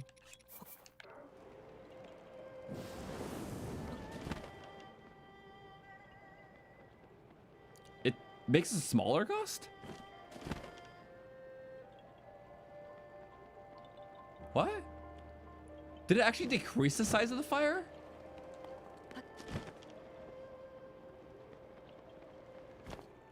That's strange. That's even smaller than the base one, right? That's...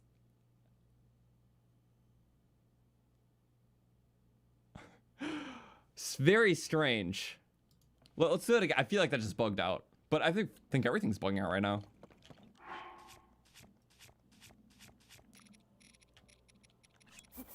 So just 4. Fire it up. That was really awful. So base. Okay, no, so that is this just nerfed in general? So it didn't decrease it, obviously.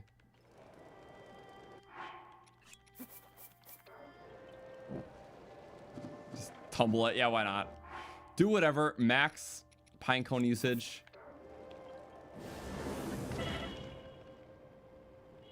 It's certainly not helping. And there's a lot of fires. Or is it only because 3... No, 4 of them are supered. I think using more pine cones might mess... It could just be a switch 2 thing. I don't know.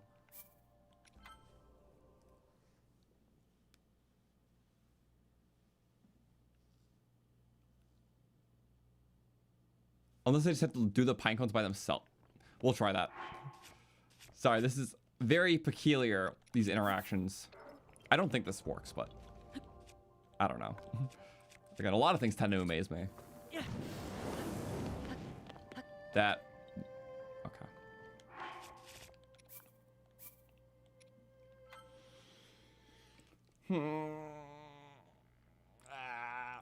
Now what? It was a good plan. Could just get the Yiga Super Spring, because that would probably be just as fine. The last time I'll ever use this. It's gonna work the first time, so like I'm kind of glad about that. First try? Yeah, first try. I do like first try events. The fact that it did work, but the dragon was just out of range by then, puts us in this hell cycle of whatever we're doing now. Like, that should have worked.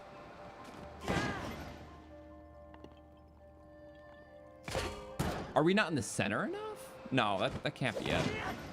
Well, centers, there's two types of center here.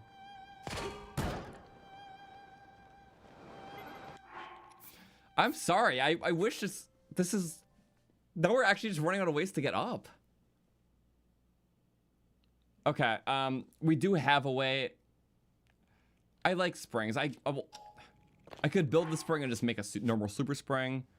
Why don't I wouldn't even have a way to stake that, would I? Wait. My other suggestion was just another flying machine, but I think I can, let's try this.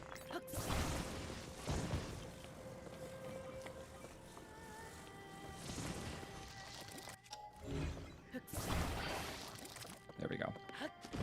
This might just do it. It's not high enough.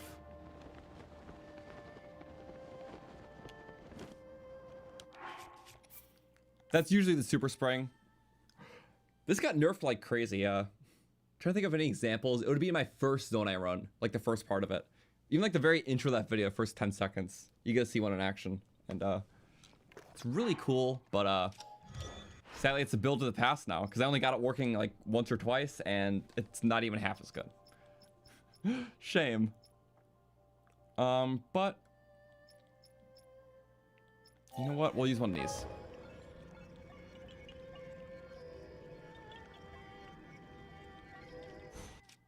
No, I messed up the steps. You have to build it first, then you auto build it.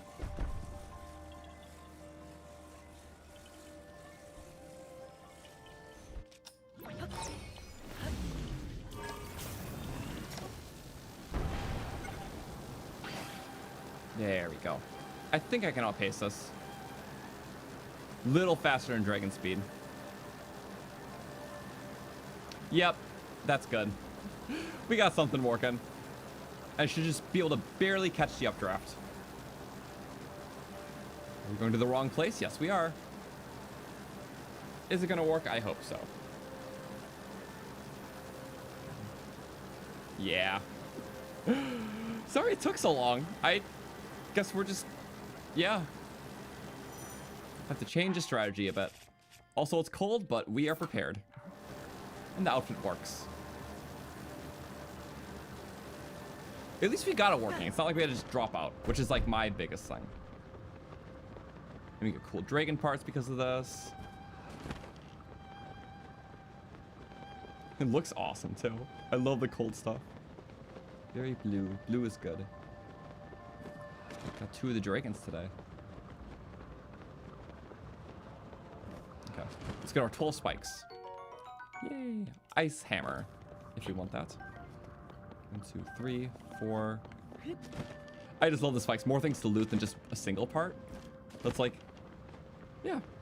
You overcame the dragon and you're able to get to it. You get a whole bunch of stuff for a lot of fuses. I personally like that a lot more. And the fact that you can write them.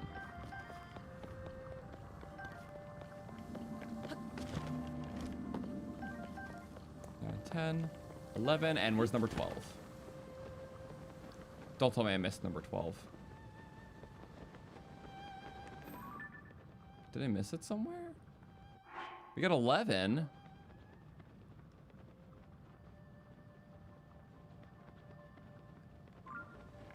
It's always 12. I actually missed one. That's a shame. What happened? Well, it's easier when you hit the thing first because it goes, Oh. Hit it, hit it. Oh! That timing. Lucky. Where is the 12th spike? Oh, yeah. See, it's easy when you, you know, make it go dark. I guess that's the best way to put it. Well, we can still travel over. We can, put in our auto build. Let's see. If we receive an auto build, I guess I'll have to go down first.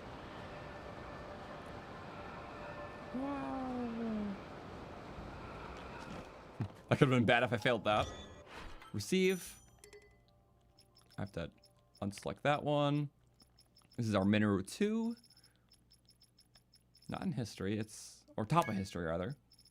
Shows like little Zelda notes thing. That's cool. So ultimately, yeah, I'm using that. I do want to check out like our map and stuff. If there's anything cool nearby, like a voice memory.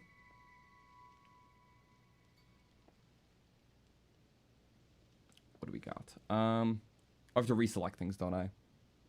Probably because being out of the app. Geoglyph, cherry blossoms. Almost got whacked there. Let's do Koroks. Let's do... We are not at 100% gloom spawns. Or Lionels. Why does it count 100% for those? I don't know. Good job, game. Zelda memories. Oh, all memories, but specifically Zelda. Yep, Fort Hateno. Okay. Of course there'll be memory there. And a lot in Hateno. Oh my god. That's gonna be cool. Let's check it out. Well, first there's a Korok like right here, so it's probably on top of here. Oh, a pluggy.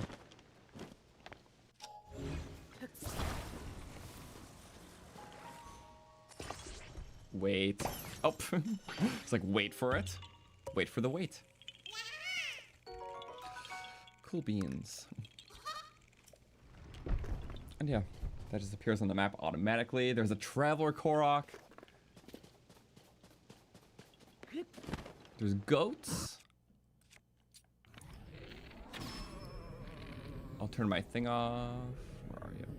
Am I blind? Yes. I love the fast arrows. Wait, a little bit of hunting's in order. I know we can get a lot over here. Crickets. Don't interrupt this goat. Thank you. 3 horsies. All brown ones. Ah, matching. You know what? You want to make this area even funner? Using this. You got 36. It would be a lot cheaper if I had the right parts. So we're just going to build it once. Whatever happens, happens. Or rather, I'll save, because if we lose it instantly... Yeah. Also, you can use item sharing to transfer farmable Breath of the Wild Dragon Horns to tiers. Oh, that'd be awesome. Like the Lightning Dragon Horns, which you can get so easily in Breath of the Wild. Well, that's a good way of looking at it. Just whatever game you get the resource easier in. Alright, Mineral 2. Without the turret. Go for it. Boing. Boing. Yeah. It's a tank. It's a beast. It does everything. Love the way this climbs. Oh, right, there's a whole... Wait. Before we get wrapped up in the war, let's prepare. I had like a weaker laser turret on it, but... Hey, I mean... while it's here...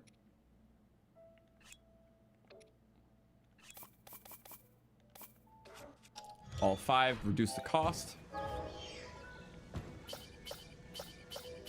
What I'm gonna do is... We're running through our stuff, but it's fine. This can be the new Mineral 2.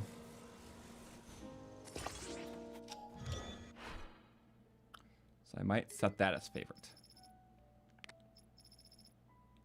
Perfect. Does that fit through the gate?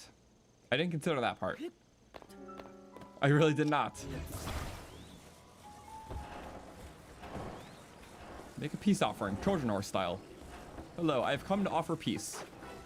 Oh, there is a voice memory here. That is not the good place to do it. I believe a miracle occurred here at Fort Hateno. The truth is less divine. We were all saved thanks to the soldiers, including Link, who chose to risk their lives here. Though they would not have had to do so if my power had awakened sooner. Regardless, I pray their spirits were comforted by Goddess Hylia. Huh. That's an interesting perspective to see it as. Because she didn't really want to take the credit of it because she saw it as her power should have awakened by now, so all those stats were in vain. Like, it's glad that it did happen, like, with her awakening. But realistically, it was only because of her self-seen blunder of not awakening sooner that it ended in tragedy. So it makes sense why she would think of it that way. But really, she did save everyone, but no, that was kind of her own, like, you know, her personal failure. She can't accept anything else. Which is sad, but it's, yeah, very understandable for her own perspective. So, where other people saw it as her miracle, she saw it as her failure, but just the endings of her failure because her power came out. Interesting. As we're in this giant chaotic battlefield, but I think that's a cool take on it. Or a fitting take. A sad one, but, get it. We have no helpers here. That's gonna be rough. Look, I just need to board this thing and we're good.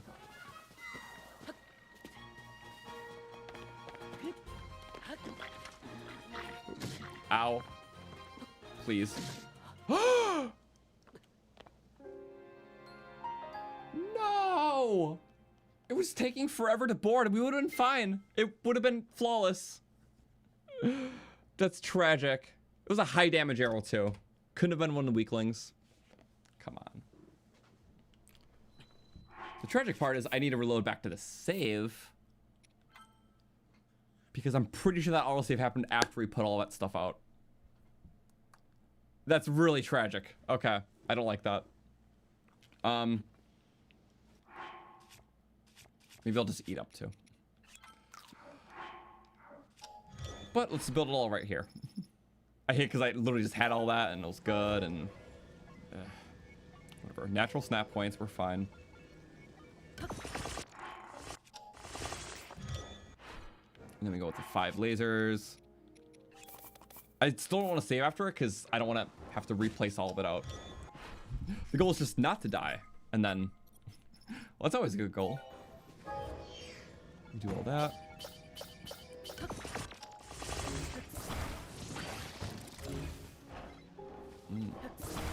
I have to grab the right point. Is that grabbing? Because this head has to be cemented onto the stake.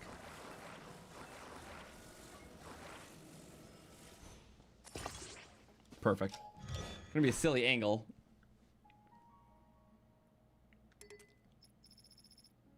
Indeed is a silly angle. Cool. All right, which way are we going? Uh-oh. It does work. It just kind of grips and climbs and does its thing. I'll get the voice memory again. We'll do it in combat. It's fine. We'll just hope this doesn't break off. That shouldn't break off.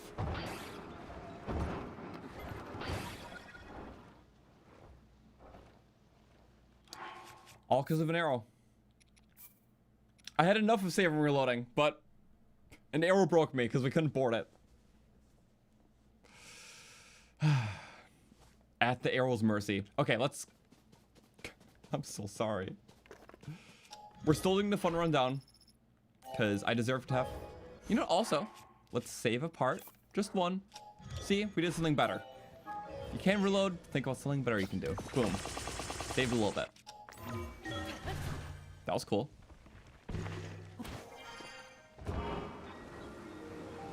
Whee! Nothing should break. It's just a turret. The turret can't really withstand that force. Everything else is good though. So how about first we run it through Through the gate. Weaponless? We can do it. Oh, no. We can maybe do it.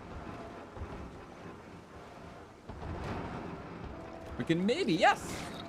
Let's get past, break all those things. We just killed one, oh my god. Now. We have a not bad way of doing this. Eat the... Let's do 2 of those at a time. This is kind of a silly thing. Yeah, let's get our stuff out.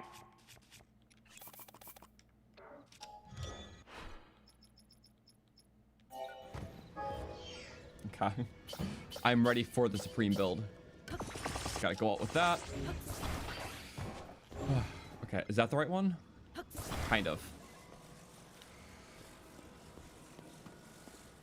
Here. I can't save after it, which is like the unfortunate part. Okay. But it's in a good spot. Horsies don't see me. We're good.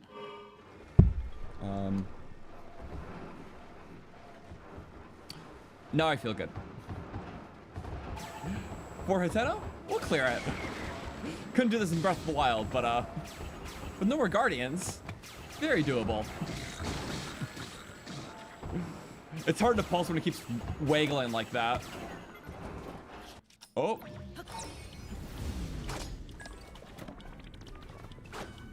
Okay. That's good. Let it recharge. Yeah, the wiggling makes it hard to kind of do its thing.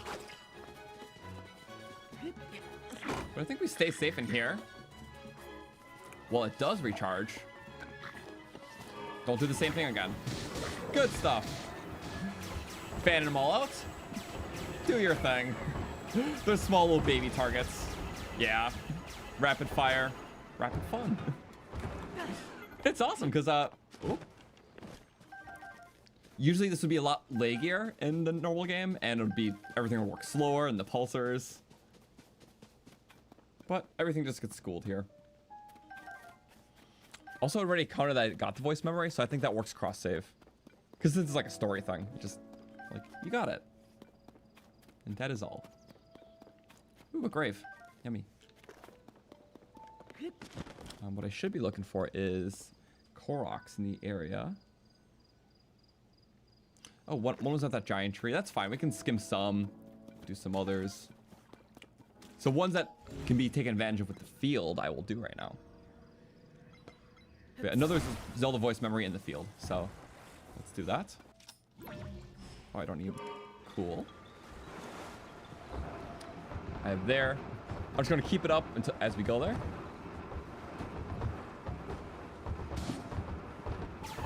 Looks like right here. Oh, what the? I was like, why are you attacking a horse? I'm like, I see now. Oh, got some stuff here. And it's definitely in the stump is the Korok, right? Oh, the sparkle, yeah, sparkle stump. And the voice memory.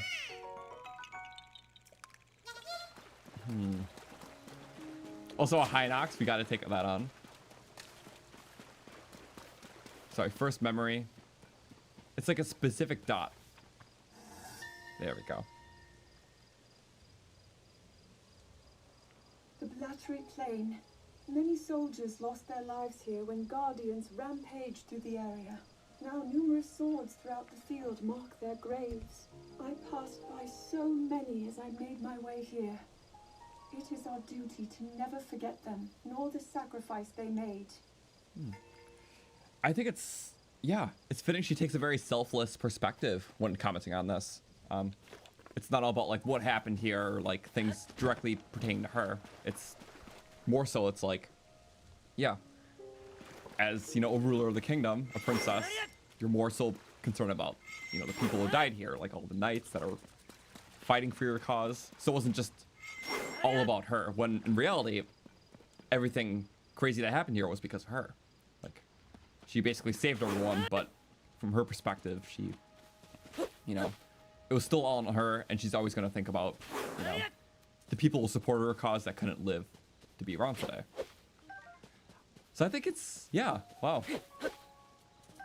Very in character for her to comment on stuff like this and not directly stuff about herself or Link. Also, this is gonna be fun, isn't it? I wonder what this can do. These things are pretty heavy, typically.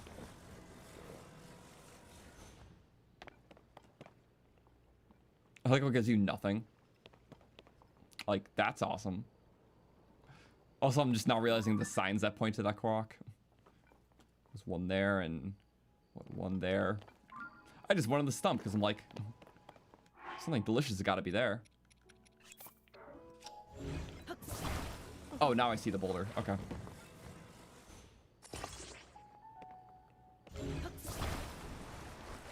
Can I?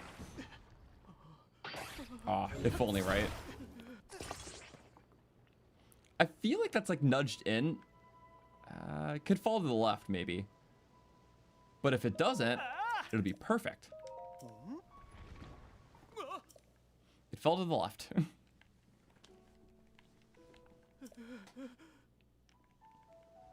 Yeah. I mean, oh, there's more boulders. Okay.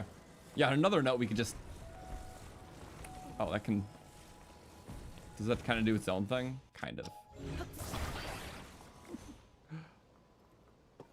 That would weigh it down. Why do I feel like that's gonna work better? That literally like wedges it in place. This random concoction. Oh. But it also makes it roll with it, so. Okay, once more, but back boulder it for weight. Kind of silly, I like this. Oh yeah, just... Falls where it isn't supported, because this one's like the weak little beam. And then what we do is we take the third boulder, which totally exists. Not. There are other boulders. If I had hover stones, you could break like all of these. Stabilizers can help too. And you'll always have extra of these guys. Even if you use them like a lot, I feel like just with the drop rates, typically, always gonna have extras. I can't even move it around like the other parts right now. So I can't roll with those other parts, and I got a little bit extra weight. This is fine. And then it's like perfect, like cemented. Yes. I think the other boulder just did that, but yeah. Hoverstones, or not hoverstones, construct carts have a lot of weight because they're meant to support like a whole build. Because I have a lot of things on them. Also, look to the left of my head, the Hinox. Just sort of there. Just the. I love Hinox. My knees. Sneaky. Bomb. Also, if I activated it, it'll just turn. I think it just turns off, like at the Addison thing. Oh, but the glue attaches to the wheel and doesn't smack. Silly. Okay. This guy's like begging to die. Sorry. 1 second. So patient too. I really love you, Hinox. Where's the steering stick? Did we hit the part limit? Oh, I think it hit the part limit and despawned. Oh, maybe it hit the glue limit itself. Or maybe it just went off because it was being stupid. Who knows, actually? We hit something. I was getting so ready to rumble there. It's bouncing. It's really bouncing. That's so awesome.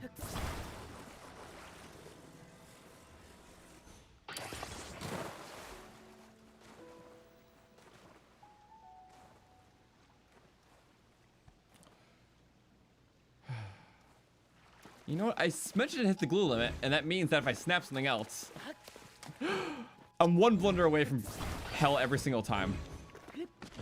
I should have broken that off first.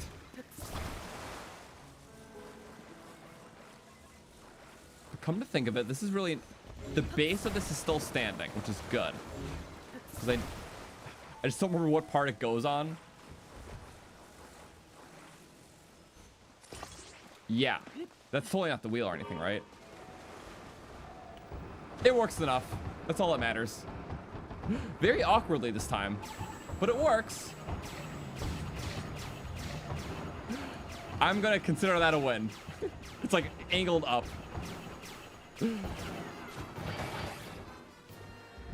A win's a win. The win already happened. This is hard.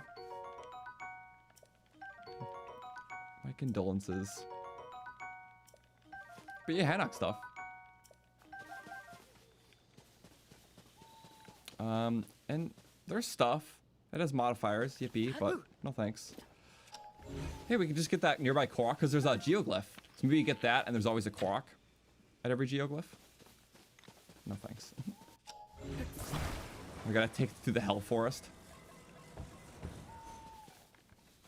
This is so just. This is not how this build is supposed to be. But the steering stick's angled back, so the build is that way because the angle of the stick impacts you know, all that stuff. And yeah, the turning is throttled now. It served for its couple fights and bits of travel.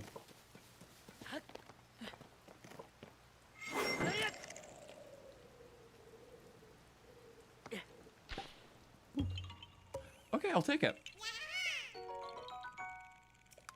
I got some of the Koroks. I thought there wasn't a geoglyph over here. That was like the west of the Dueling Peaks. We're east of it. Okay. Now I kind of remember. Oop, ever mean. Be pretty mean if he attacked me.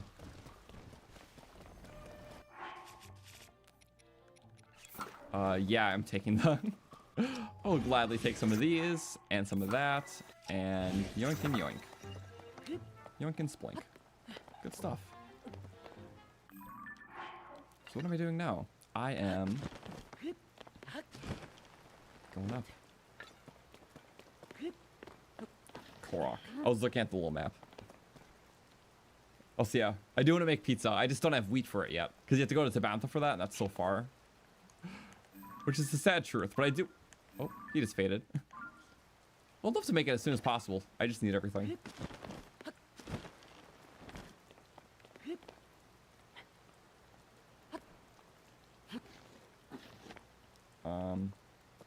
Where are you? You might be a water-based one. What the? Oh, yeah. I should have guessed the circle. Yippee! I believe those are more touchy in tiers. Used to be able to just like jump from like a Cronus block in Breath of the Wild. But I think you actually have to like maintain a better height jumping in. Which makes sense.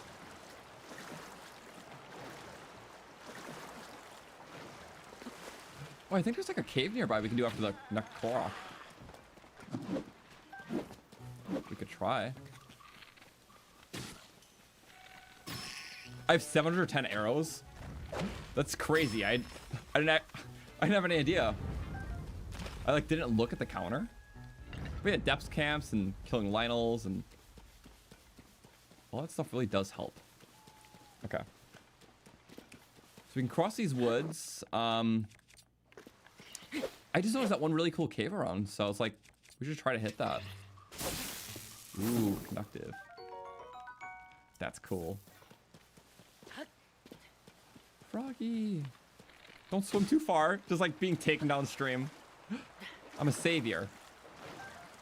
Come right here. Oh, and I just saw a falling rock. Could be handy.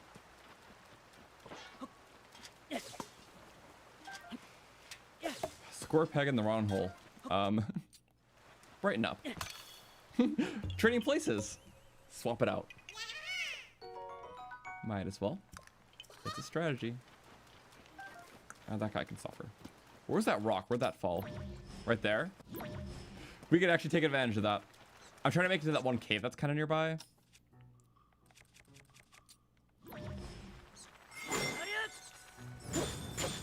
Ah, they make it work. Oh, nice. Sneaky. Just go downstream. Actually, not bad. Okay. This is definitely a way of doing it. And then, oh, ice on ice. I'll take that. Shallow enough. Boom. And I'm crossing the bridge to, or crossing the water. Oh, which way does... Somehow we made that. And like fell for a second. There should be a Korok around here. I think it's in this little... Is this patched up? It's not patched up. That's awesome. Oh, it's all loose rock. Oh, in that case. Oop, wrong thing. Break it all. They still kept it. Look how they just changed the rock type for this. It's like, okay. May as well. And then it just goes to the other side. Ooh, wait. Oh, this is gonna be good if I get it. This is gonna be really good.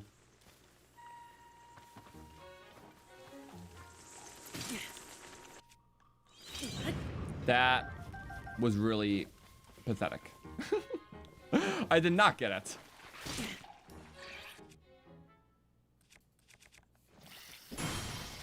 Gary, kill him? Ow!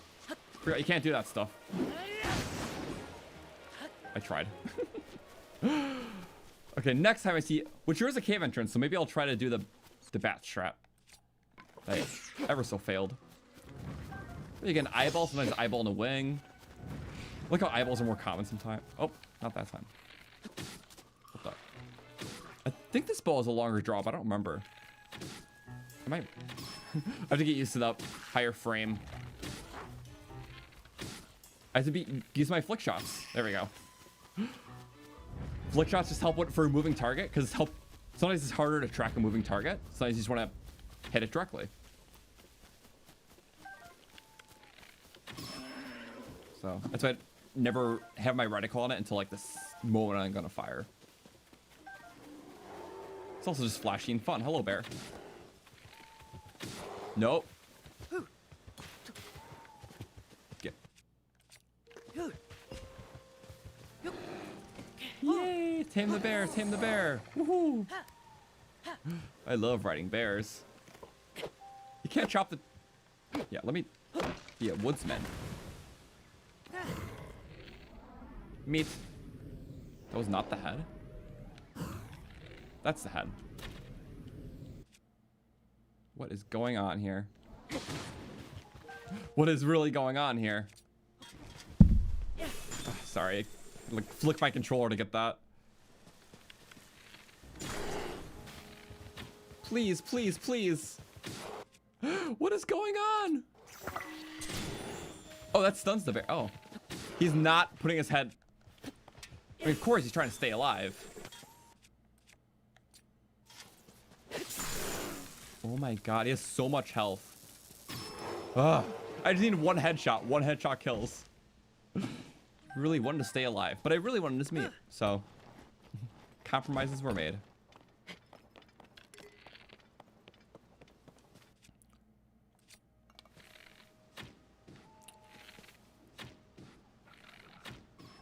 Good enough. Didn't see me, so we're good. Go back to sleep. There are some bees nearby, which I love bees. Like, I really like bees. Bears have 500 health, something like that. But headshots insta-kill animals.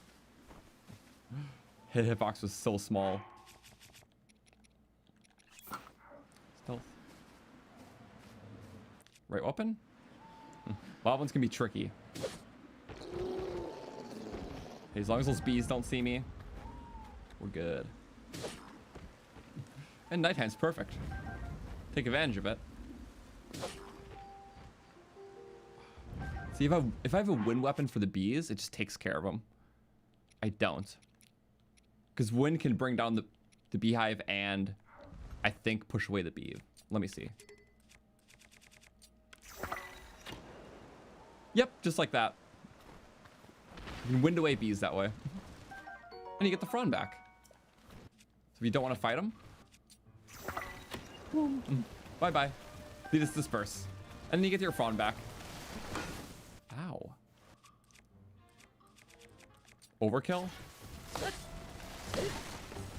Just shocked him out of it, I guess. Must have been. Get the stuff. You get good drops. Sometimes you get lizards. Yep, there you go. Oh, that lizard went away. We did our best. Forgot we had an axe weapon too, but oh well. Even for a weak one, it's nice. I think the tree drop tables are better for Evermean, for the trees. I don't know if that's just empirical or what. Whatever. Evermeans can't be mean when they're dead. So, no more jump scares. Oh, that's cool. Do we need like a 5th giant boomerang though? Maybe not. But okay.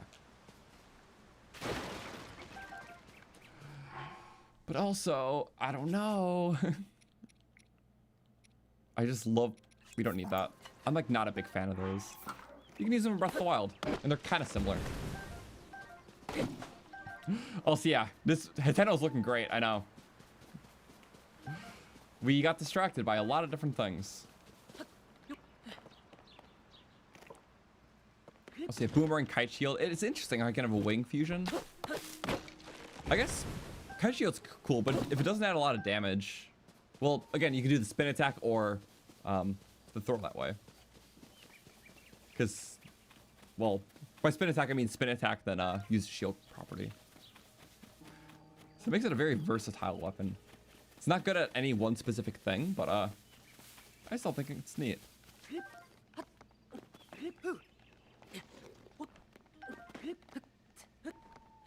The world is my playground.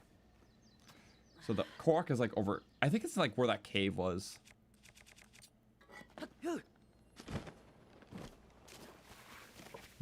Couldn't tell ya. Love water. Good for when we do water. Zoro up and stuff. So I think it's a river Korok. It's gotta be. See by type. Quick and breezy. Mighties? Cool. Yeah, so I know there was a cave in Breath of the Wild. I don't know if that was patched. I think it was patched in this game. Korok. Left. Nope. Right. It's taking me backwards. No, stop. It's taking me to Hateno. It's dragging me with.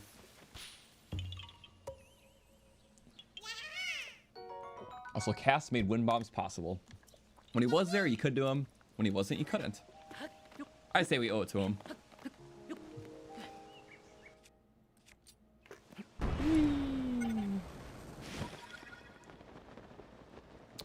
Worth it.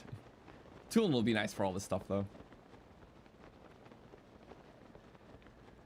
We're getting so close to the glider. The detours are really just my bad, but nothing wrong with doing fun stuff. Cool. And you just gotta get pulled by the current, don't you? Or nope, you just gotta get down and pointed. Oh, why is it so close? Really? Korok jump scare. Well, I guess my camera was funny. He knows no personal space. Well, see, whenever I see these mini waterfalls, it makes me want to do the Zora section even sooner. But, yeah, that's why I like doing Zora section, because Sidon's ability is very versatile. Also, getting the Zora armor, since it's more compatible with other waterfalls in this game, it's just really nice. Oh, why did it do that? I don't know.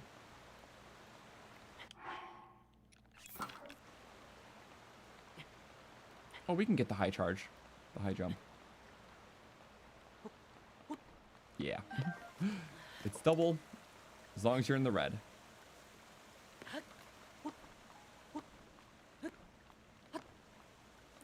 But we didn't get that one.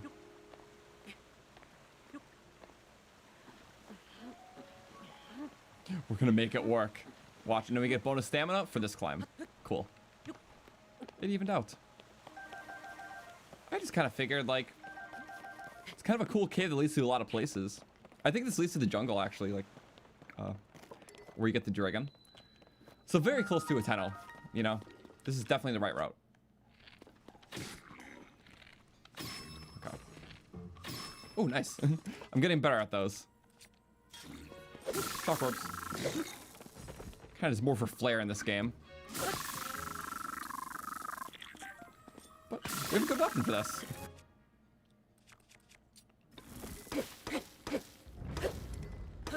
I really need a rock weapon. There you go. Second listened. How nice of it.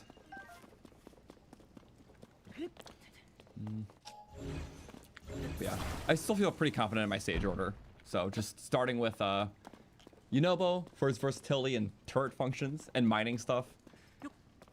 And then Saturn's also very versatile. We'll probably do Toolin afterwards because I just love the horizontal. Just simple, one-coded ability, just get to move horizontally better. I know I want you to build or something, but you know what? Treat this as a little sniper ground. How do you? I missed. Cool. There's low reasons to actually bring a build here. When I did this cave, my only other playthrough, I went in through reverse. So I went in through the other entrance. So this is kind of cool. There's a giant, like, arena here with only blue enemies to fight. So I was like, am I really missing out? Oh, bye-bye rocket. I didn't really expect it to hit all those. Okay. In this case, let's get another damaging fuse. Let's get a... I'm assessing all my options, don't worry. Break. Maybe this is not shield surfing breaking terrain. Yeah, some terrain doesn't break shields while surfing, including some caves. So I guess it's one of them. Which means I'm safe to do that. That battery loves wobbling. Perpetual motion. It's real in this game. What do we do here? What do we do? Oh, yeah, I was gonna attach an attacker on this to replace the one that's gonna break. Maybe just go for higher damage then. There's kind of some silly combos. What's like one that looks good? Lionel Saberhorn. I don't know, just try different things. Really nothing will look perfect here, but it adds layers. Not needed layers, just layers. Oh, the battery stopped.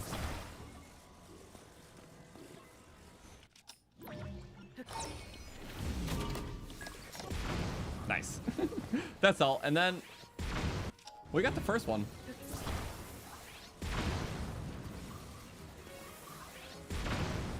Oh, time bombs. Oh, it rolled into him? The time bomb's right there? Yep. That's too good, actually. And then one more. Straight shot. The fact that we got it right there was so good. Literally for the time bombs in time. I don't know how... Usually they go flying, but they both went in to attack them. Whee! Ah, little lizards, it's fine.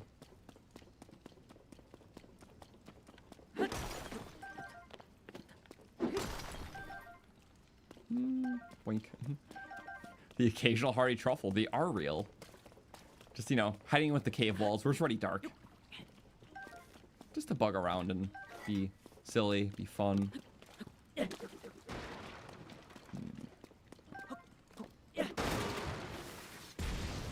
Wow, I was like ready to accept my fate there. I was intrigued to see what that would have been though. Which fate specifically?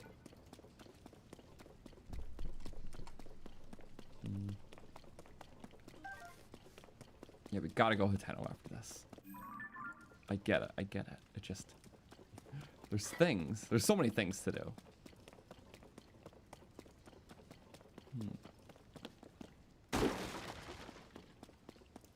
It's big. So this can be a building environment. I just want to try a different angle. It seems like there's ramps and whatnot. Couple different holes. So I feel like a monocycle even would be good for this. But it wants you to like do the big wheels. Ooh, banana gem. Also for this stuff, it's like if you can't dredge over it, you just jump over it. That's kind of a win alt. If you do win. Oh, well. Also, if durian still exists in this game, you can make hearty pizza. Because it's a fruit.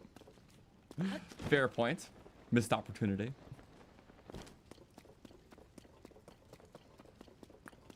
You know what? This is like the start. There is like a lot. I'm pretty sure at the other end you can't get this much cool stuff.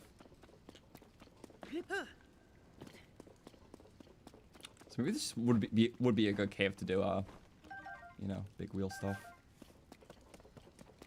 I might as well. It seems like there's gonna be a lot of travel. Getting tired out from mashing the bee. Okay, we will build something officially then. With one wheel stamina, everything's so slow. Sorry, lizard. And look, it's like perfectly spoke. It's just like a simple little build. Because any of mine will be a little too complex for the space. Yeah. Well, I summoned my bank too, but... Or we could just see. Because overkill is the best kind of kill. Definitely not Mineru 2. Might be a little extra.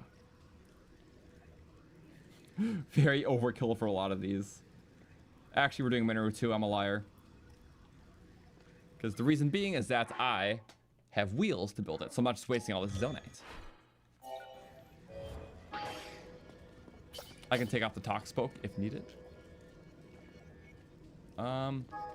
It is not taking them out. That's cool. It is cheaper with this. I take cheap. Cheap good. 20 something? Yeah. Bit more my speed. We'll clear out the initial enemies so I don't have to loot them. So, this is for progressing. And... I realized some of the more basic build is easier for this. Confined space. I get it.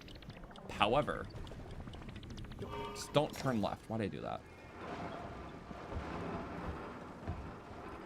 It's not good for confined space. That's so rough. This is small space though. We get through this, we're good. Like literally the small space. Don't turn left. Simple. Simple, easy.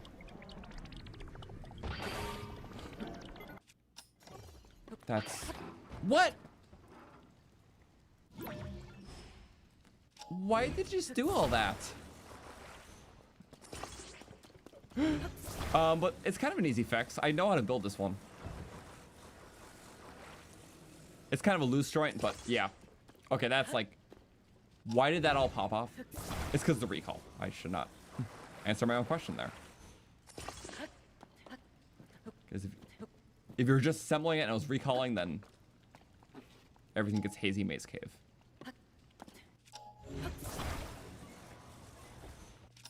Guys, this has been rough. I'm gonna be honest. There it is. Okay. Do a little jump. Is that even in the right spot? Yeah, it basically is. Okay, and then we turn a little right. We built it back funny, so it's gonna be even harder to turn. But yes, okay. We're golden. Oh, this is awesome. Much speedier. Hardly a sweat was broken. Just a scratch. Woo! Oh! We had every bomb barrel imaginable. Like, every single one. I'm sure there's an autosave that was very convenient and nice for us. I'm sure it wasn't at the very start of the cave or... You know, all that looting I did. The roughness adds. It's okay, we can kill it with machine now. Okay. Yeah. Yes, yes, and yes. All amazing. So good. So good. Was that... Did I update the counter for that? Ace, I did? Okay. Sometimes I just do it so in the background. So yeah, 39 deaths. That's pretty reasonable for, what, like 20 hours of a playthrough? Yeah. You don't have all the fairies and armor yet, so that is how. I've been playing a lot all weekend. All the sillies are really cooking in, though.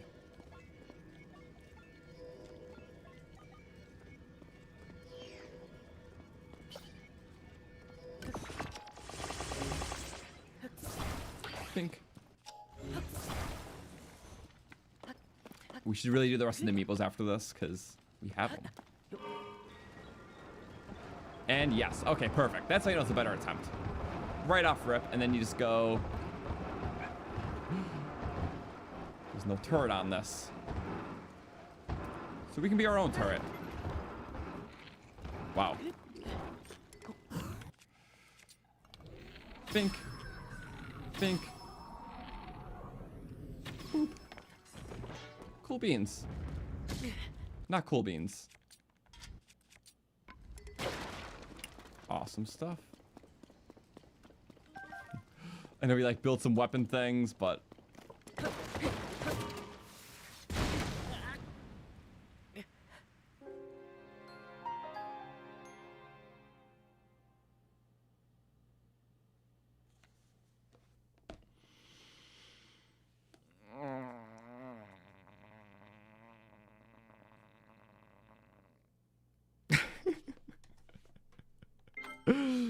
existence is pain. This is, yeah, just give up. Just pursue the objective, not the destination. I think that's not a bad idea. Oh my god.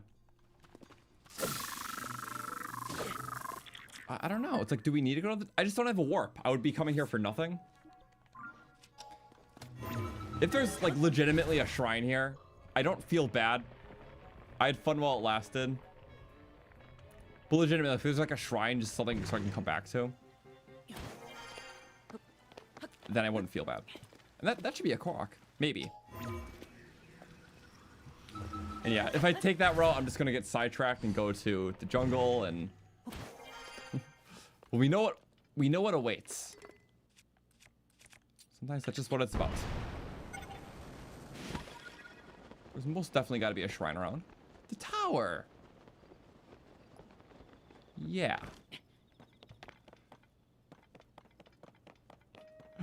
Very rarely do I abandon a thing, but honestly, it's not the move right now. We're going for that way next time, though.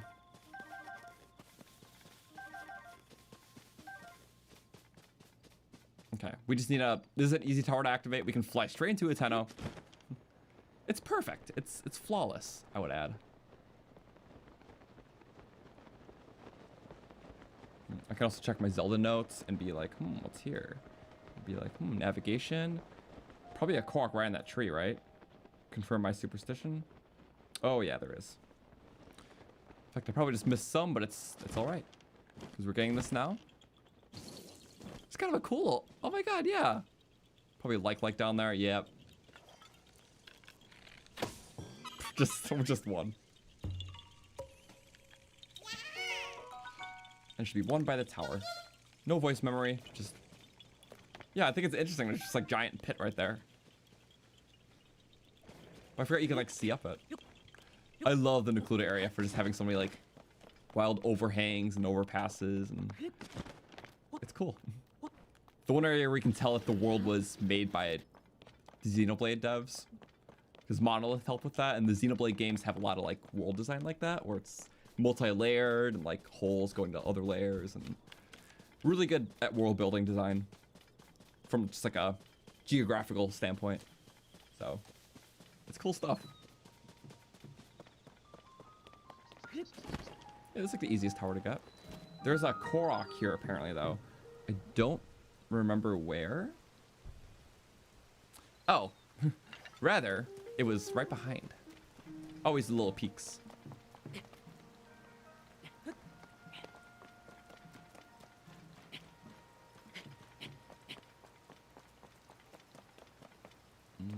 Here it is. Don't make me go somewhere else.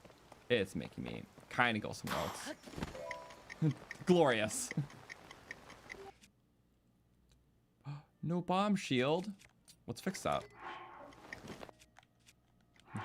I would have done it on the go, but you know what?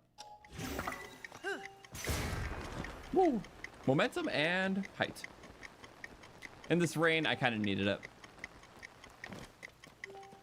With just the one wheel of stamina, because shrines haven't been a priority. It's been fun though. Yeah, we're just I'll do Hateno, some more Amiibos, just some little light things. But yeah, it's been fun just doing more exploring. It's hard to even set like objectives because this game has the most spokes of just everywhere to go. Like I can go to the enemy camp right there. It always leads you to something else, like strategically. So Korok thing had you travel mountains, get something, and boom, enemy camp. Like they do these for a reason. And I'm just so... Yeah. Ooh, nice. That was smooth. Luckily, this part's pretty easy. We did the skies above it. Pretty much, yeah. So I can just fly straight to Hateno.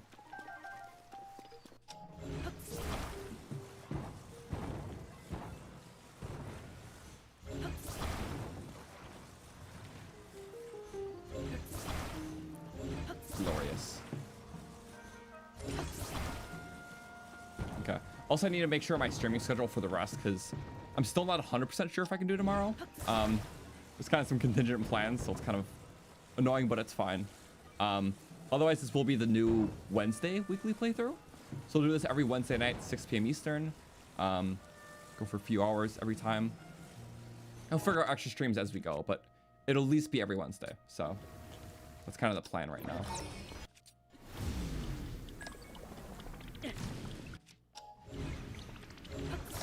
That should be boarded up. Is something wrong? Sometimes it's kind of funny. I don't know how to handle funny always.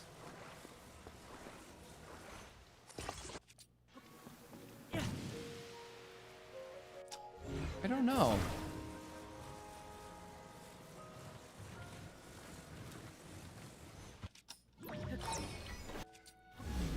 It's really its own rules. Okay, it can't touch a wet object. That's what's happening.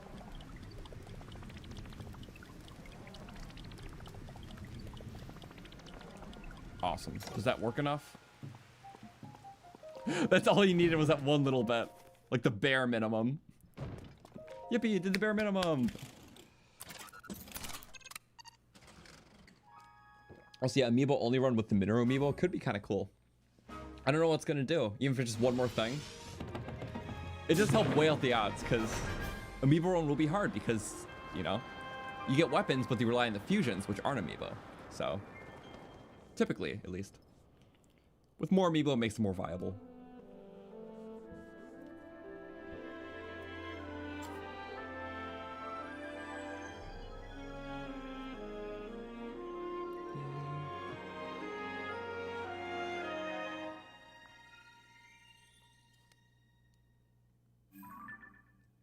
Wee.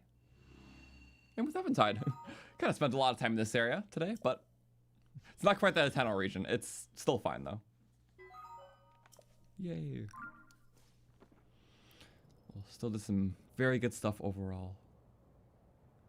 Hateno is right there. Should we just wing it? All right, there's the spring area, and to get to the spring area, well, we just won't. I'm doing the wing area. Just here. I love how our journey started because I See, I fell from the Forge Island.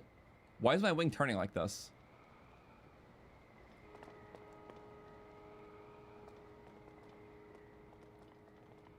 Oh, I just never... Okay, so that area is kind of like its own weird turner. I never stood on it here specifically, so it kind of turns left if you go there. That makes sense, but... Wait, does it make sense? I think so. I don't actually know. Physics are hard. But regardless, yeah. I went straight down from the Forge Island, decided to go to Fort Hateno, and then took a full detour. But we got some cool memories there. Got a putz with another build. Are we just going straight to the dye shop? We could. We probably should. Maybe the shrine first, though. Whee. Wish I could just fly like that. And maybe we'll get a nice Zelda memory. Let's pull that up and go. Oh, we got a lot of Zelda memories. Don't have to do all of them right away because there's just a billion, kinda. We get that. Okay. Just on the way to the dye shop, what do we got? Because I think there's one right by it. If not, there's one in the dye shop. I think that's in the dye shop. Let's check it out. That's where we need to be. Yep. Koji Dye Shop here in Hateno Village specializes in dyes. The owner, Sage, stuck his own head into his dyeing machine and turned his trademark red hair black. Oh. Apparently it happened while he was working on an idea he got from some drawings his son Safaro made. I must admit, I am intrigued with what he's up to. His sense of fashion is certainly wild. What a weird thing to just dunk your head. Like, yeah, dye my hair. Well, now that I say it out loud, it's not a weird thing. She just described him dyeing his own hair. Like, yeah. I mean, the person who likes dyeing stuff might like dyeing their hair. Okay. So, but it's wacky. And it seemed like it was kind of an accident, so. Silly, nonetheless. Also, what is... Looks like old Hateno or something. It's more like row home, or like in a row. I can't tell if that's supposed to be different, huh? It's so small and pixely. Anyways, gliders. I'll see, it does remind me of Junkrat from Overwatch. The same exact face.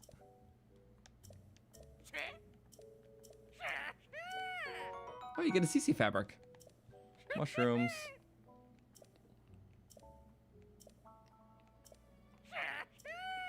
Rework the paraglider. Let's turn in our current ones. Oh, you can do the Breath of the Wild, Champion Letters. I never did these ones. This is a really pretty one, but it's gonna fit specific outfits and not ones we have. This is great for depths because glow in the dark. This I'm saying for Gerudo area. It's like I want to do these in theme to the area, but that is one of the new ones.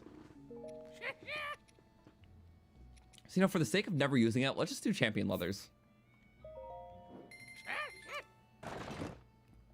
Maybe an excuse to carry it around for a little bit too. Change up our aesthetic.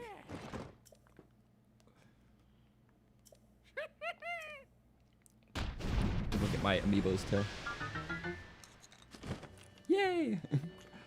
And with the shirt, because we have like pants that match. There we go. Let's.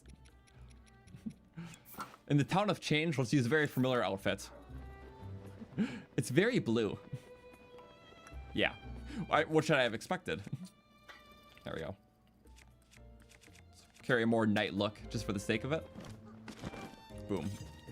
I'm so self-absorbed. My tunic matches my paraglider. Just Link thinks he's that cool. But I like it. It's like two of us. The shirt match. Interesting. Maybe for a little bit that one. I'm not like super intrigued in the blue tunic ones, but I don't even think I tried them on. So just for a little bit, and then ones that match more specific aesthetics. But for the sake of change, you know, nice not having the basic Rito one. Oh yeah, we can get the headband. Maybe we should do that. Run Breath of the Wild. Although I do like his hair now more. Just to get it, let's get the headband. Which there is the house memories, right? Yeah. After that, we can get the Amiibo. We just didn't get the Tears and Breath of the Wild ones. minus champion and stages.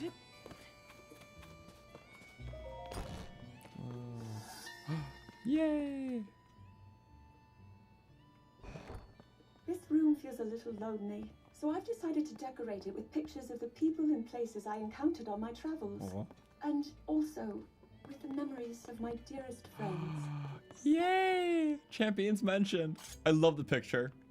I think it only appears if you did Champions Belt on the same account that you did like your tier save. I'm pretty sure that's one thing that doesn't appear otherwise. So I think it's cool that's hung up. Because yeah, it's like your DLC completion reward. And that carries over to your tier's progress. Also, you can dye the Tunic of Memories. I didn't know that. Well, I have the Champion's Tunic. I don't have the Tunic of Memories. Also, Mirror Twilight set looks good with the Minor set.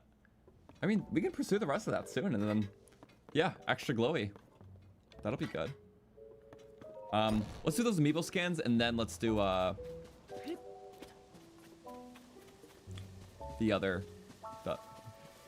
cave, the well down here.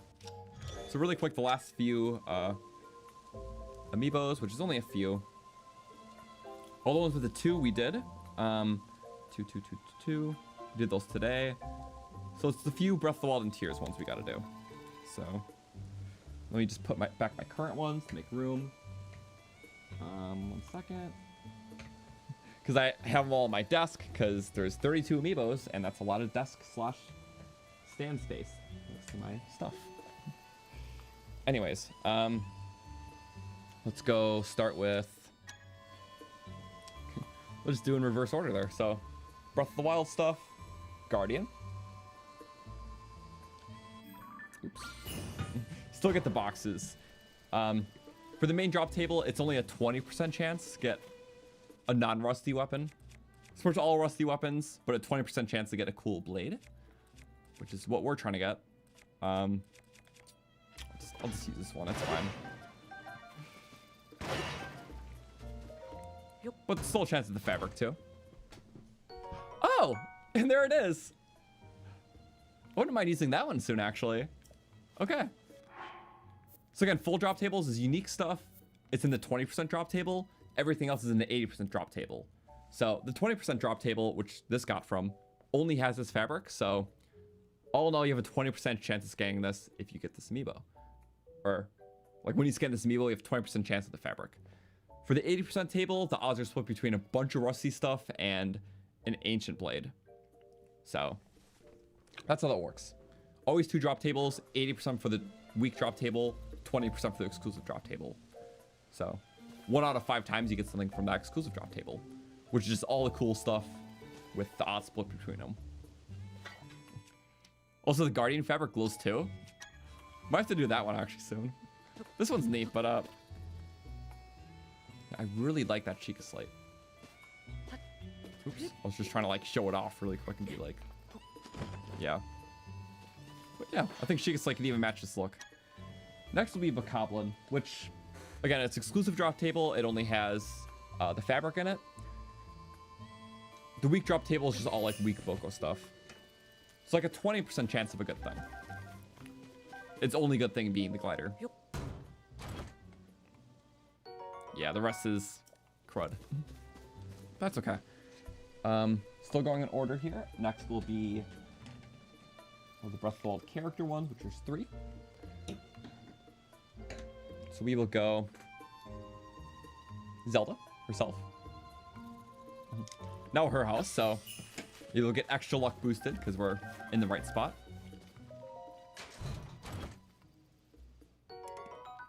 Knight Shield. Worthy swap. Yeah. Even with no more exclusives, we got 8 hits today. Between glider fabrics, weapons, bows, armors. Really good. So even 8 out of 32 will be amazing, considering it's a 1 in 5 chance to get a hit.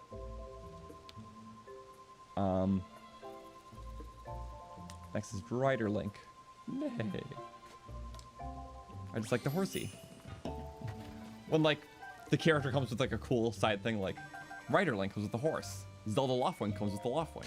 I like that. you know, the assistive character or thing. Even when they use different weapons that aren't like the main ones. So like Master Sword links are cool, but sometimes it's cool when the Amiibo gives them starter gear. Like this one gives them the Soldier Broadsword. So I think that's cool. It's all representative of your entire adventure and different parts of it, rather than just always a figure of Link at his most OP. So even this Amiibo, the Rider one, or the Archer one, we just got the Traveler's Shield because it looks really cool. And I think that's another Soldier's Broadsword. I think. Yeah, that's just the sheath of it. Okay. Or maybe it's Traveler's. Maybe it's Traveler's one. I don't remember. I think that could be the Traveler's one. Because yeah, like Traveler aesthetic. That's supposed to be like the base in Breath of the Wild. Cool. All right. Now the 3 Tiers Amiibos. And that's all 32 today. So even if we don't get anything special, 8 out of 32 is 1 in 4. When theoretically the odds are 1 in 5 of getting hits. So we did really good. Let's put these back really quick. Also, let me update my little counter. Forgot to do this when we got the fabric, but from the description, not decayed. This one, glider checklist. We got ancient Chica fabric, Sage of Lightning, Bygone. Okay, so we're at 5 fabrics now. There wasn't any I missed, right? Oh, Mirror of Twilight. Okay. Just making sure I got everything. We got the Toon Link one, right? So I did forgot to update that. I'm just looking at today. Hyrule Princess, Hylian Hood. Yep, we look all good. I should make sure this was in line with everything else. Okay. Yeah, so still some stuff to get. I don't know how I forgot to cross that off, but almost a quarter of the way through all the fabrics. All right, now let's do the tier stuff. 12% yesterday, 25 today. Doing pretty good. Because yeah, we got a lot of cool weapons too. Okay, Amiibos. So, third to last one is gonna be Ganondorf.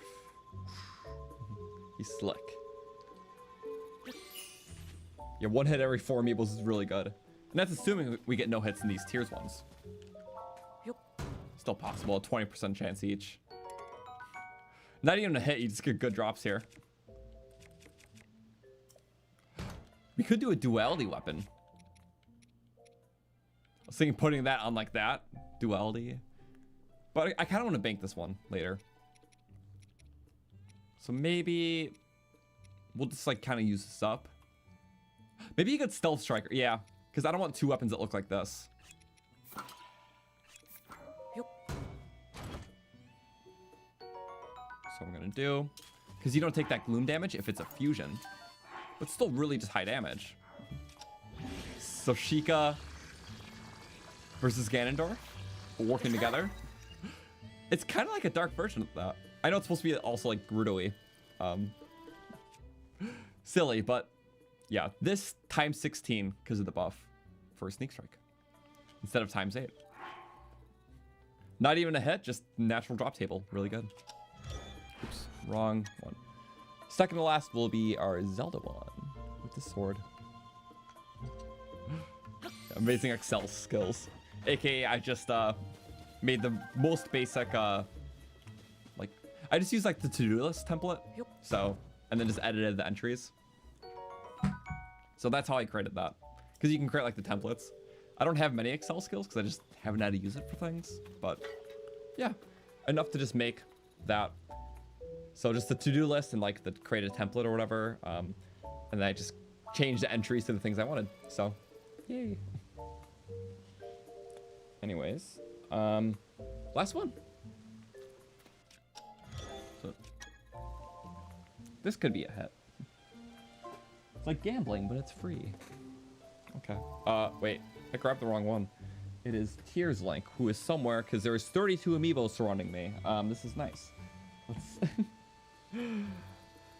La, la, la. Here it is. It's buy my water bottle. That is Tears Link with the cool hand of how wavy it is. I just love these a lot.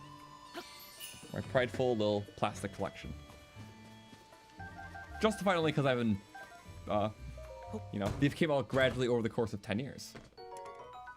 Was that from this Amiibo? I couldn't tell which one dropped it because there's two. It was one of them. No hit.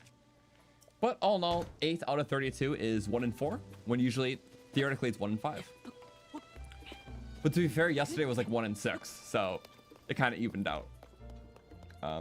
That's good though, because we do 3 more scans of each, and we get a double scan. By the time we get there, we're gonna have so many of the fabrics, so I won't have to like scan every single one anymore. In fact, we did some duplicates because I didn't have to scan the the Archer link or the Tears link like we just did, because I forgot we already got the hit from it. So I might void them from future scans because I'm just getting side drops I don't need. So that'll be specifically which ones was that?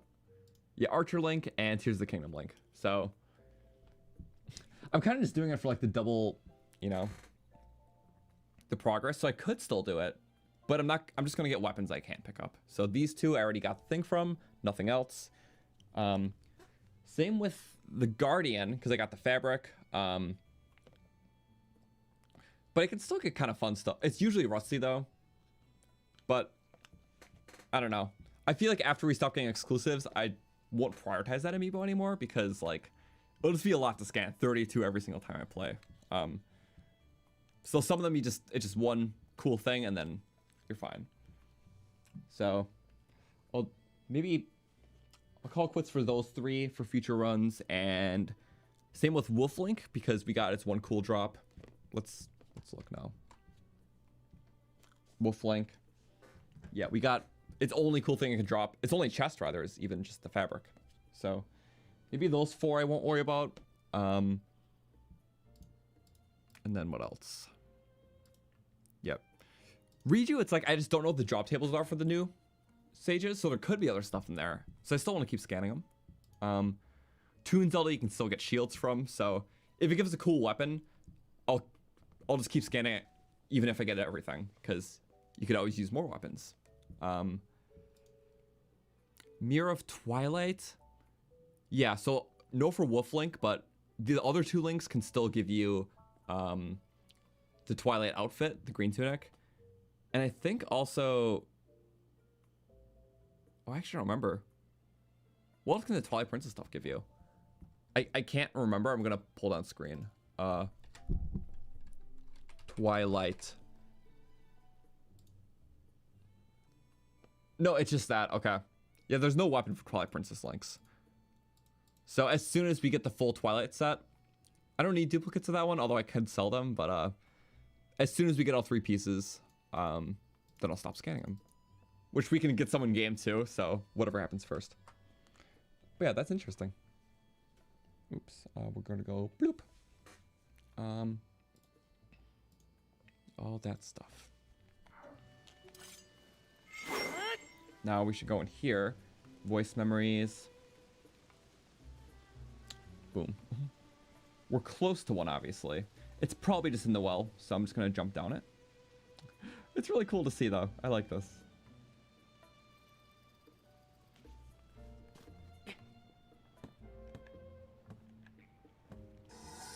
Yes. Oh, the frogs. Zelda likes the frogs. While we were digging a well, I came upon a hidden room. It may have been connected to the main building at one time, but it seems it was forgotten as years passed. Still, it could be used again, with a little work on the more decayed areas. I imagine something precious was once stored in that treasure chest. What could I put there? Like, it's like, well, we were digging up a well. Like, it's never confirmed that Link and Zelda lived together after everything, but it kind of makes sense. And they had their own little happy home and did cozy stuff in Hateno, and Zelda helped with the schools. Yeah, little thing expanded, so like, let's put something nice in there for Link. I like that. I love this little world building for... Nice. Being sentimental about times past. Breath of the Wild, Link. We're playing Breath of the Wild, right? Scars of the calamity remain. Link remains. Yep, there we go. He's just always there. That's why there's a new tunic. Hide in the throne room. This is the only thing in the game that hints at where the signature tunic of this game is, aka the one on the box art even. And we found it.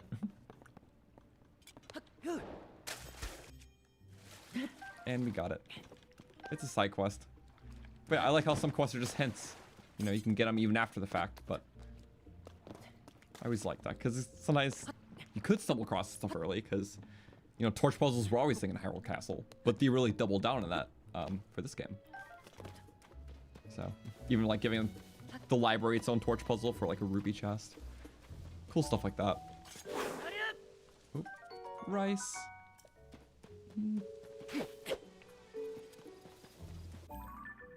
And now what? Oh yeah, I forgot the pond has a Korok. Rest in peace to the bargainer statue, which would have been... Where would that have been? It was here, wasn't it? Yeah. Unless the terrain changed slightly, but it's hard to place it.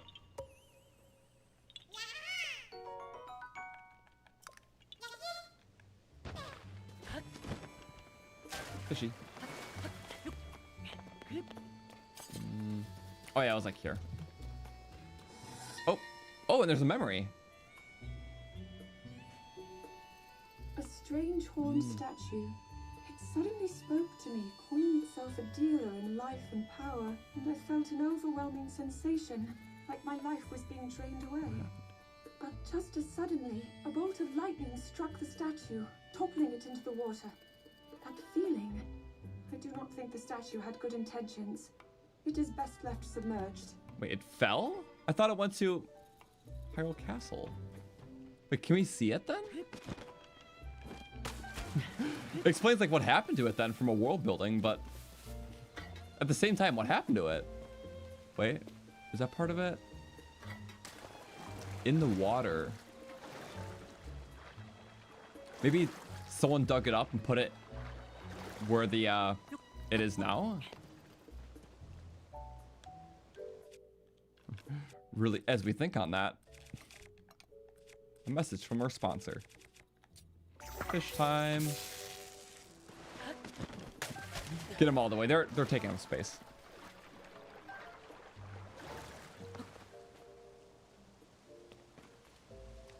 I don't see it. At first it fell, then it got moved to where it is now by well, it's all the way in by the castle. And is there a river? Do giant stones just move down river like that? I complain about how the fish don't care for rupees or life essence. It was all alone.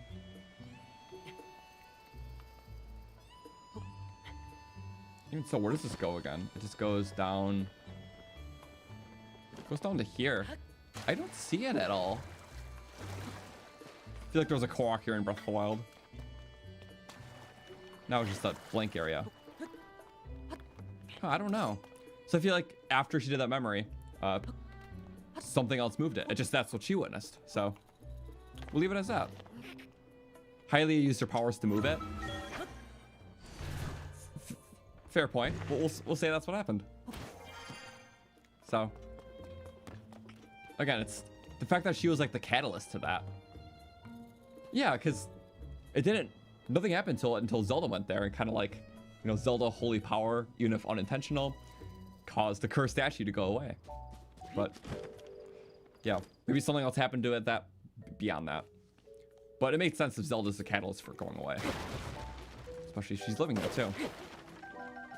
Interesting. I really like this stuff. I never really thought about. Theory crafters are gonna go wild with this. Hylia used her powers. It kind of makes sense because it's an extension of Zelda. Yeah, let's move it under where the new town is being built, though. It's gonna be silly to explain that one.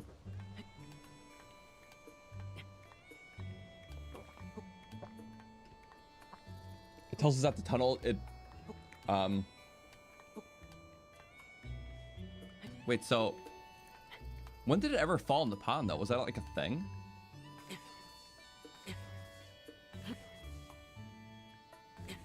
Also in Breath of the Wild, you just swam into a water lily Korok and it tipped it. It's very easy to do in Breath of the Wild. It really just happens like that.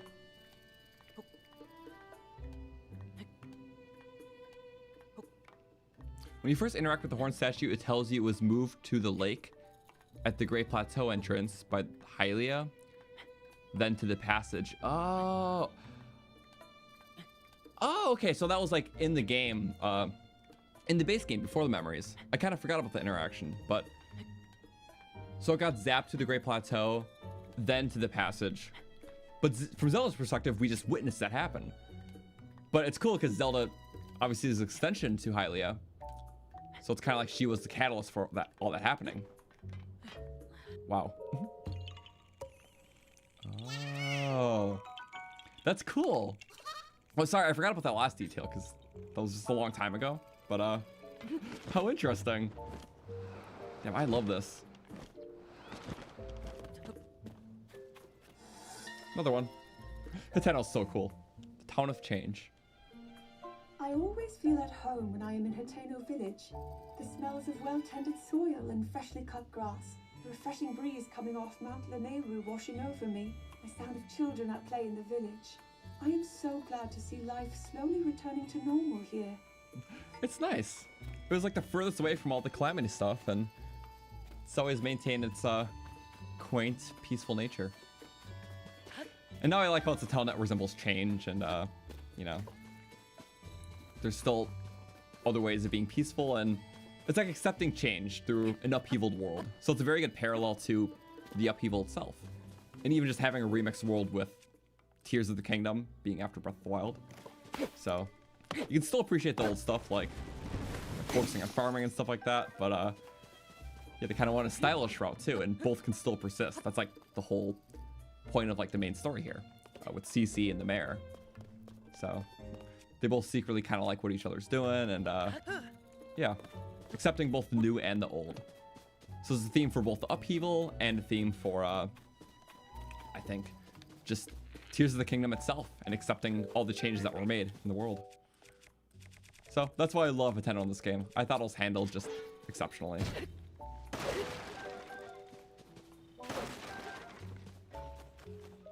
Tomato. I'm not trying to take it. Well, there's the general store. Which I think another memory's right here. There's still a bunch around, so let's take this piece by piece. A little shed. There's always like a farming weapon in here. No, not in this game. Okay. Is it in the... Oh, of course it's the shop. We can start the quest line. Sorry. Cece's new stuff. We get the silly hat from this. A lot of quest lines here. You get the option to finally buy clothing more by doing this quest line. Get the option of cheese for the cheese quest line. So a lot of like catalysts in the playthrough. The tech stuff like Hero's Path and the tech lab. Hateno is just so important all around. And I like that. It's a giant sprawling town. First time I went here, it's in Breath of the Wild though. It brings back amazing memories because it's just so vast, and it's the one town to really take advantage of the amazing grand space of this game. Just so sprawling. But yeah. Appreciate the changes too. It's amazing in both games. Exposition.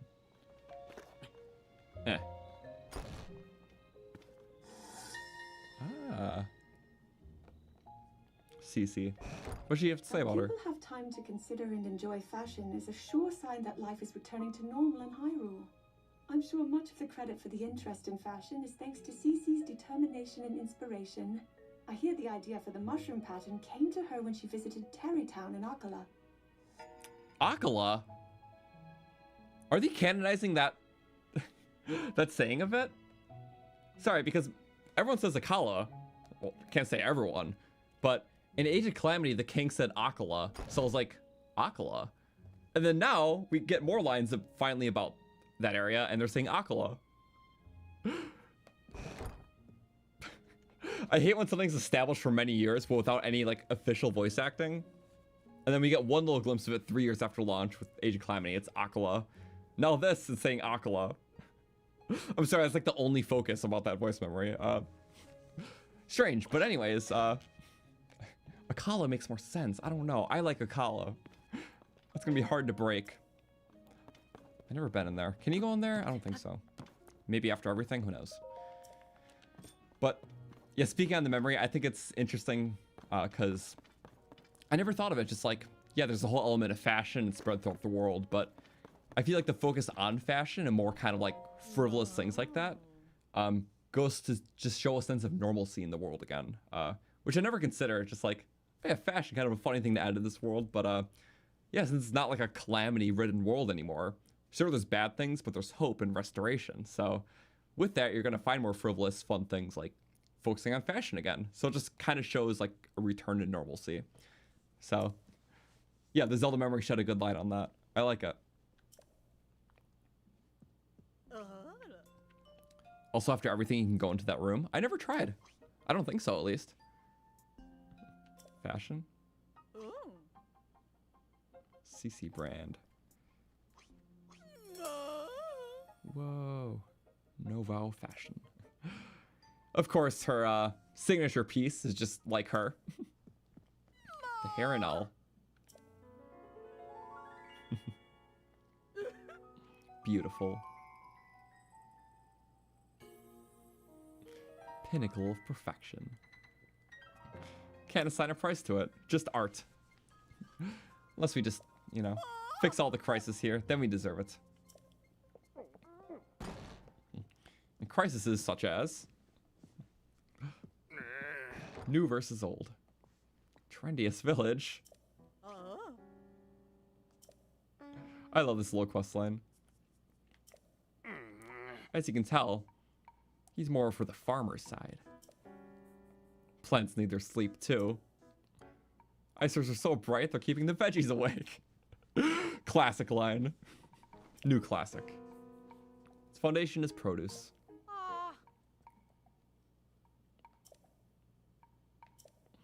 No, we do plants. We do tomatoes and pumpkins. I like tomatoes and pumpkins though. But we kind of rejuvenated it.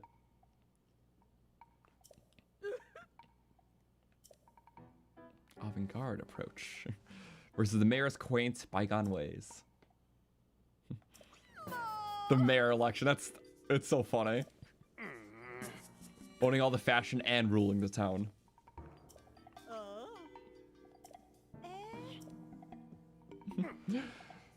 And we gotta just, of course, Link. Nothing better to do. Well, we'll help. I love side quests. Side quests are fun. Mayor election. But it's cool because I think the rewards you get from everything in the town. I mentioned a few of them, but there's even like the quest line with like the school and stuff.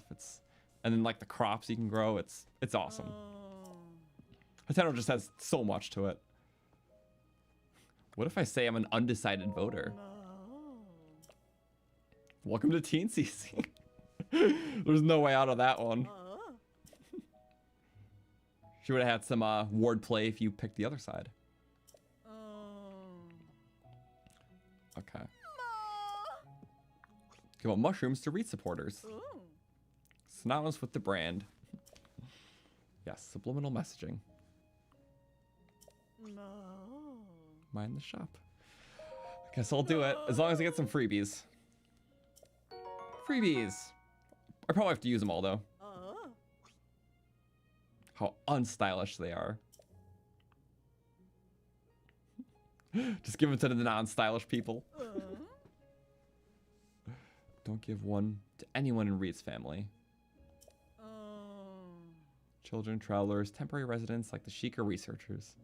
It's temporary residents, they have a whole shop. Looks pretty set in stone. 8 Reed supporters. Misguided voters. Team CC or Reed. Oh! Excuse you. Boo. Herbs or herbs? Why are they whispering? I forgot, yeah, this person did own the shop in Breath of the Wild, but I forgot their whole thing. Like, were they, did they mention they had, like, a sister or a friend or someone else who did the shop with them? I don't remember. So they could have just edited it for this, but I forgot how it was worked in. I forgot, like, what their thing was previously in this game, besides being the shopkeeper here. Pre-Mushroom era.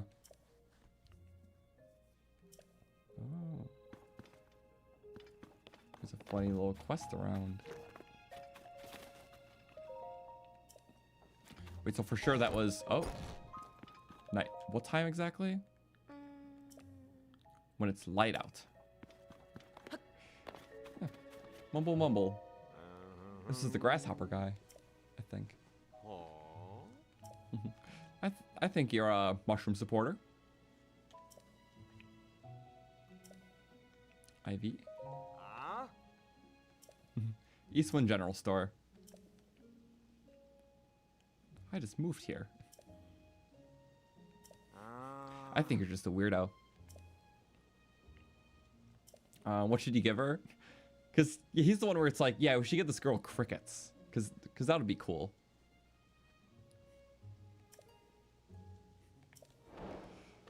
I forgot. We saw the Breath of the Wild portion of the quest. But she's not here right now, so. Or. No. Hello. Love the mushroom hats. Family runs a general store. Z. Big time hero. A zoom. And yeah, all the kids, like, they go to school at the morning, which is cool. So they all kind of have their own routes. So like run into class at like 5 a.m. or whatever. You know, absurdly early time school starts for some reason. Pumpkin. Okay, this stuff I can only buy, so we buy it. Wait, CC set up shop into place. Hateno made a name for itself with fresh fashion. But it was a farming community. Even he's accepted the change. Self-sufficient. And there's the pasture. I just love all the elements of this village. Take them all. Because yes, this stuff you just gotta buy. We can't get cheese. Yeah, I can start the cheese quest line. Milk. You can buy it at the pasture too. Eggs we can get for free. Tomatoes, I just didn't get any yet. But most importantly, you can't get wheat here for what we really need. Should we make this recipe? No, because we get the rice balls very easily from like the Travelers and Addison. Or Addison always gives rice balls, so save the rice for like risotto. Yeah. Sorry, I can't make pizza right now. We need to go to the other side of the world for wheat. So we're not there yet. Condemned. Why so? I can do this now. Also, the clothing shop person mentioned a sister, but she always hid behind the door being shy, so she might not have said. I like vaguely remember. Okay. Yeah.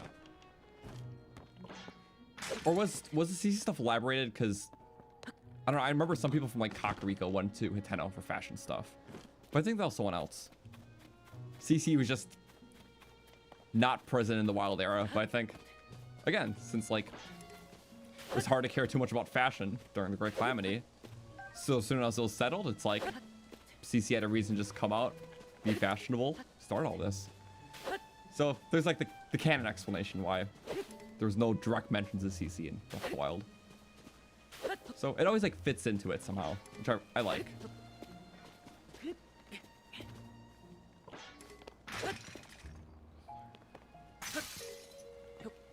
I'm just hitting things because I can. And why not? No harm in that. Cool. Well, I like this fabric, but I do kind of want to go with the other one. Briefly.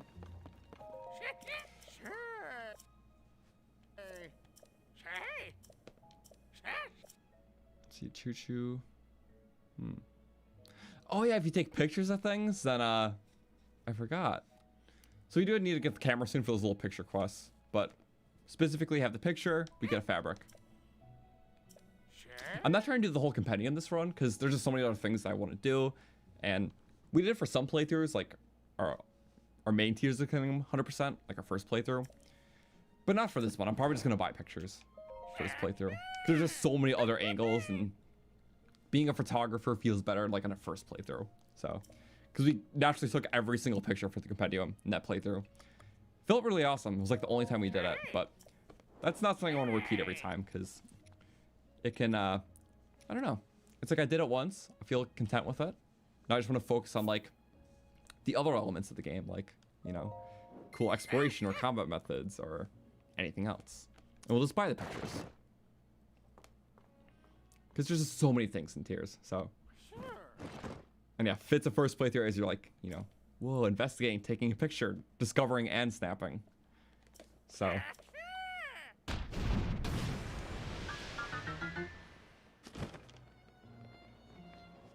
That looks cool.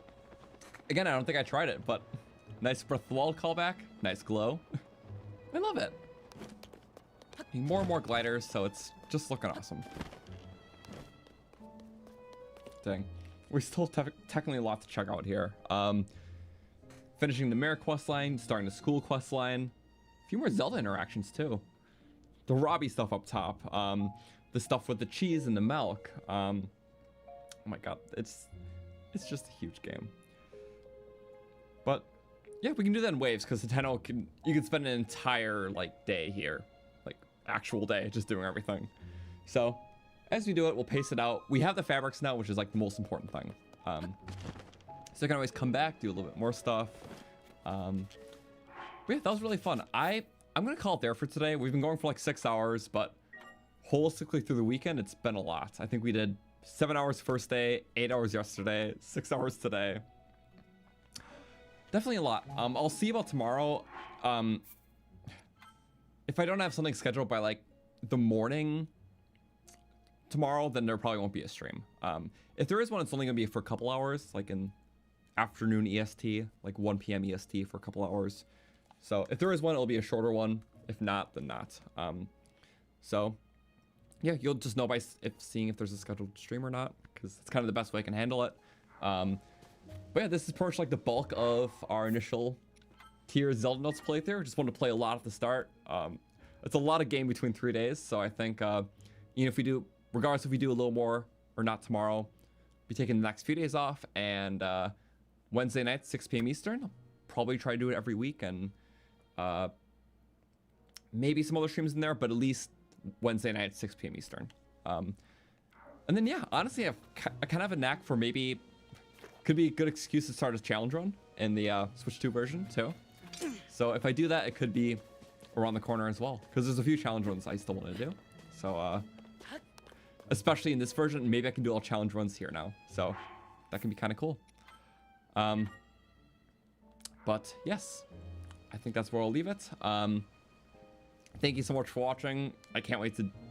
There's just so much in the game. It's like, oh yeah, we can pursue the next dungeon, but there's such a small little fraction of the game. So no rush, because ton of content, only 6 dungeons really, 5 main dungeon areas. Hope you guys have a great rest of your weekend. Maybe not see you tomorrow. We'll figure that out. But if not, then Wednesday night, 6 p.m. Eastern every week, this playthrough. So I think that's all. Did I have something else to say? Yeah, we just finished Zelda Run Part 2, so if you want to check it out, it's on the channel. Giant challenge run playthrough, but showed off so many cool builds. And maybe I'll stream another challenge run soon. So have a good one, have a good night, and see you later.